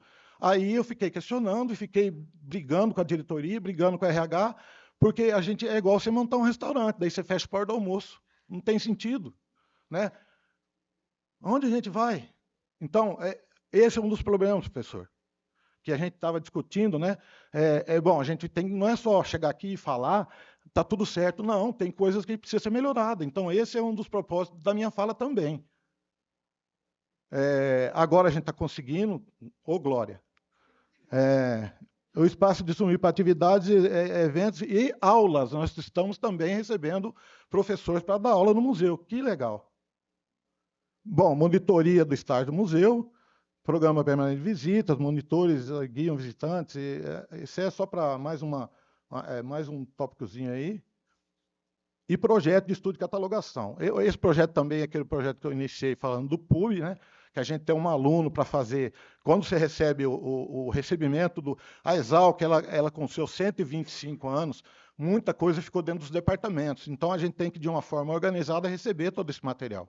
Então a gente faz o recebimento, a identificação, a higienização, a regulamentação do que é aquilo, o armazenamento, a conservação, não está em ordem, mas é isso. Registro e digitalização dos documentos, que são documentos textuais. E a gente tem alguns parceiros, os departamentos, né? Porque, assim, logo no começo, o que acontecia? A gente tem o departamento como parceiro, mas as visitas cresceram e os departamentos eles ficaram impossibilitados de nos receber todos os dias, porque dentro dos departamentos tem aula, tem pesquisa, então eles começaram a limitar muito tudo isso, né? Então a gente tem para o futuro algumas opções que depois eu vou mostrar. Os grupos de extensão, a Exalc tem mais de 80 grupos de extensão de todas as matérias, de todos os cursos, então a gente trabalha muito na montagem de exposição com esse pessoal. Tem um trabalho muito direcionado, muito bacana do USP Recicla, né, que nos ajuda muito quando você recebe a escola, principalmente escola de primeiro grau. O Instituto Geociência aqui de São Paulo nos ajuda muito com exposições recebendo exposições e nos ajudando nas exposições. A antiga Estação Ciências, que aí eu fiquei sabendo que através de uma amiga, que eles estão tentando voltar, né? Era um parceiro gigante nosso. E o CDCC de São Carlos, Centro de Divulgação Cultural e Científica, que nos ajuda também nessa questão de exposição. E aí, agora é o planejamento futuro, né? O museu ele está desde 2006 sem uma única pintura. Existe uma proposta da nova diretoria, né, inclusive com o reitor, de que se vá fazer uma reforma nesse museu. No início a gente pensou numa reforma estrutural, porque assim, na minha opinião, a maior parte dos museus eles não são construídos para museus, eles são adaptados a museus. Então a gente está numa casa que servia como residência, tudo muito compacto e pelo problema de que o campus ele é tombado, a gente não consegue mexer, né? Então a gente vai ter uma reforma, né, se Deus quiser, estrutural. Uma construção de uma reserva técnica, porque o acervo cresce, todos os dias a gente tem novos itens, e a gente está pensando em fazer uma praça da ciência, assim como faz o CDCC, que tenha o formigueiro, o meliponário, que tem na Exalc nos departamentos, né? Um jardim agroecológico e um observatório, porque Piracicaba tinha um observatório que era da prefeitura e dentro de um terreno da Exalc. Esse observatório ele foi fechado e permanece lá a estrutura. Então a gente quer tentar recuperar isso para... A gente faz, pessoal, a gente faz assim, noite de observação. Então, a gente tem um parceiro também, que é o Instituto de Física de Piracicaba, Instituto Federal, que nos ajuda nesse procedimento. A gente recebe assim, um pessoal muito interessante e uma quantidade muito boa. Esse é o nosso contato, né, o Instagram, o e-mail do museu e o telefone nosso, tá? Agora, antes de terminar, eu gostaria de fazer a dinâmica que eu falei para vocês, tá bom? Vou permitir a autorização do professor, quebrar um pouco do protocolo, tá, professor? Porque eu vim aqui para isso mesmo. Deixa eu beber minha água, que para essa performance exige água.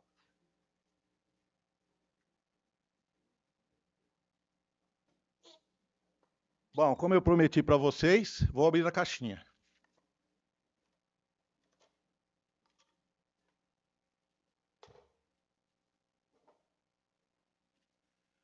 Essa peça, esse item, ele é um item que era usado na Exalc em 1911, porque o serviço militar obrigatório, ele era obrigatório para os alunos da Exalc em 1911, tá? Então, quando a gente recebe as visitas lá no museu, a gente tem que entender que são crianças carentes, de escolas carentes e de ensino carente. E eles não têm a mínima ideia do que é um museu, eles não saem de lá. Então, para entender esse universo museu, que talvez para a gente seja simples, para eles é um negócio muito interessante. Eu começo dizendo assim, que eu posso explicar esse item aqui, que ele é uma peça de ferro, tem um cabo, uma manivela, ele tem uma ventoinha aqui dentro, né? E ele produz um som, tá? Ele produz um som. Então, é assim, eu posso trabalhar a questão da ciência. Eu posso dizer que ele é similar a uma turbina de avião. Com a captação de ar e com a rotação do movimento que eu faço aqui, ele produz um som. Eu posso estudar também ondas sonoras, mas eu posso também falar da memória. Espera aí.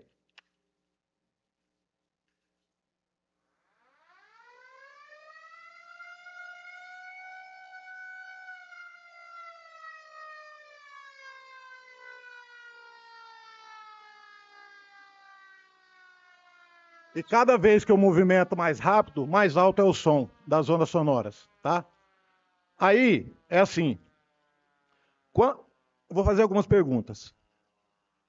Quando você ouve esse som, o que você pensa? Ambulância. Tem mais? Polícia, ótimo. Oi? De fábrica, de fábrica. Tem mais um interessante. Fogo, tempo, escola, né? Escola. Só que assim, veja bem uma coisa, você puxou lá na memória. Quando você tinha uma prova na primeira aula e você não tinha estudado, você escutava esse barulho aqui, meu Deus do céu, o que vai acontecer?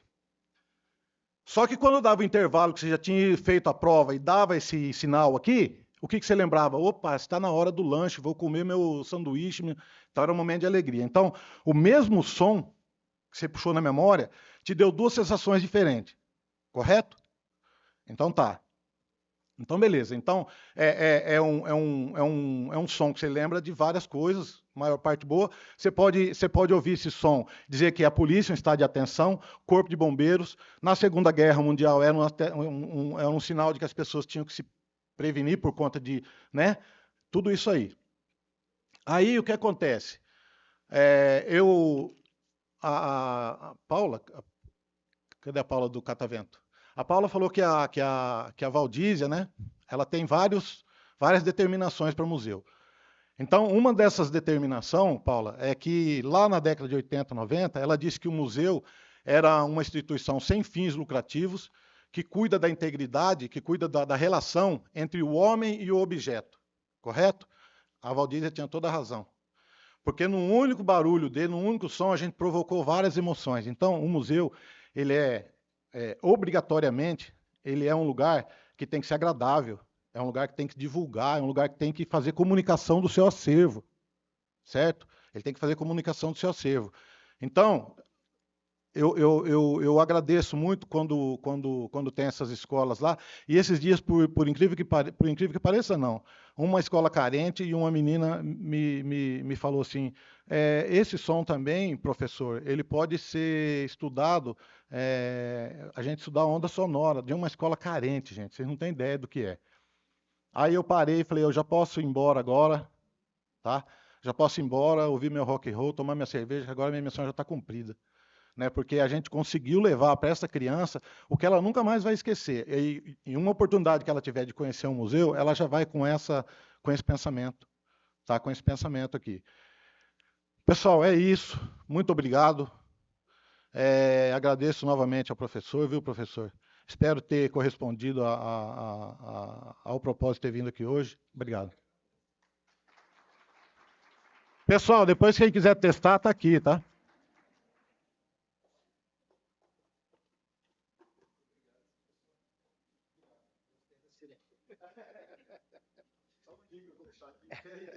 Vira festa.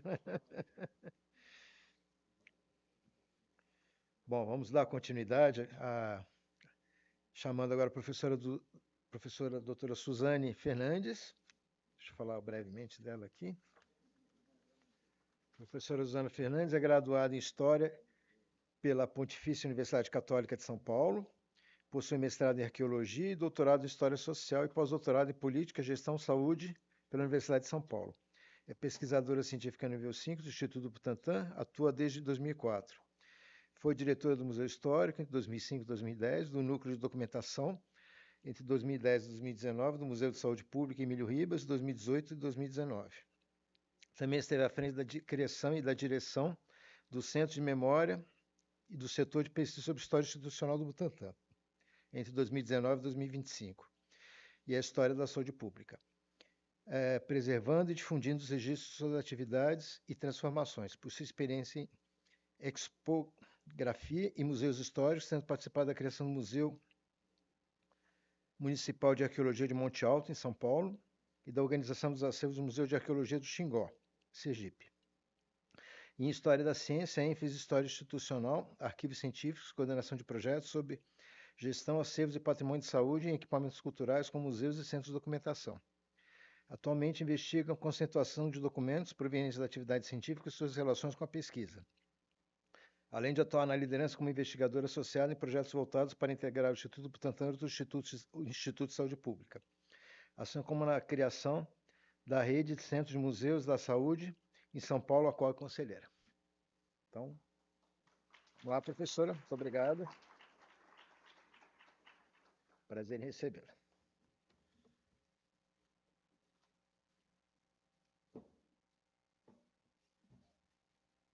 Bom, agradeço a todos, dá para ouvir, né? O convite para falar aqui com vocês. Nessa oportunidade, na verdade, que me suscitou várias questões, e várias questões eu também fiquei com muita dúvida de como abordar aqui com vocês. Mas considero que é uma oportunidade muito interessante da gente fazer um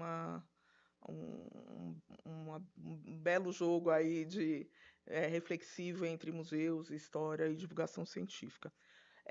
Eu optei por não falar tanto sobre museus de ciência, que é uma parte da experiência que a gente tem aqui no Instituto Butantan, porque considerei, olhando os meus colegas dessa tarde, que todos eles falariam isso com muita propriedade, né? Falariam sobre esse tema com muita propriedade. Então, eu optei também por ser o interesse meu agora, neste momento, fazer um outro tipo de reflexão, mas trazer da história da ciência, trazer alguns princípios da história da ciência muito bem sedimentados,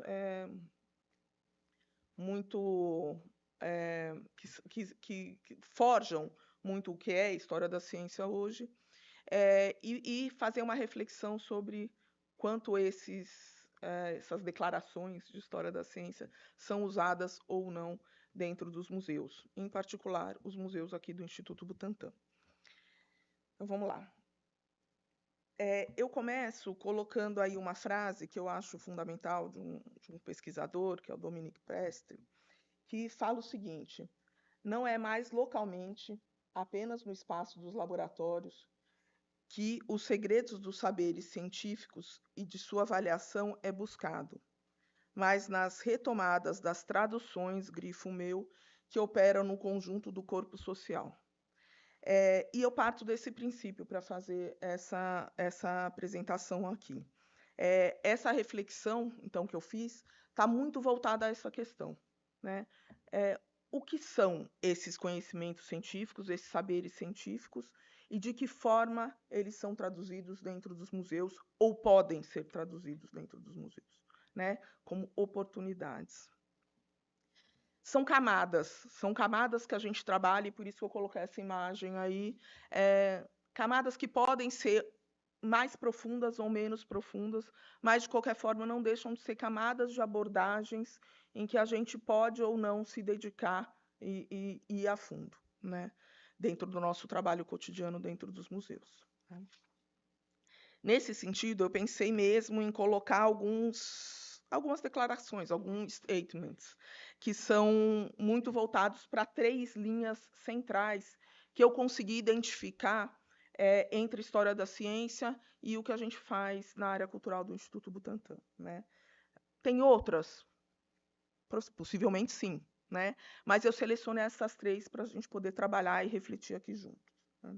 Então, a primeira delas, e são muito simples, tá? Não estou inventando a roda, não estou trazendo nada de novo, é só uma reflexão para a gente começar a pensar mesmo, enquanto a história da ciência e o nosso trabalho dentro dos museus e centros de documentação podem se relacionar, né? Então, a primeira delas, eu coloquei no eixo da educação, e que diz o seguinte: a ciência é uma manifestação social, portanto, ela é mutável, né? É uma primeira declaração. A gente vai partir desse princípio para trabalhar daqui para frente. A segunda delas, no eixo objeto, que é nosso objeto de pesquisa, né, no que a gente se dedica, é que é preciso que a gente nos relacione com as perspectivas históricas que a gente tem em mão, né, com os contextos históricos. É preciso que a gente conheça isso, né? E a terceira, no eixo do patrimônio, que diz o seguinte: o patrimônio científico é muito mais vasto do que aquele que a gente vê normalmente quando visita um museu, né? A exposição é uma escolha. O que é exposto é uma escolha sempre, né? Então, vamos lá, no primeiro eixo, no eixo da educação. O que eu gostaria de trazer aqui para vocês, e eu quero muita participação depois, as questões acho que vão acrescentar para essa discussão, tá? É que, quando se aborda essa questão da educação dentro dos museus, através de processos históricos, o que a gente vê é que não existe uma única forma de fazer o conhecimento, né? De se produzir conhecimento, se gerar conhecimento. Em último caso, de se fazer ciência, né? Da mesma forma, assim como é verdade isso, é verdade também que a ciência não é feita por um único indivíduo, ela é feita por uma coletividade, né? E de que forma a gente pode ver isso dentro dos museus? Aí eu trago exemplos aqui, né? Exemplos para a gente pensar junto. Essa questão da interatividade, que sempre teve muito em voga, sempre, nas últimas décadas teve muito em voga, ela esteve em voga também aqui dentro do Instituto Butantan, como ainda está. E ela traz a questão da experimentação dentro do museu. Mas a experimentação dentro do museu, ela pode ser a experimentação pela experimentação, né, que não diz muito, não acrescenta muito, ou ela pode ser uma experimentação que mostra para o aluno, indica para o aluno o caminho que o cientista já fez, né? Que é interessante, é um pouquinho mais interessante, mas ela pode ser feita também, e daí eu trago a nossa experiência, trazendo um problema real, uma experiência real que aquela pessoa tem vivido, que aquela pessoa viveu, e que ela tem que, junto com os seus colegas, ou os seus visitantes do museu, procurar saídas para a solução daquele problema, né? Esse tipo de experimentação que traz essa realidade, ela pode ser vista de diversas formas. Então, por exemplo, levar um grupo de pessoas para dentro de um laboratório, trazer essas pessoas para um espaço diferente do espaço do museu, por mais que seja uma proposta do museu, mas para que ele, dentro de um ambiente que parece com um laboratório, com a tecnologia que qualquer cientista teria em mãos e com as informações que são passadas para ele consiga tentar solucionar esse problema, né? Então, é mais ou menos muito parecido com o que a gente tem hoje num dos laboratórios dentro de um dos museus que a gente tem aqui no Instituto Butantan, né? Que está aqui nesta imagem, né? Mas, para além disso, a gente também tem a questão da interação, a questão da interatividade através da experimentação, quando famílias, alunos, adultos, o que for, né, o grupo de visita, ele toma decisões baseados numa experiência real, como o que a gente vê na outra imagem, que está muito baseada na experiência que a gente teve recentemente com a Covid, né, e que a gente tem que tomar decisões para a gente e para a comunidade, né, e a gente tem que entender que essas decisões nossas impactam também a comunidade, né. Então, são questões interessantes da gente abordar quando a gente fala de educação, pensando que educação, na questão da ciência, que a gente tem que entender e tem que mostrar isso para o público, que a ciência não é uma coisa feita por uma pessoa e de uma forma mágica o conhecimento aparece, né? Outros exemplos a gente pode dar também. E a gente tem aqui alguns outros exemplos, né? Então, a gente tem outros jogos em que as crianças têm que ajudar o cientista, né? Ajudar a ciência a chegar a determinados resultados que impactem, né? E a gente também tem debates, discussões. Aqui a gente tem um debate sobre uma das controvérsias científicas aí que a gente vê, que são debates sempre interessantes, que mostram exatamente isso, né? Como a gente pode, de fato, participar deste processo através de uma experiência real que a gente tem, né? No eixo objeto,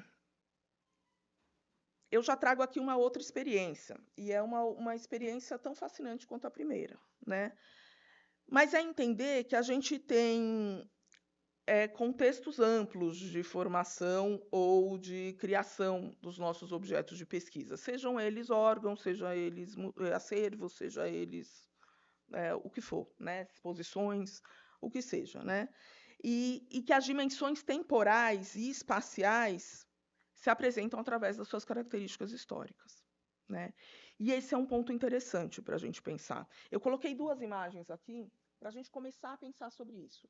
A primeira delas é relacionada a um programa que o Instituto Butantan tem há 10 anos, que é o Circuito Maior Idade, que atende pessoas da maior idade, que são ex-funcionários ou moradores próximos da comunidade do Instituto Butantan. Eles estão fazendo uma atividade aqui no nosso parque.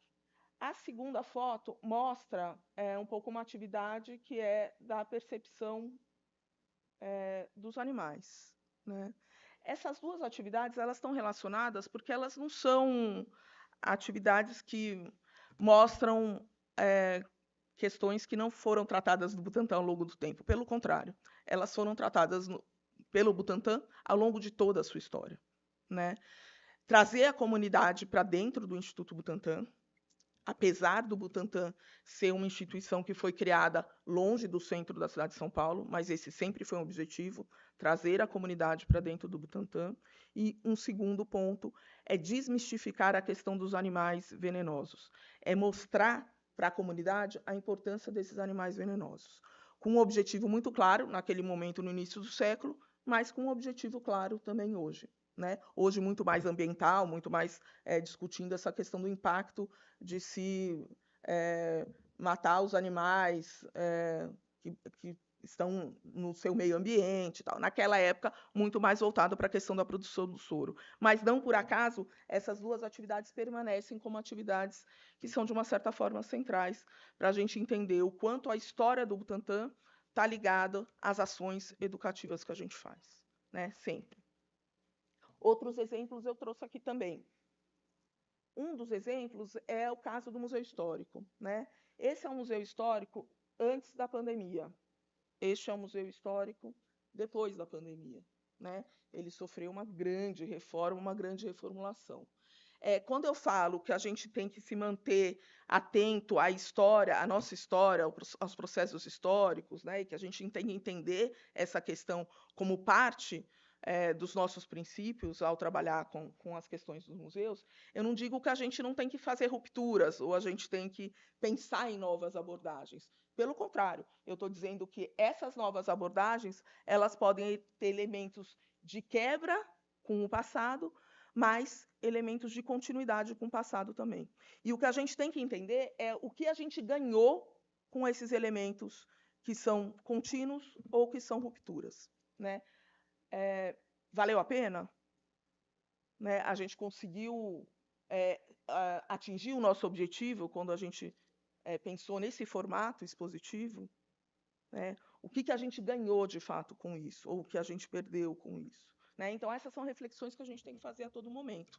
Né? E são reflexões que a gente precisa, é necessário que a gente faça para a gente entender não só o nosso público, mas o nosso trabalho. Né? Sobretudo o nosso trabalho. Nesse caso aqui, a continuidade se dá muito através da temática. Né? Então, a gente tem esse museu aqui, que é o Museu Histórico, que foi criado para ser um cenário do que era o primeiro laboratório do Instituto Butantan, a primeira área de produção de soro do Instituto Butantan, e aqui a gente continua com a mesma temática, que é a produção de soro. Né? Essa exposição chama Serum o Soro, né, do Instituto Butantan. Então, existe essa continuidade que a gente se propôs a manter. Mas, da mesma forma, outros exemplos aqui podem ser trazidos. Um deles é a questão das linhas do tempo, né? Que, no geral, em história, a gente trabalha com linhas do tempo, mas a gente trabalha muito mais no sentido de ser uma ferramenta para a nossa pesquisa do que o resultado final da pesquisa.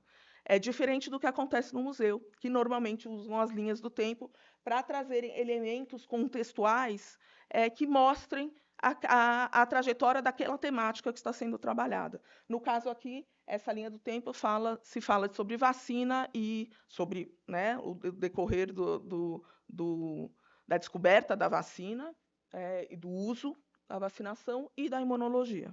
Né? Então, é uma linha do tempo que perpassa basicamente toda a exposição desse tema, sobre esse tema. E, ao mesmo tempo, no caso, aqui a gente tem uma outra imagem em que é impossível separar a história da exposição. Né? A gente está falando de uma exposição que ela existe dentro do primeiro desinfectório de São Paulo, e onde, durante muito tempo, foi a sede, né, o escritório principal do serviço sanitário. Portanto, é um prédio historicamente, um prédio do século XIX, historicamente importantíssimo para a saúde, e onde hoje existe um museu, dentre outros órgãos da secretaria, mas também um museu. Esse museu ele deve se propor só a apresentar o seu acervo ou os debates atuais sobre a saúde, ou ele deve também considerar o valor arquitetônico daquele espaço ao qual ele está inserido. Né? Então, essa é uma questão que a gente tem que pensar. O acervo, aquele acervo que está lá, ele está relacionado com aquele espaço ou ele não tem nada a ver com aquele espaço? Né?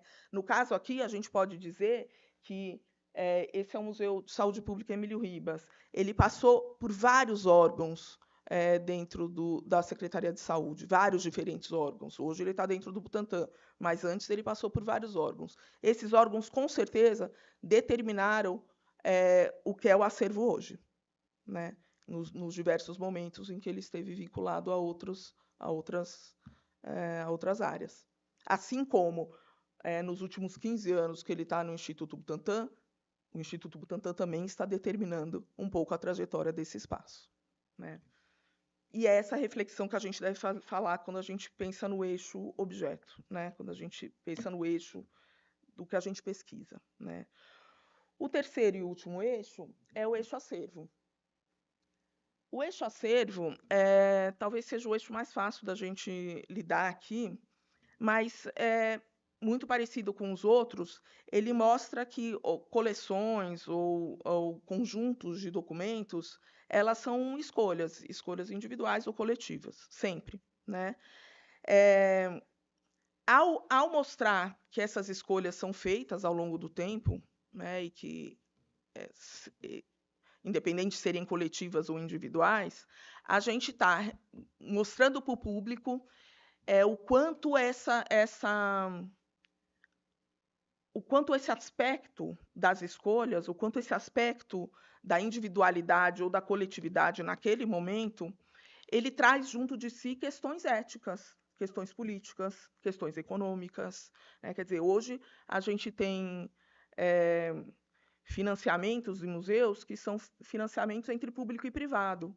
E quando esses financiamentos acontecem entre o público e o privado no museu, normalmente o museu tem que participar de negociações, porque as negociações são feitas no sentido de que existem decisões do público e decisões do privado, né? E essas negociações, elas acontecem nesse sentido, acontecem no sentido de que vamos ter que fazer escolhas.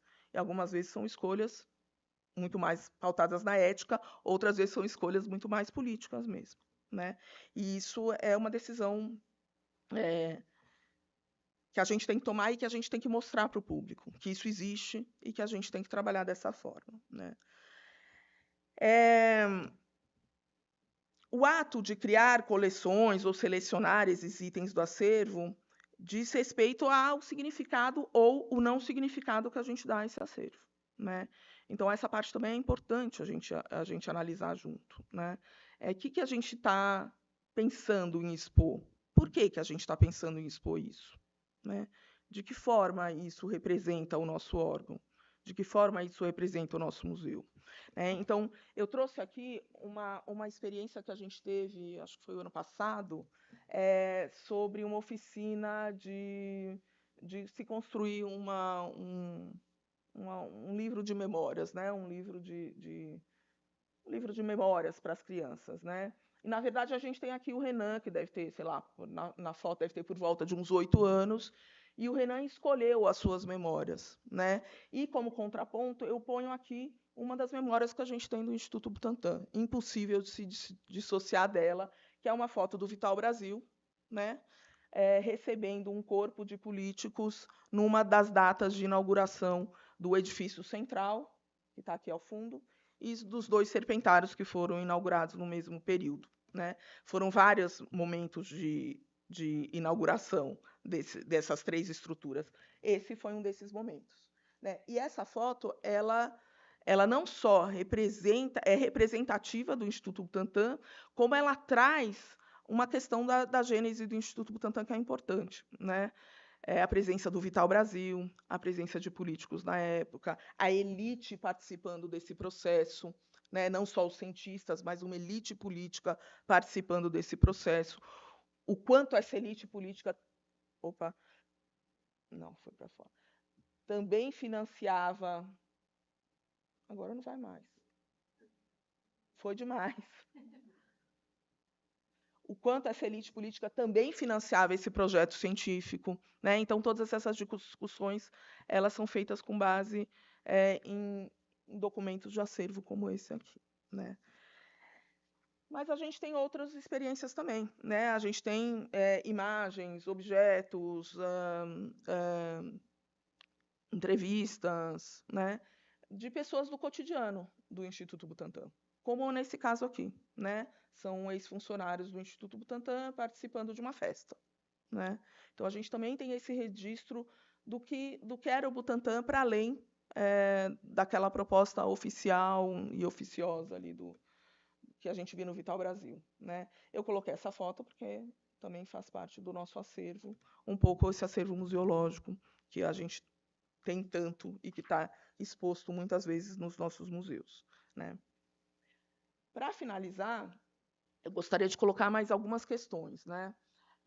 Acho que a primeira delas é ressaltar esse aspecto de que a ciência não é cristalizada, né? Esse aspecto de que a ciência não é engessada, mas ela já existiu de uma forma e vai existir de uma forma, e esta forma é o processo, né? Um processo dinâmico, do qual todos nós fazemos parte. E, da mesma forma, ressaltar que, metodologicamente, ciência e museologia não está tão separado assim, né? Principalmente nos casos dos museus de ciência, né? Tanto a ciência quanto a história da ciência quanto a museologia, elas caminharam juntas em muitas das questões que meus colegas apresentaram aqui, e eu estou tentando apresentar também, que é considerar todos os aspectos que fazem parte dessa dinâmica, né? Seja a dinâmica da museologia, seja a dinâmica da história da ciência, que são os aspectos econômicos, são os aspectos técnicos, são os aspectos políticos, como eu já disse, né? Então, a gente considerar isso ao fazer ciência, ao entender a ciência dentro desse processo nos espaços museológicos e de centros de documentação. Por fim, e aí por fim mesmo, eu queria destacar, porque isso eu não posso deixar de falar, e por isso que eu deixei todos os nomes aqui, que as fotos apresentadas são de todos esses espaços. Então, a gente vê que a gente tem 5 museus, um centro de memória e o circuito maioridade. Cada um desses espaços aqui foram criados em momentos diferentes, frutos de iniciativas diferentes e com objetivos diferentes, né?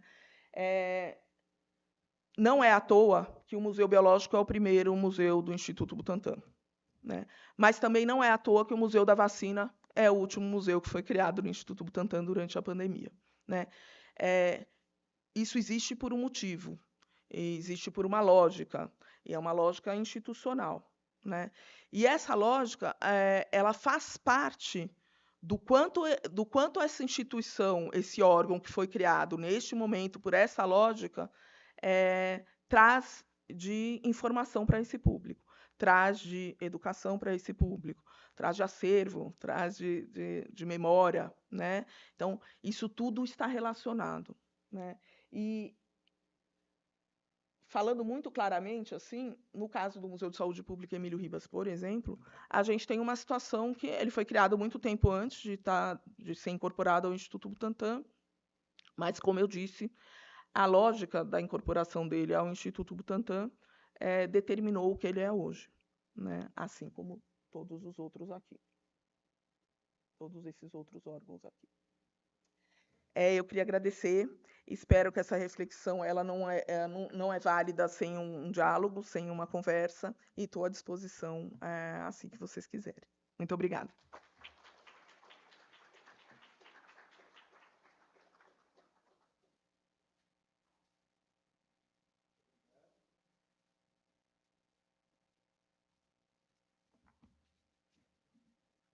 Bom, vamos dar continuidade. Então, agora chamo a doutora Claudinelli Moreira Ramos, que é historiadora, mestre em Filosofia da Educação, doutora em Cultura e Informação pela USP, especialista em Gestão, Políticas Culturais pela Universidade de Girona, é consultora em Gestão de Política Pública, Cultura e professora da pós-graduação em Museologia, Cultura e Educação da PUC São Paulo, e da graduação em Gestão do Patrimônio Cultural e Cultural da Escola de Sociologia e Política de São Paulo. Foi secretária municipal de Cultura de Mogi das Cruzes, São Paulo até 2024, e atualmente é presidente do Conselho de Administração da Fundação de Energia e Saneamento. Bem-vinda, professora.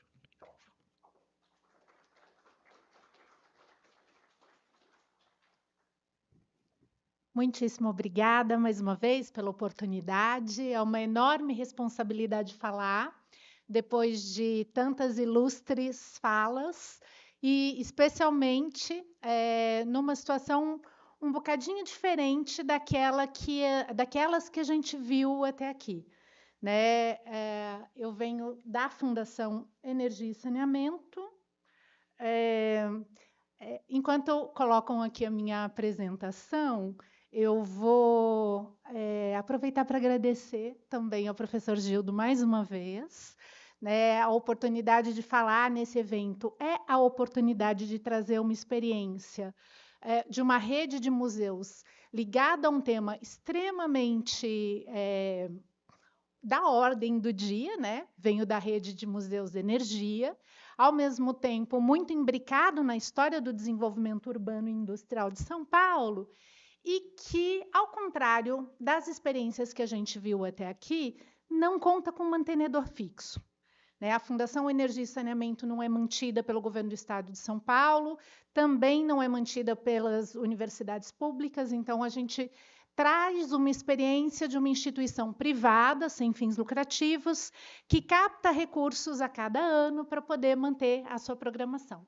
Então, a vida, como a de todos na área de museus, é com emoção, a nossa tem um pouquinho mais de emoção, na medida em que a gente precisa fazer a captação de recursos. Opa, deixa eu ver.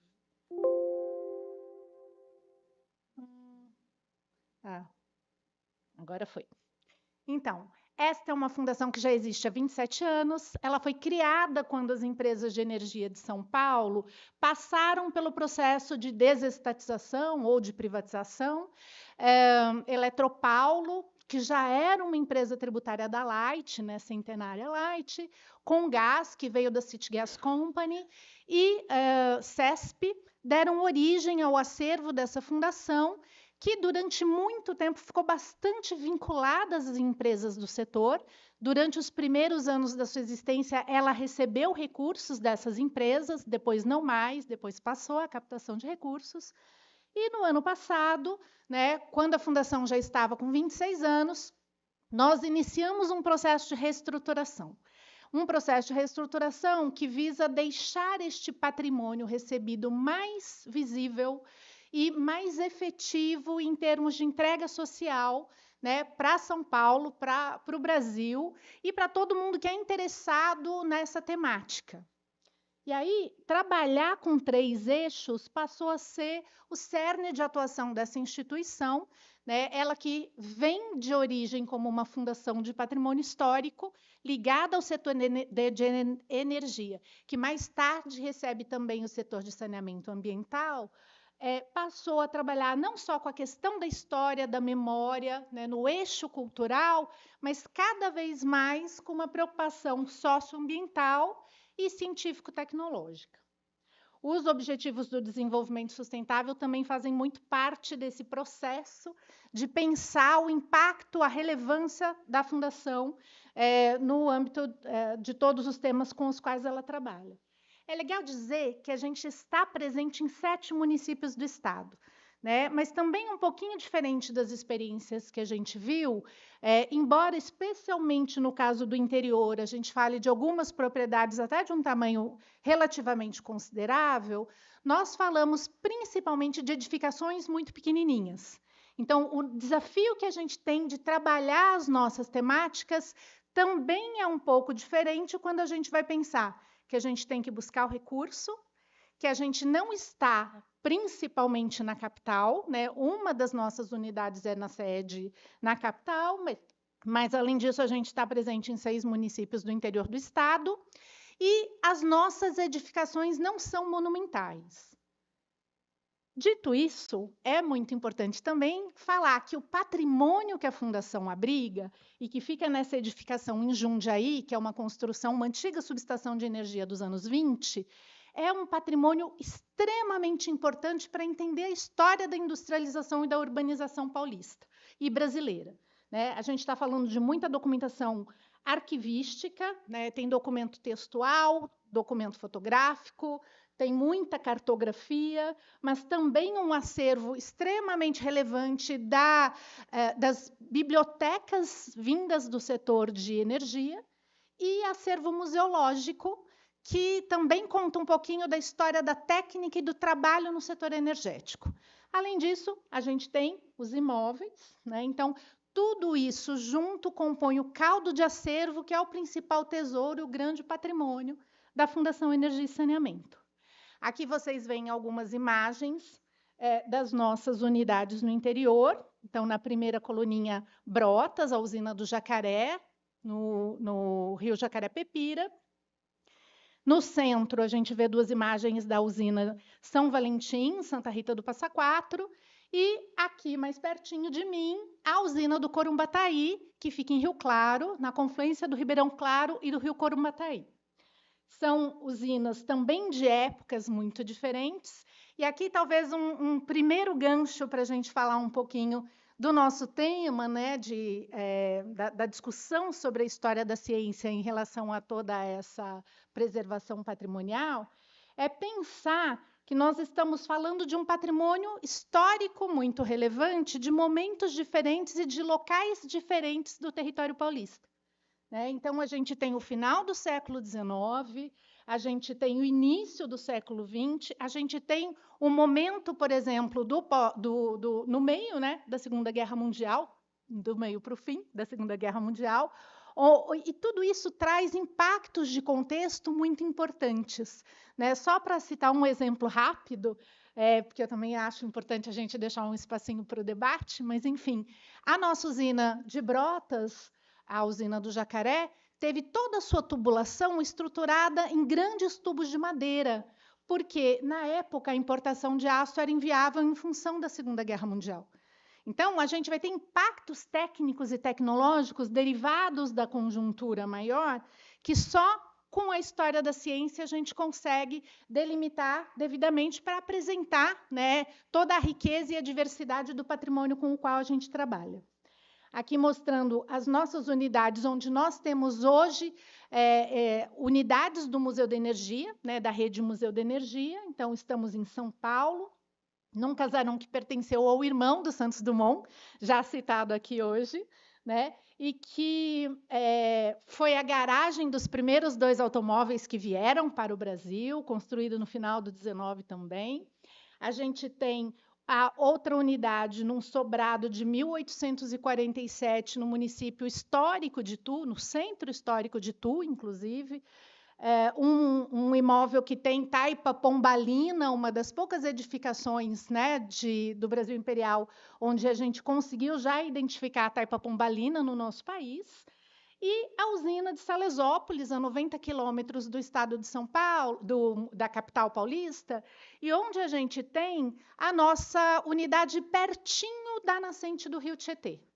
Então, são configurações muito diferentes. A gente está do lado do Rio Tietê nascendo, limpinho, a gente está em Itu, no centro histórico do nosso berço republicano. Nós estamos na região central da capital, pertinho da área onde a Cracolândia, ora sim, ora não, está mais instalada, e com um acervo, abrigado principalmente em Jundiaí, mas que tem sido fonte de várias abordagens para que a gente possa extrovertê-lo para diferentes públicos. Então, esse acervo, ele nasce para ser útil ao setor energético, e ele continua útil ao setor energético até hoje. E não só o setor de energia, mas as prefeituras, a governos e a vários proprietários que desejam desenvolver novas obras, e também a pesquisadores. Então, é um acervo que é fonte primária para intervenções até hoje, e isto tem um valor em si muito importante, que também é registro para pesquisas diversas, de todo tipo de tema, e que desenvolve um papel muito especial na produção e na interação a partir da história da ciência, para que a gente organize as exposições da Rede Museu da Energia, para que a gente organize publicações. O professor Gildo coordenou um amplo projeto de pesquisa chamado Eletromemória, que foi especialmente dedicado a compreender a história do setor elétrico paulista, e que trouxe elementos muito ricos para a compreensão e extroversão desse acervo. E, além disso, a gente vai ter várias outras publicações, roteiros educativos e, enfim, uma infinidade de abordagens possíveis a partir da articulação de várias disciplinas, para que a gente possa, de alguma maneira, tornar mais amigável, atrativo o acesso a esse acervo.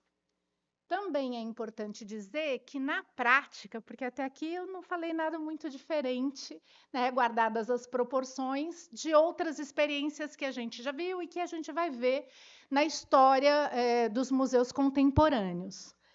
Na prática, o que eu acho que a gente tem discutido um pouco mais e que talvez seja interessante trazer como contribuição nessa discussão é o desafio que envolve promover uma articulação maior entre a história da ciência e a divulgação científica. entre a nossa capacidade de traduzir esse acervo de formas variadas, e de também apresentar temas científicos, né, na forma de fenômenos e experimentos, imbuindo tudo isso de uma contextualização a partir da história da ciência.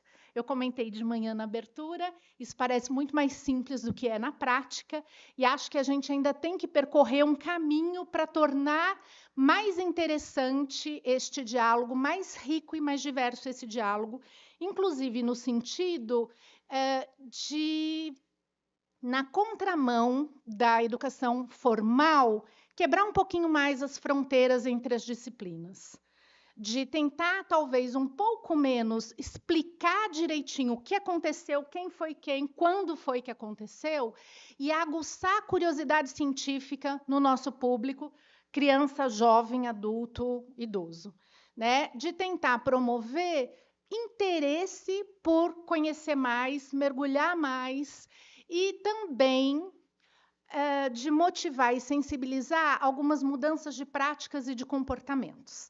É uma ambição muito grande, né? Inclusive, por isso é importante que ela não seja a mesma da escola básica, da escola normal ou da universidade.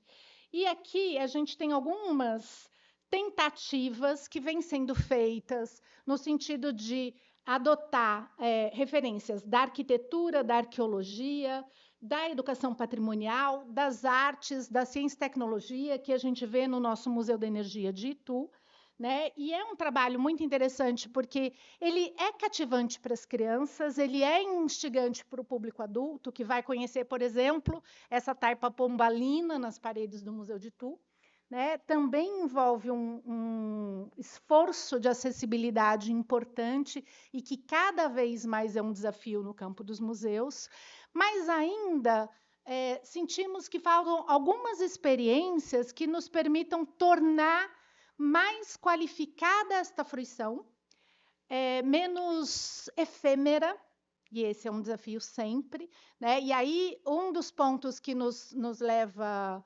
a refletir mais recentemente é o quanto trabalhar o museu, tanto como o espaço do efêmero, daquela visita que vem e é uma vez, talvez naquele ano, talvez naquela vida, né? E também um ponto de encontro, e também um lugar de articulação e de vivência com a comunidade.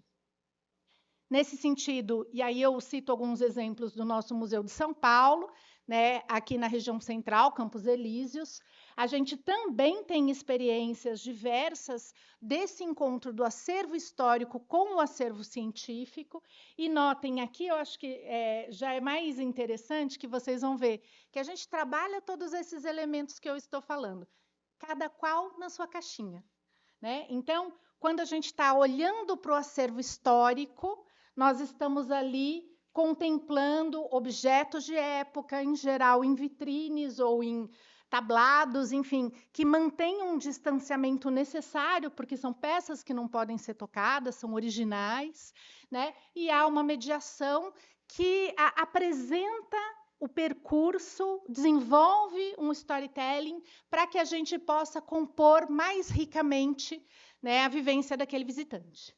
Quando a gente está falando dos experimentos, quando nós estamos falando da interatividade com os fenômenos científicos, o hands-on entra em cena, né? Então, a mão pode tocar o objeto, é possível, enfim, ter várias possibilidades de interação. Esse encontro com a história da ciência não necessariamente acontece, né? Até porque a gente tem uma questão muito prática nessa hora, a gente precisa fazer escolhas. Cada visita tem um número limitado de horas que pode durar, sobretudo quando estamos falando do público escolar, né? Ele tem que chegar e sair dentro do mesmo período para dar tempo da dinâmica lá, escola, família. E a gente precisa construir sínteses adequadas, e aí é todo o nosso desafio hoje pensar um pouco mais nessa direção, para que seja possível encontrar um caminho em que o acervo histórico e o acervo científico e o experimento possam se encontrar numa contextualização onde a história da ciência e a divulgação científica dão as mãos de uma maneira mais qualificada. Né? Não temos essa resposta ainda, estamos com com este grilo cutucando a nossa cuca. Já denunciei a minha idade, mas é uma questão extremamente importante que eu acredito que faça parte do contexto de várias instituições hoje. Notem também, aqui a gente tem um bloco de carnaval ensaiando no museu, né, que alguns experimentos já estão sendo feitos, a gente já conseguiu fazer oficina com a comunidade, discutindo música e energia, então tentando criar algumas aproximações maiores da interação comunitária com o contexto mais científico do museu. Ainda precisa inserir nisso o campo de contexto da produção daquele conhecimento, ou seja, da própria história da ciência. Mas algumas brincadeiras, experimentações nessa linha já estão em curso. Aí é legal dizer também que uma outra frente de atuação nossa, e aqui o Museu da Energia de Salesópolis demonstra isso bem, né, é a atuação com a educação ambiental. Né? A gente tem a educação científica e tecnológica e a educação ambiental muito mais próximas no contexto das nossas usinas-parque, muito mais do que no contexto das unidades urbanas. Este é outro ponto que nos incomoda. Né? Educação ambiental não é assunto exclusivamente do espaço da floresta ou do campo. E nem é, no caso do âmbito urbano, apenas um tema que deve se traduzir na reflexão sobre minimização de consumo, reaproveitamento de itens, reciclagem, etc., embora tudo isso, obviamente, seja fundamental. Mas como a gente conecta a discussão sobre a natureza no nosso espaço da cidade? Aqui no Butantã fica fácil e é maravilhoso, né? Não por acaso, esse é um dos lugares que todo paulista, todo brasileiro deveria conhecer, porque é um lugar onde a gente aprende muito e tem esta oportunidade de vivenciar esse encontro do histórico, do científico, do ambiental, muito bem unidos. No entanto, essa não é uma realidade para a maioria das instituições e ela se torna ainda mais desafiadora quando a gente precisa buscar os recursos, né, e dialogar com patrocinadores que têm interesses de marca e, entre outras demandas específicas. De qualquer forma, a construção das trilhas educativas, tentando pensar isso sob a lógica da história da ciência, tem nos feito refletir um pouco mais sobre como aprofundar no acervo para trazer referências que ajudem a pensar, não só do ponto de vista do patrimônio ambiental, mas do patrimônio natural, aquele percurso, né? A restauração ecológica, que é uma das ações que a gente iniciou, e com oficinas, inclusive, para a comunidade, também já traz um conhecimento de ponta muito importante no campo das ciências ambientais. O desafio de pensar isso, né, lembrando a fala muito qualificada do professor Gildo hoje de manhã, falando dos mitos, controvérsias e dos erros no processo, ainda nos é muito desafiador. Né? Isso porque, só para usar esse exemplo da restauração ecológica, tem mais de 30 técnicas, e cada uma tem uma função, e cada uma se aplica melhor num determinado contexto, né? E algumas vezes você erra na aplicação da técnica pela escolha, outras vezes pela forma de implementação, e em outras vezes pela falta de cuidado na gestão. Tem muito erro que pode acontecer. É fundamental conhecer isso e apresentar isso. Né? Um museu que se propõe a atuar no território, desenvolvendo um trabalho com a comunidade desta natureza, precisa estar ciente disso. Agora, quando você tem uma equipe super pequenininha e poucos recursos, o seu desafio fica muito maior. Como é que você faz? Né? Nós temos entendido que o caminho para a gente passa pela parceria com a universidade. Né? Firmamos uma parceria com o Instituto de Energia e Ambiente, o IEE, aqui da USP. Estamos formalizando com o Instituto de Estudos Avançados, também aqui da universidade, e já assinamos 2 parcerias com a Unesp, né? Na tentativa de atrair pesquisadores que usem os nossos espaços como laboratórios vivos, né, e que nos ajudem a qualificar o discurso e a interação que se desenvolve com o público. Né? No fundo, o museu, que é uma ponte intergeracional, né, que preserva legados históricos, que, no nosso caso, né, que nos antecedem em muito e que a gente quer que nos sucedam, né, para muitas e muitas futuras gerações, é também uma ponte entre o conhecimento de ponta da universidade e o conhecimento popular, também muito rico, também necessariamente a ser valorizado. E esse não é ainda um caminho pacificado, mas para a gente é muito claro que é um desbravamento necessário. Nesse sentido, né, como quando se tem poucos recursos é preciso ter prioridades muito bem estabelecidas, uma primeira medida que a gente percebeu é que a gente precisava incorporar a história da ciência à nossa própria formação. Que a gente fica falando, é lindo a gente falar, mas o que a gente sabe disso exatamente?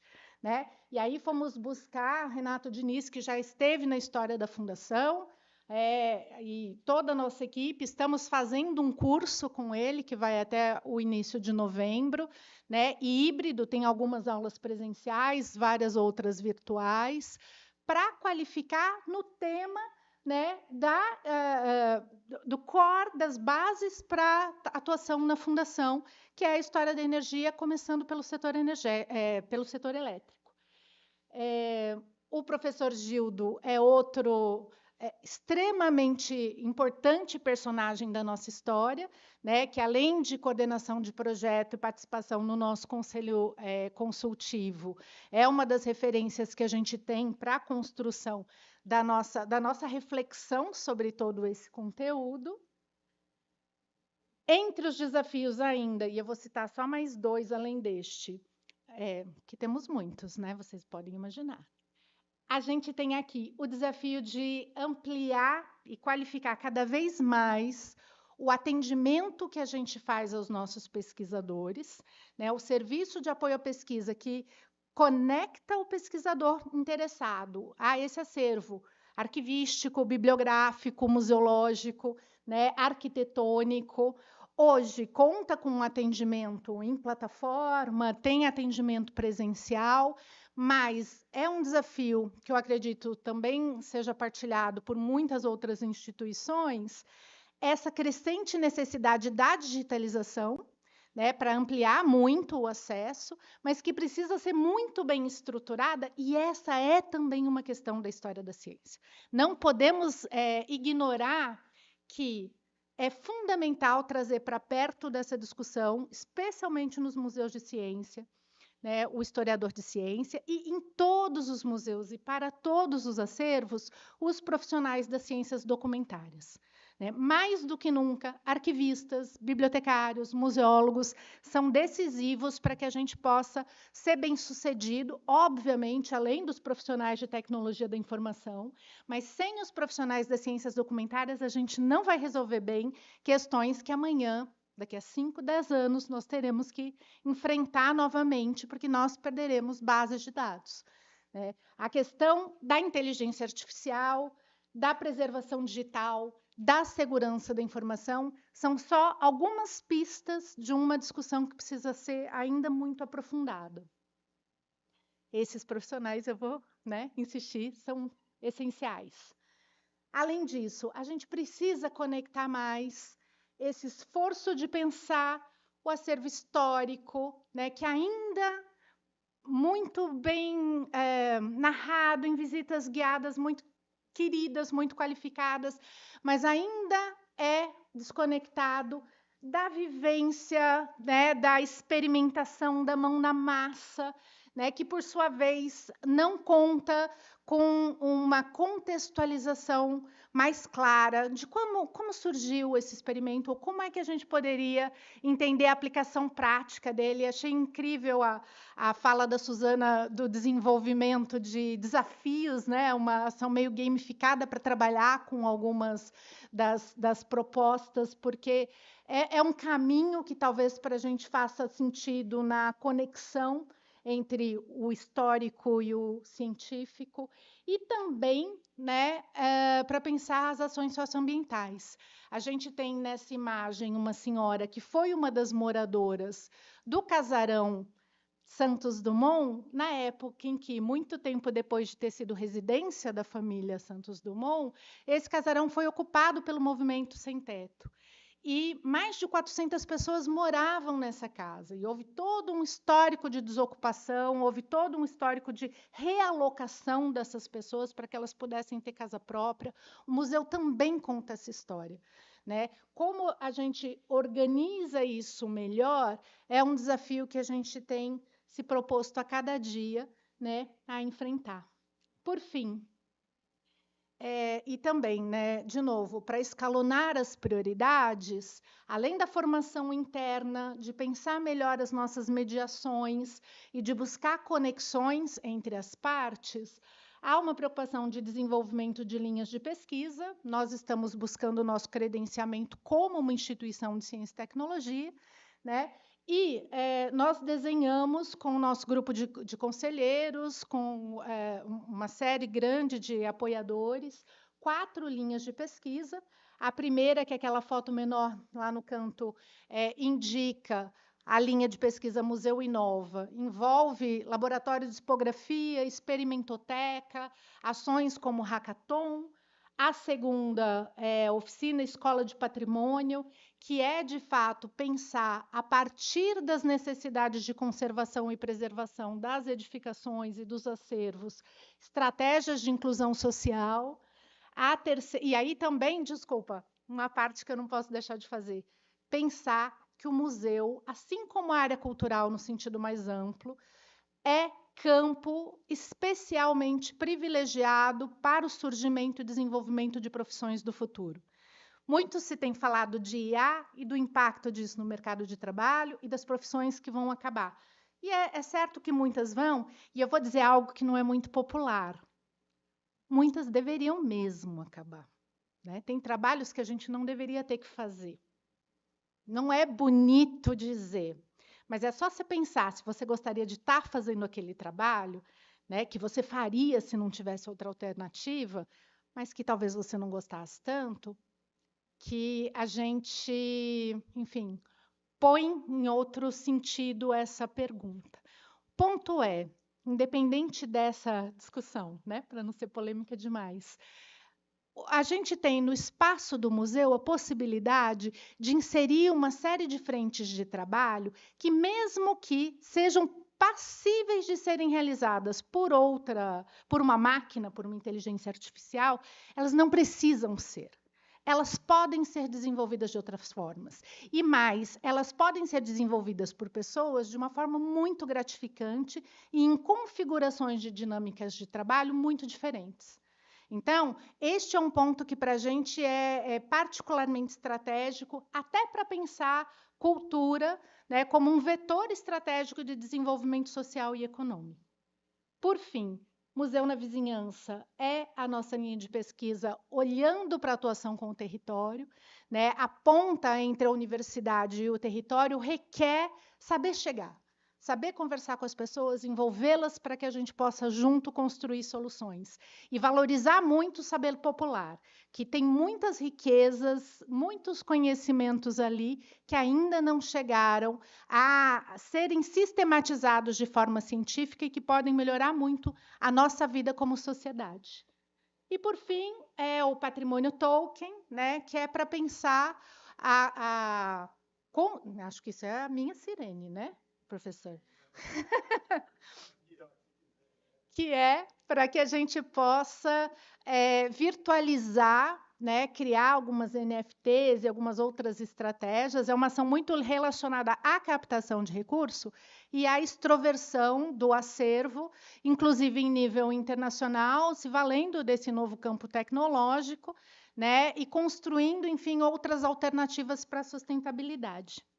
Eu finalizo dizendo que, para a gente, a história da ciência é uma oportunidade de desenvolvimento de narrativa, de colocação em contexto e em perspectiva né, do nosso acervo, dos experimentos com os quais a gente dialoga para apresentar o desenvolvimento do setor de energia e também de saneamento. Eu falei muito de energia, mas temos também um conjunto de ações importantes na área de saneamento. E é fundamental que a gente possa explorar melhor esse repertório da história da ciência.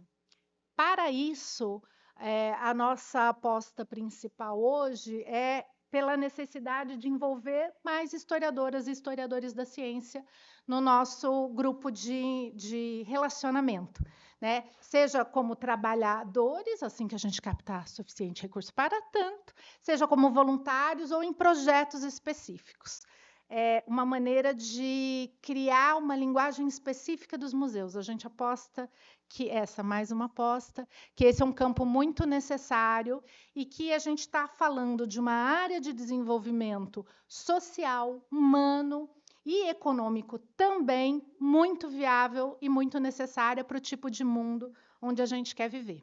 Eu agradeço mais uma vez, com meus contatos ali, e caso tenha alguma questão, e quero parabenizar mais uma vez os colegas, o mediador, professor, muito obrigada, especialmente o professor Gildo, pela oportunidade de interação, troca e aprendizado. Muito obrigada a todas e todos.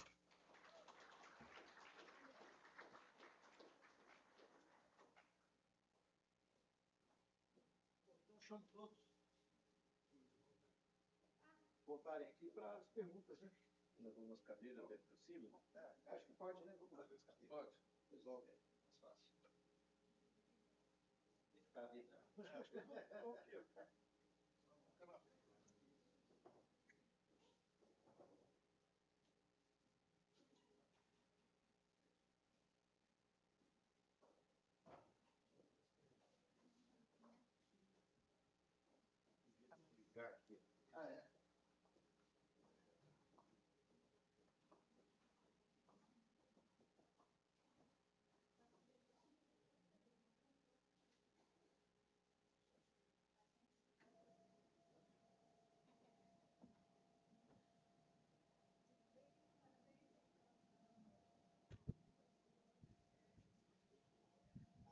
Bom, então abro a sessão para perguntas, né?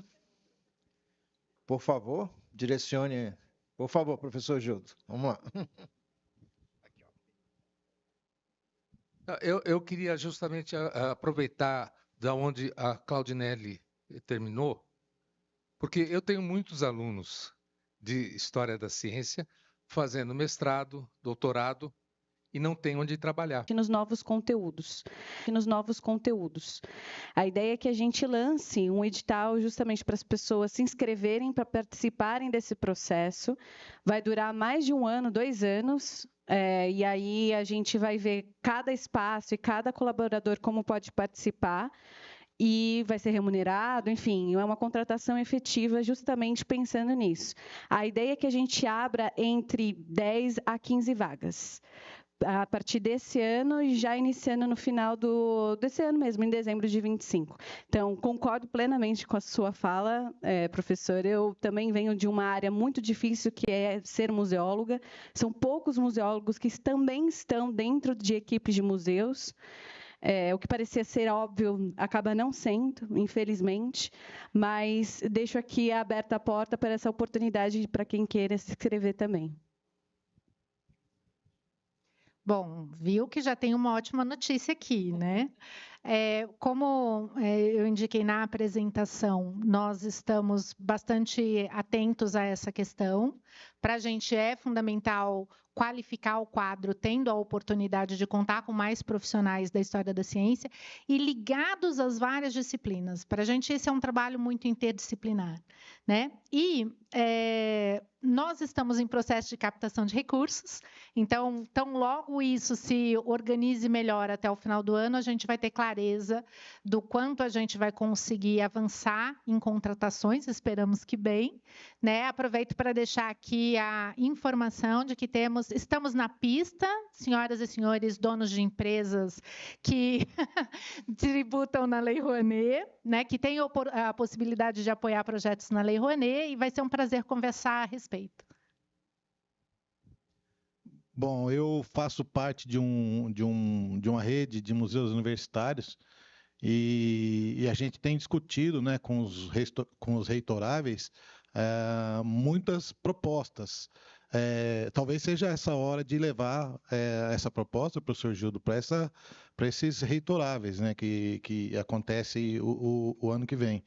Então, com certeza eu vou colocar na pauta dessa discussão, na hora que recebermos esses reitoráveis, né, essa proposta que o senhor mencionou agora. Vai passar de um a um, ó. A gente vai falando mesmo do tema. Bom, o Butantan é interdisciplinar, multidisciplinar por natureza, né? Aqui, o que acontece aqui no Instituto Butantan é que a gente tem uma área de História da Ciência, né? A gente tem um grupo de História da Ciência que tem seus alunos e que trabalham com diversas temáticas.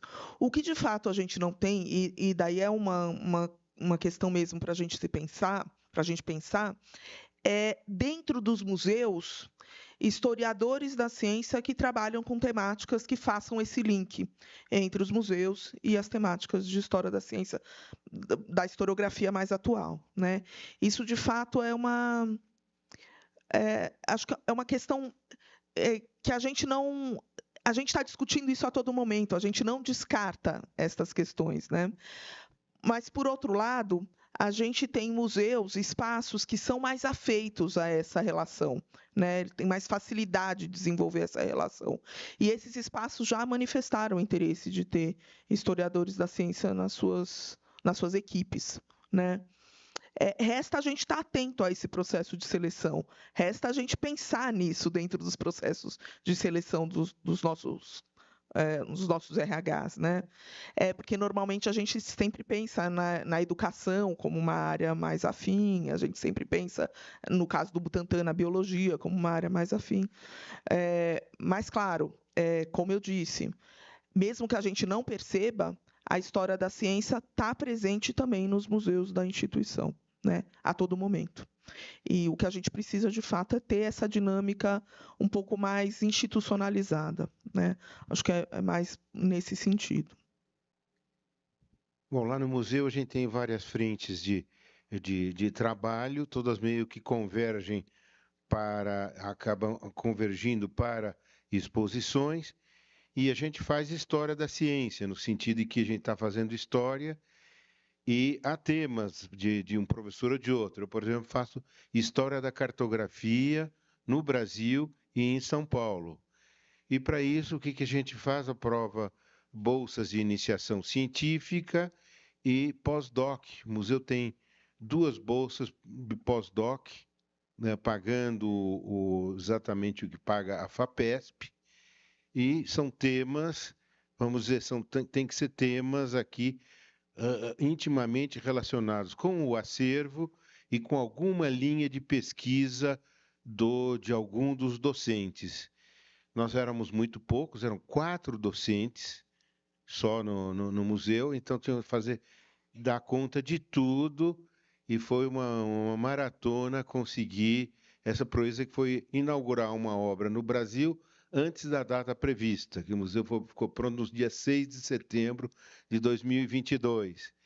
Então, agora estamos retomando mais pesquisas, porque a gente estávamos todo mundo correndo com as suas coisas, e cada um trabalha em alguma frente. Alguns trabalham na pós-graduação, há cursos de museologia, né, no pós-graduação de museologia, outro na história. Eu trabalho também na Politécnica, ligando ciência e história.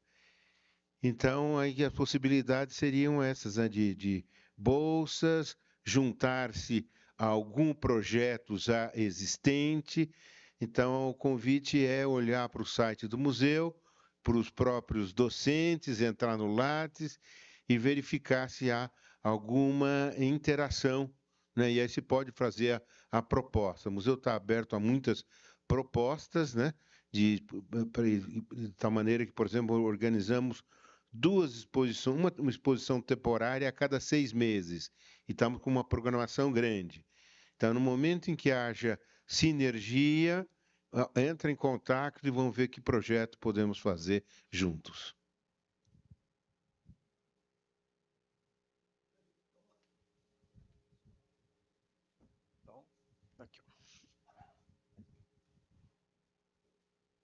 Se apresenta e... Muito obrigado. Boa tarde, meu nome é Pablo, eu trabalho no ICB. Eu queria fazer uma pergunta para a Claudinelli. Eu achei muito interessante, porque o que você apresentou da Fundação é a que mais destoa um pouco do que foi apresentado dos outros museus. Você falou sobre reestruturação. Me parece que essa fundação ela tem um perfil acadêmico, assim, universitário. Eu queria saber assim, se já houve alguma proposta da fundação ser integrada a uma universidade, por exemplo, a USP, a Unesp ou a Unicamp. Essa questão que eu queria fazer. E se você acha que seria interessante, se teria mais recursos se fizesse parte de alguma instituição universitária. Porque pelo que você apresentou, pelo que nós estamos vendo aqui, eu acho que essa fundação tem esse perfil mesmo, né? Eu acho que se ela tivesse integrada, até o material que você apresentou é um material que dá para escrever a história da ciência, né? Um capítulo da história da ciência no Brasil e tem um acervo muito rico. Então, é essa pergunta que eu queria fazer para você.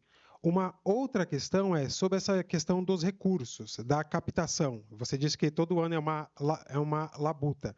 Mas como é uma fundação ligada a empresas muito ricas, né, empresas de energia, não falta demanda. Então, eu queria saber se, claro que tem as dificuldades, mas se é tão difícil assim com relação a outros museus? Era essa pergunta que eu queria fazer para você também. Então, essas duas questões que estão interligadas aí, tá? Muito obrigado.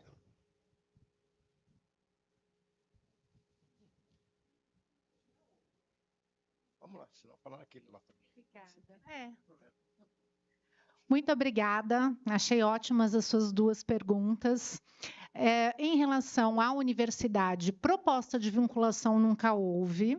O que já existiu foi a possibilidade de parceria, né? Eu fiz parte da equipe da Fundação há muito tempo atrás, né?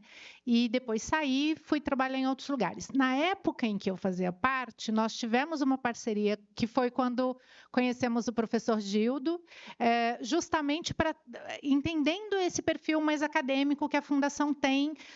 Aliás, desculpe, eu não sei se acadêmico é a melhor palavra. Eu acho que a perspectiva de uma atuação universitária, pensando a indissociabilidade entre ensino, pesquisa e extensão, né, desse conceito, tem tudo a ver com a Fundação. Né? E agora, nós temos tentado, no âmbito do Conselho de Administração, estabelecer esse vínculo. Né? Tem N questões em torno tem N questões em torno do patrimônio que não nos suscitaram pensar uma vinculação tão radical quanto a que você propõe. Mas, por exemplo, na parceria que a gente está desenhando com as universidades, o compartilhamento de espaços e recursos é previsto, né? A começar pelo Unesp. Em relação à captação, né, se a gente tivesse, de fato, uma fonte de recurso compulsória, né, uma obrigatoriedade das empresas, certamente estaríamos num outro patamar pelo potencial que a instituição tem. A gente capta recursos para pagar cada salário, né? Então, é realmente bastante trabalhoso. E, infelizmente, até pela forma como se desenhou o processo de desestatização, as empresas, muitas delas têm donos que sequer são brasileiras, né? As mantenedoras são multinacionais. O vínculo com o acervo, nós felizmente conseguimos estabelecer com algumas empresas que apoiam projetos, mas quase sempre usando lei de incentivo, né? No artigo 18, ou seja, 100% de isenção fiscal. E esse ano a gente conseguiu, depois de muito tempo, uma doação direta de uma das empresas, que inclusive é de uma matriz chinesa, e tem uma preocupação diferenciada, né, com a questão do patrimônio e da ação socioambiental. Mas não é algo simples, não é uma negociação fácil, e há uma concorrência, Paula, aqui do meu lado, eu acho que todos, né, que já trabalharam com projetos de captação de recursos entendem bem que a concorrência é muito grande e de todas as linguagens artísticas e culturais.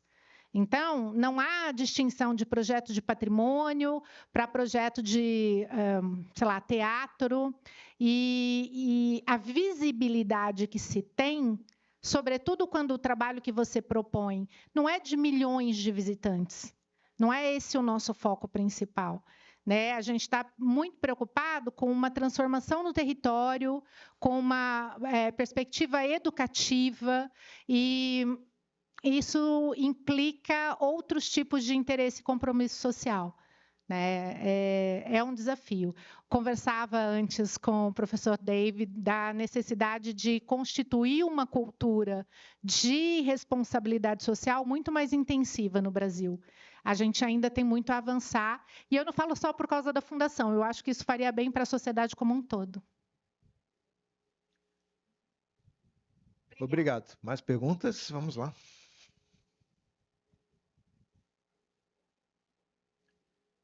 Vamos lá. Se apresenta e faz a direciona. Tá bom. Olá, pessoal. Boa tarde. Antes de tudo, agradecer. Foi uma honra ouvir cada um de vocês. Meu nome é Júlia Quintaneiro. Eu sou bióloga e eu viajo pelo Brasil visitando museus de ciência, produzindo conteúdo para atrair mais visitantes aí para essas instituições. E minha pergunta vai no sentido da avaliação dentro das instituições, né? A Paula falou sobre o Museu Catavento ter uma pesquisa contínua de público. Eu queria entender essa avaliação para além do número de visitantes, que também é uma métrica super importante, né? Mas, às vezes, a gente tem outros parâmetros para olhar também. Então, eu queria entender isso, principalmente trazendo as falas de vocês, né? A Suzana falou um pouco sobre essa questão do objeto, da educação do acervo. Às vezes, você vai trazer uma experiência real que a pessoa viveu, né? Então, às vezes, a avaliação ela vai ser socioemocional, né? Como que a gente vai medir isso, né? Vocês fazem essa medição, né? Como que isso se dá? E, se vocês me permitem, queria ser um pouquinho mais provocativa também, porque, além, né, do conteúdo científico, conceitual, que pode ser avaliado, tem a questão que vocês trouxeram, né, de marcas, relação público e privado. Isso também cabe à avaliação, né? Às vezes, a avaliação socioemocional, eles não vão estar interessados. Qual que eles estão, né? Como é que se dá? E uma terceira parte da pergunta em relação também às exposições de parceria. Tive a oportunidade de conhecer o Museu de Itu, e aí lá estava tendo uma exposição em parceria com o Museu do Catavento, né? Da História das Mulheres, maravilhosa, inclusive. Isso também, de alguma forma, precisa ser avaliado, e como que vocês fazem isso? Obrigada. Muito obrigado. Bom, só lembrar que também essa questão de público com o ambiente virtual, né? Multiplicou muito, não fica mais a visita física, né? Bom, quem quer?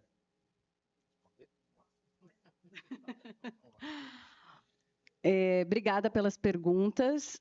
Sem dúvida nenhuma, a pesquisa sempre acaba sendo um grande desafio para a gente quando a gente pensa qualitativamente, que essa é a ideia, né? No Catavento, a gente tem 3 formas de pesquisa. Uma é com relação ao todo, uma experiência ao todo, desde a parte de todas as exposições onde ele passou, a limpeza, a experiência, a segurança, porque a gente sabe que a gente tem um desafio enorme no Catavento em torno da questão de segurança, é bem complicada. Enfim, aí a gente tem essa parte um pouco mais geral. A gente tem uma outra pesquisa que já fala sobre impacto social. Então, a gente já quer saber, assim, de classe social da pessoa onde vem, a faixa etária, os desafios que ela encontra, o que ela tem. Bom, vou dar um spoiler para vocês, porque isso, na verdade, é uma atividade que vai passar por um teste agora, dia 17. A gente está querendo criar o Conselho Mirim. A ideia é pegar crianças, criar um conselho de crianças e que elas falem exatamente tudo o que elas veem no Catavento, o que elas não gostam, o que elas gostam, o que elas acham que a gente poderia melhorar, o que não está funcionando. Porque muitas vezes a gente aplica para o adulto e ou o adulto não tem paciência para responder, ou quando tem uma visão dele, que a gente quer também saber, obviamente, mas a gente esquece muito de algumas faixas etárias, que as crianças a gente acaba meio que subjugando elas, no entendimento, elas não sabem o que é melhor para elas, entende? Tem muito desse conceito. E aí a gente quer, enfim, atravessar essa barreira e fazer esse conselho mirim, justamente para trazer elas mais para perto e elas apresentarem as experiências e como a gente pode melhorar enquanto instituição para elas, do que está sendo apresentado para elas. Com relação à avaliação de marca, é um desafio, acho que para todo mundo aqui. As empresas, quando nos procuram, o Catavento, apesar de ser um museu do Estado, ele é gerido por uma organização social sem fins lucrativos, que é o Catavento. E a gente tem essa possibilidade de pegar captação externa, que a gente fala, que é justamente através de empresas, né, em parceiros. Hoje, por exemplo, eu diria que 50-50 a gente consegue manter o museu. 50% do valor do recurso da secretaria e 50% de captação. Ou seja, se acabar a captação, a gente não abre mais as portas do museu. Essa é a realidade. E aí as marcas trazem os seus interesses temáticos. O que é um facilitador, eu acredito, para um museu de ciências, porque a gente tem uma dimensão, um leque de possibilidades de temas muito maior do que outros museus de outras tipologias. Então, é um facilitador para a gente. Por um outro lado, é a questão do conteúdo, do interesse, o público-alvo. E aí vem muito uma sensibilização da nossa parte para com eles, deles entenderem qual é a nossa missão, que aquilo não pode sair. E existe esse jogo de cintura, como mesmo a Suzane falou ali, da política, né? Então, realmente, é um trabalho árduo, mas bem construtivo nesse sentido. E sim, isso o que nos defende enquanto museu é o plano museológico. O plano museológico é o documento mais importante dentro de um museu. Ali é como se fosse a nossa receita, a nossa Bíblia, digamos assim. E a gente apresenta isso para os nossos parceiros. Olha, esse é o museu. É dentro disso que a gente tem que criar qualquer tipo de atividade em conjunto. A gente tem que seguir isso. Não fui eu que criei, não foi da minha cabeça, é uma instituição e está dentro da Lei Federal de Museus. E isso ajuda muito. Por fim, em exposições de parceria, acabei de falar aqui para o professor que eu tenho uma proposta para fazer para ele. O Catavento, a gente, através do programa de Conexões SP, que a ideia é levar atividades para fora da cidade de São Paulo, com parceiros para fora de São Paulo, que foi o caso da Fundação de Energia, que a gente fez a exposição de Mulheres na Ciência, que foi um sucesso. A ideia é justamente fazer com que a gente acione instituições como essas para fazer algum tipo de atividade. No caso, são exposições agora. A gente vai ter esse ano para Araraquara, então a gente vai apresentar sobre química verde, vai ser bem legal. Então, a gente tem já um programa dedicado para isso. É desafiador do mesmo jeito, eu sei que do jeito que falo parece ser uma coisa simples, que a gente tem dinheiro, que tudo corre bem, mas não é bem assim. Mas é uma missão nossa, de fato, para que isso se expanda, principalmente por ser um museu de ciências do Estado de São Paulo, a gente tem responsabilidade de encabeçar muito dessas iniciativas para outros municípios. Não? Tá ótimo. Acho que deu? Eu só queria...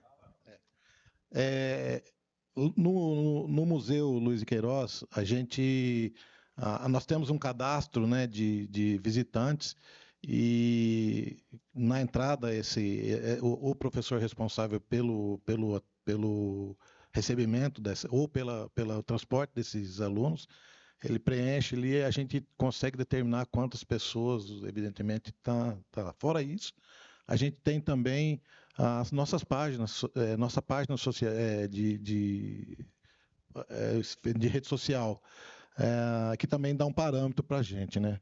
E fora isso, a gente tem dentro do museu vários QR Codes e que os visitantes entram nesse QR Code e tem um formulário, também serve como um parâmetro para as nossas avaliações depois. Com relação às parcerias, a gente passou muita dificuldade, porque era muito burocrático, ainda né, muito burocrático essas grandes empresas entrarem dentro e financiar, por exemplo, uma sala de exposição ou uma reforma no museu, ou entrar nesse interior nosso. Eu acho que é um desafio muito grande, né? A gente fica um pouco engessado com tudo isso, Mas agora a gente tem alguns projetos, que um dos projetos é a criação de um portal Luiz de Queiroz, que vai contar e reunir documentos e ficar disponível num portal. E esse projeto ele foi conseguido através da Lei Rouanet, e vários parceiros estão subsidiando esse projeto. Empresas como Caterpillar, Raizen, que a região de Piracicaba ela é muito rica nessa parte de empresas, né? E a gente tem conseguido, felizmente, o apoio através dessa Lei Rouanet. Eu acho que eu queria só acrescentar uma questão muito particular nossa. A gente tem a Fundação Butantan, que, sem dúvida, eu não posso deixar de falar aqui, para a gente é um apoio financeiro primordial para o desenvolvimento das nossas atividades, né? Sem a Fundação Butantan, assim como sem projetos vocês não sobrevivem, a gente não sobreviveria sem a Fundação Butantan. Isso não quer dizer, não significa dizer e não deveria significar que a gente não precisa fazer projetos, né? Pelo contrário, os projetos de financiamento externo a gente faz, a gente submete, entra na concorrência, às vezes conseguimos, às vezes não conseguimos, como todo mundo, mas para a gente é fundamental, não só pela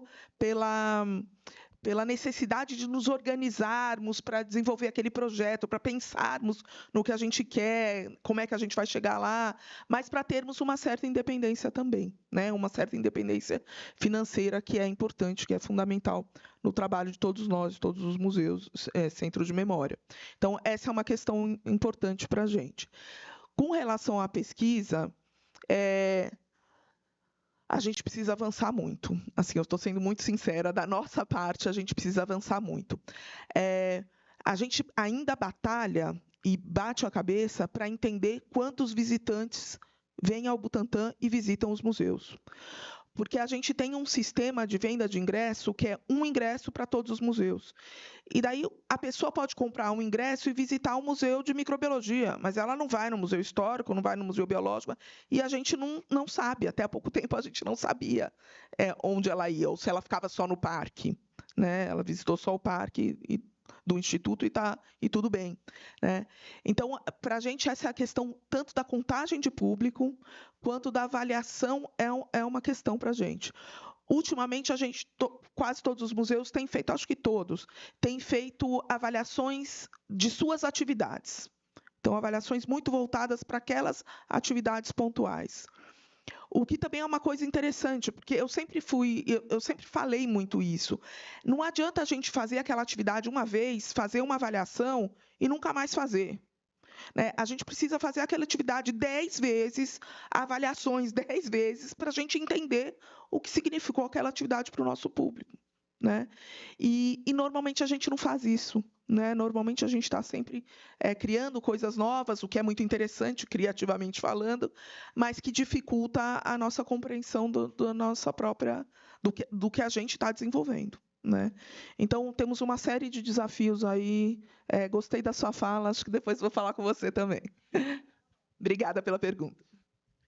Muito bem, se posso acrescentar alguma coisa, é dizer que o museu tem também uma fundação de apoio. Foi criada agora, foi difícil a criação e tal, e também contar com as pessoas certas. Então, a FAAMP, Fundação de Amigos do Museu do Ipiranga, né? Então, com isso, se a gente consegue manter as exposições temporárias.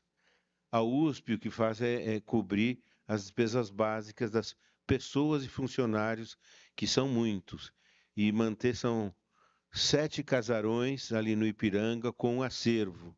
O que tem no museu é talvez 5% do total. Então, isso aqui é importante. E se conseguiu também gente por educativo e visitas guiadas. Então, isso aqui foi uma coisa que se fortaleceu com esse apoio da FAAMP. E quanto à pesquisa, nós temos nas redes sociais, assim, demais, mas temos pessoas que leem tudo isso, que leem e às vezes dão os feedbacks para os professores, né? Então a gente vai vendo cadê aquele objeto que faz 20 anos que eu tive aqui e estava lá e não está mais agora? Por quê? Porque nós fizemos uma renovação. Com a reforma, houve uma ampliação. Houve ampliação com então, auditório para 200 pessoas, 1.000 metros quadrados as temporárias, 2 salas para receber colégios simultaneamente, e salas de apoio para os dois. Então, cresceu muito. E todo o acervo que estava dentro saiu para esses casarões e não vai voltar, e não voltou. Então, e os professores, funcionários até 70 também saíram e não voltam mais. Então, duplicou, triplicou a área expositiva. E foi feita toda uma repaginação de tudo. Algumas coisas permanecem, quer dizer, os quadros históricos não dá para deixar de mostrar. Também a maquete é outra. O Salão Nobre nem pode tocar, porque está tudo, né, tombado pelos órgãos de patrimônio, Infam Condefat, etc. Então, mas nós criamos muitas coisas novas, com uma lógica pedagógica agora muito forte, conta uma história, ajuda a entender a sociedade. Para entender a sociedade, é um conjunto para entender o museu, para entender a sociedade, tudo isso são coisas que a gente está contando para os visitantes. E, de fato, às vezes ele diz assim, os erros são gritantes, né? Bom, mas Dom Pedro não morou aqui? Olha, não morou aqui, mas não morou ninguém. Onde é que era a sala de estar? Então, a gente tem que desfazer um monte de equívocos. Então, por isso, para entender o museu, a gente tem que contar tudo isso. E há muitas coisas novas e as coisas estão reciclando. Então, o acervo está lá e ele vai vir periodicamente. Então, a ideia que a gente tem é que não seja só o seguinte: eu vim aqui com a minha avó e eu estou trazendo os meus netinhos agora. Então, a ideia é que as pessoas, de novo, passem lá. Mas é impossível, eu fiz a conta, é impossível uma visitação integral. Para ler os textos e ver os vídeos, são mais de 40 horas. Ninguém consegue ficar mais do que 2, 3 horas dentro do museu. Então, isso daria, se fosse full time, 5 vezes 8 horas, dá as 40. Mas você teria que, então, vir muitas vezes ao museu para tentar ver as coisas. Então, as pessoas passam, chega um momento que você já está como zumbi, coisas assim, o que eu estou vendo aqui. Nós temos contrapontos, porque há muitas coisas que são polêmicas no museu e não pode mudar. Então, a gente chama Uma História do Brasil, que foi contada em 1922. E hoje, para contar outras coisas e outras visões, a gente colocou multimídia. Mas daqui 100 anos, estarão vendo de uma maneira diferente a mesma história. Então, tudo isso vai correndo. Então, mas não dá para responder todo mundo, né? E vem gente que entra chutando o balde, né? Eu gostaria isso, eu queria que fosse mais família imperial. Tudo bem, tá bom, daria para fazer, mas já existe Museu Imperial lá em Petrópolis. Então, de fato, é algo que a gente tem. E, de vez em quando, nós fazemos pesquisas mesmo, mais profissionais. Não é só o número, mas é escolher uma pessoa representativa por tipo pesquisa eleitoral, né? De representa faixas etárias e tal, e pegar as pessoas com boa vontade, porque senão querem falar e querem cair fora, né? Então, isso tudo é uma arte, é uma técnica difícil que está sendo feita, né? E essas análises, assim, a cada 6 meses vem um feedback disso que está aí, mas não é fácil, né?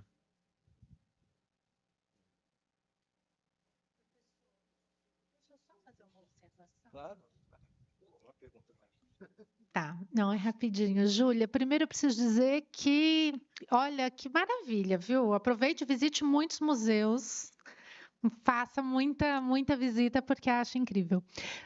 Acho que uma informação que é bacana de acrescentar né? Nós estamos reestruturando a nossa área interna toda, então, como eu comentei do reposicionamento, nós fizemos um estudo de viabilidade técnica, econômica e social, um EVTS, e isso vai dar um outro olhar para a nossa área interna de monitoramento e avaliação. Então, embora a Fundação sempre tenha feito as pesquisas que são indicadas pelo Ministério da Cultura, formulário de visitação anual, hábitos e perfil dos visitantes, mas a gente está revendo isso.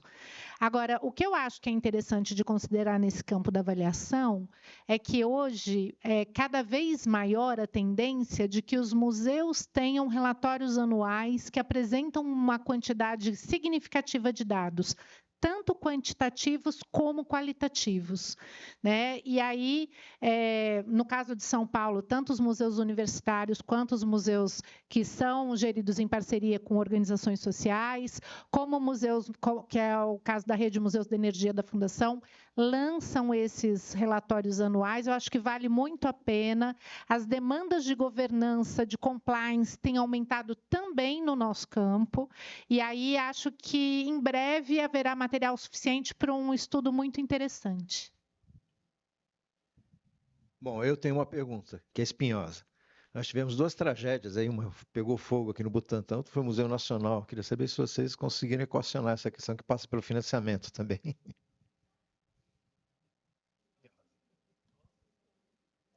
E começa aqui, né?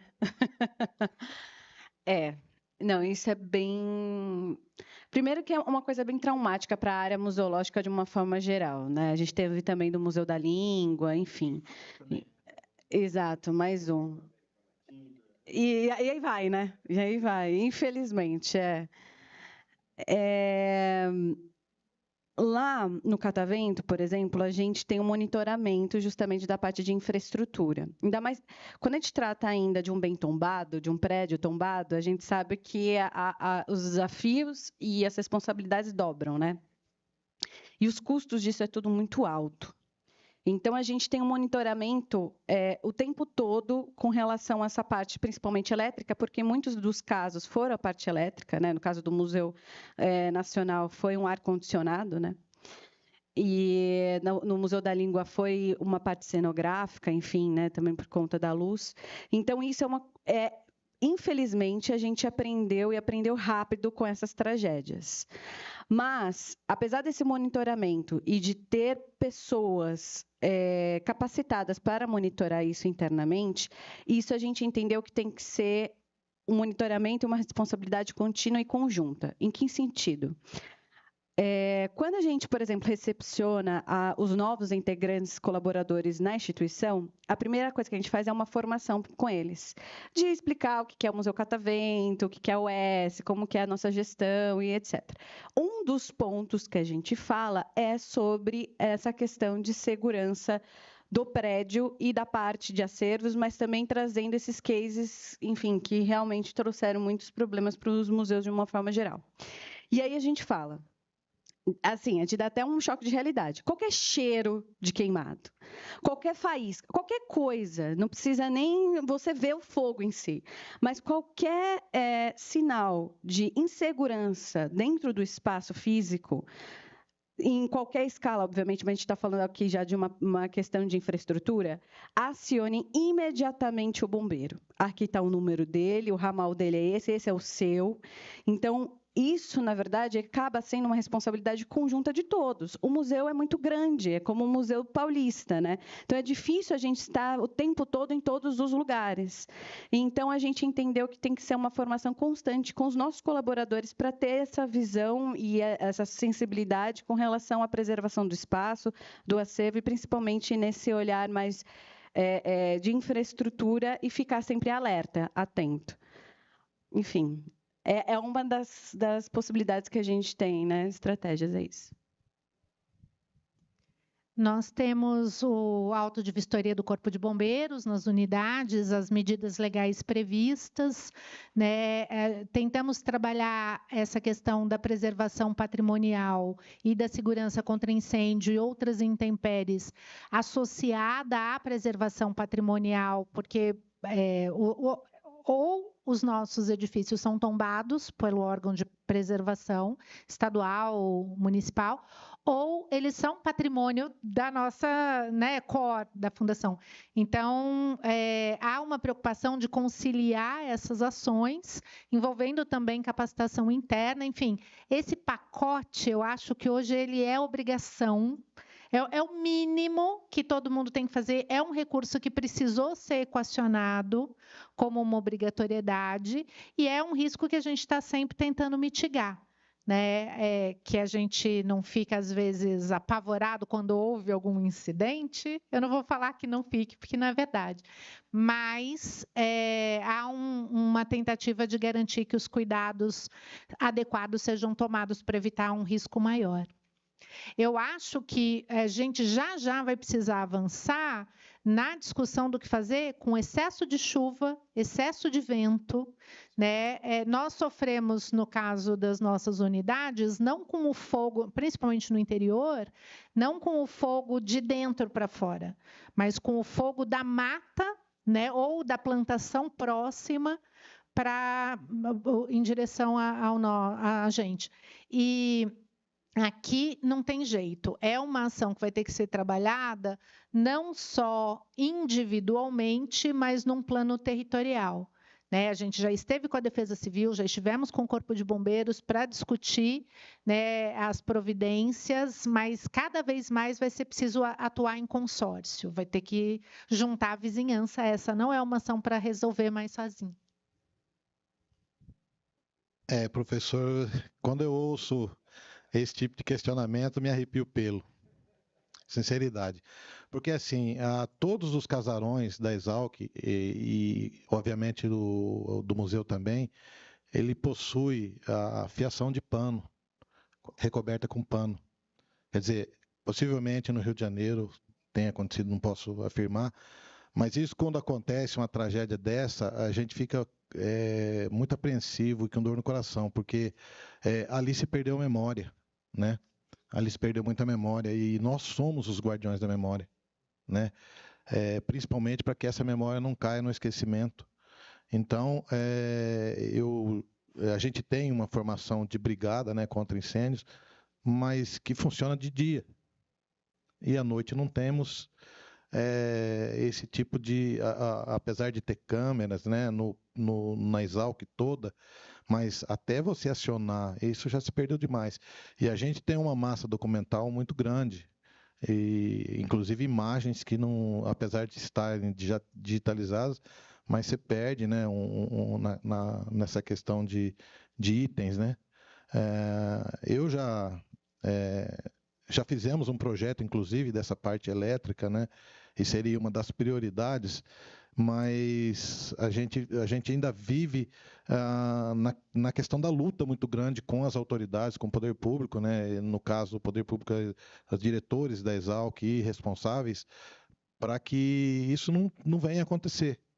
Né? A gente, inclusive, escreveu um memorando e cartas e vários documentos que eu alerto sobre esse provável, né? Esses dias, a questão de um mês, nós temos o nosso mercado municipal em Piracicaba, que é um patrimônio imaterial, e que talvez pela vida conturbada das pessoas, eles cresceram e além de produtos, vende-se comida, né? Esqueceram a fritadeira ligada e pegou fogo na metade do mercadão. Isso para o piracicabano é assim, nossa, meu Deus do céu, né? E é uma tragédia realmente, né? Porque eles têm muita história.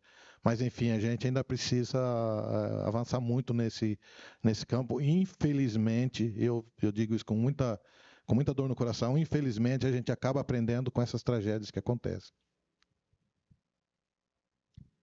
Eu não gostaria de falar sobre isso. É traumático.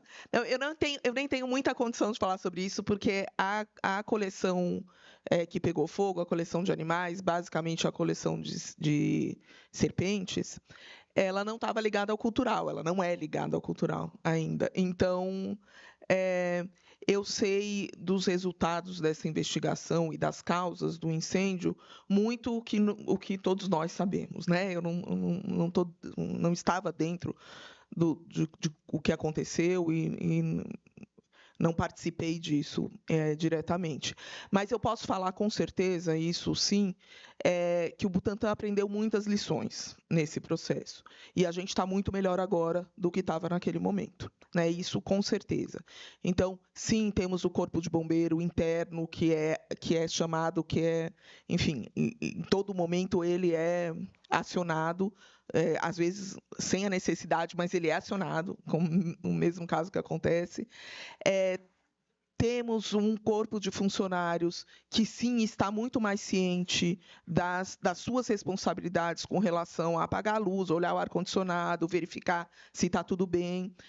A gente tem uma ação, em particular na área cultural, muito motivada pela área de conservação e que faz isso, essa análise de risco, e faz todo um estudo de risco das edificações, sobretudo as edificações que têm acervos, sejam acervos em exposição, sejam as reservas técnicas. Então, a gente está muito atento a isso. Mas a gente também tem situações que não são confortáveis, né? Quer dizer, o Butantan é uma instituição de 125 anos, vai completar o ano que vem. Grande parte dos seus laboratórios estão alocados em instituições históricas, tombadas, em que os puxadinhos são feitos, em que as gambiarras são feitas, para o laboratório funcionar. Então, sim, estamos correndo risco sempre, né? Isso não está descartado. Mas eu acho que é isso, eu acho que a instituição aprendeu e a instituição começa a olhar isso de uma forma um pouco mais séria, né? Um pouco mais responsável. Muito bem, olha só aqui. Eu tenho que agradecer a professora Sheila, que fechou o Museu do Ipiranga. Por causa desses riscos, caiu um teto, e o que queriam na reitoria era fecha uma sala e conserta depois, quando terminar, fecha outra. E fala, não é só isso aqui, tem muito mais. Então, se fechou o museu, se planejou a reabertura, se fez o projeto, se foi atrás de recursos, e a sociedade correspondeu, e tivemos todos os recursos dessas empresas, algumas até citadas, que então bancaram a reforma. E na reforma também houve substituição de todos os fios, e não temos ar-condicionado, medida drástica, e ventilação cruzada. Então, o vento sopra daqui, sai lá, sopra de lá, sai ali. E atrás nós temos que ter a sorte de ter um bosque verde, mais difícil de queimar, que mantenha essa temperatura um pouco melhor. Também temos sistema de fechar janelas quando o calor aumenta. Então, isso foi fundamental, uma boa reforma. Para não dizer que não tem ar-condicionado, tem na área nova, mas tudo feito com dimensionamento mais do que suficiente, porque algumas obras de arte necessitam de ar-condicionado. Isso não tem como, senão nem nos emprestam, né? Então, o projeto foi bem feito, e a diretora, no momento da reforma, nós não damos conta, e vamos dizer, não precisa ser o diretor do museu, pode ser de outra unidade. Então, nós tivemos diretor e vice-diretor, pessoas muito boas. O vice-diretor de Relações Institucionais, que também ajudou na captação de recursos, e a diretora, professora Rosária Ono, da FAO, especialista em segurança contra incêndio. Então, aqui ela mas foi tudo ver. Essa tinta é inflamável? Não. Essa escada interna de madeira? Não. Vamos fazer de aço, ponto de fusão, 1050 graus. Pronto. Então, foi tomada uma série de medidas assim, drásticas, e não abrimos mão. Então, por isso está bem. Além disso, temos ao lado uma divisão do Corpo de Bombeiros, com entrada ali até por trás, se necessário. E sempre tem lá, agora sempre tem lá alguém do Corpo de Bombeiros, um ou dois, dentro do museu. E segurança e gente também à noite, patrimonial e contra isso. Não só vigilantes e também gente preocupada com isso, que vai percorrendo o prédio e com as chavinhas e tal. Então, acho que isso aqui dá uma certa segurança. Já a água já é... Então, nesse Brasil, né, então, vento de través, numa janela lá que não fechava bem, pronto, e graças a Deus não pegou nada, né? Nem, a gente evita pôr papéis, então a gente põe cópias de papéis aí do documento, o acervo de papel, e mapas também não, eu ponho... Então, o que a gente faz? Como é que chama? Em metal. A gente imprime em metal as coisas. Então, as exposições, em geral, não tem muito papel, né? Então, isso aqui também são algumas coisas mais. Era isso.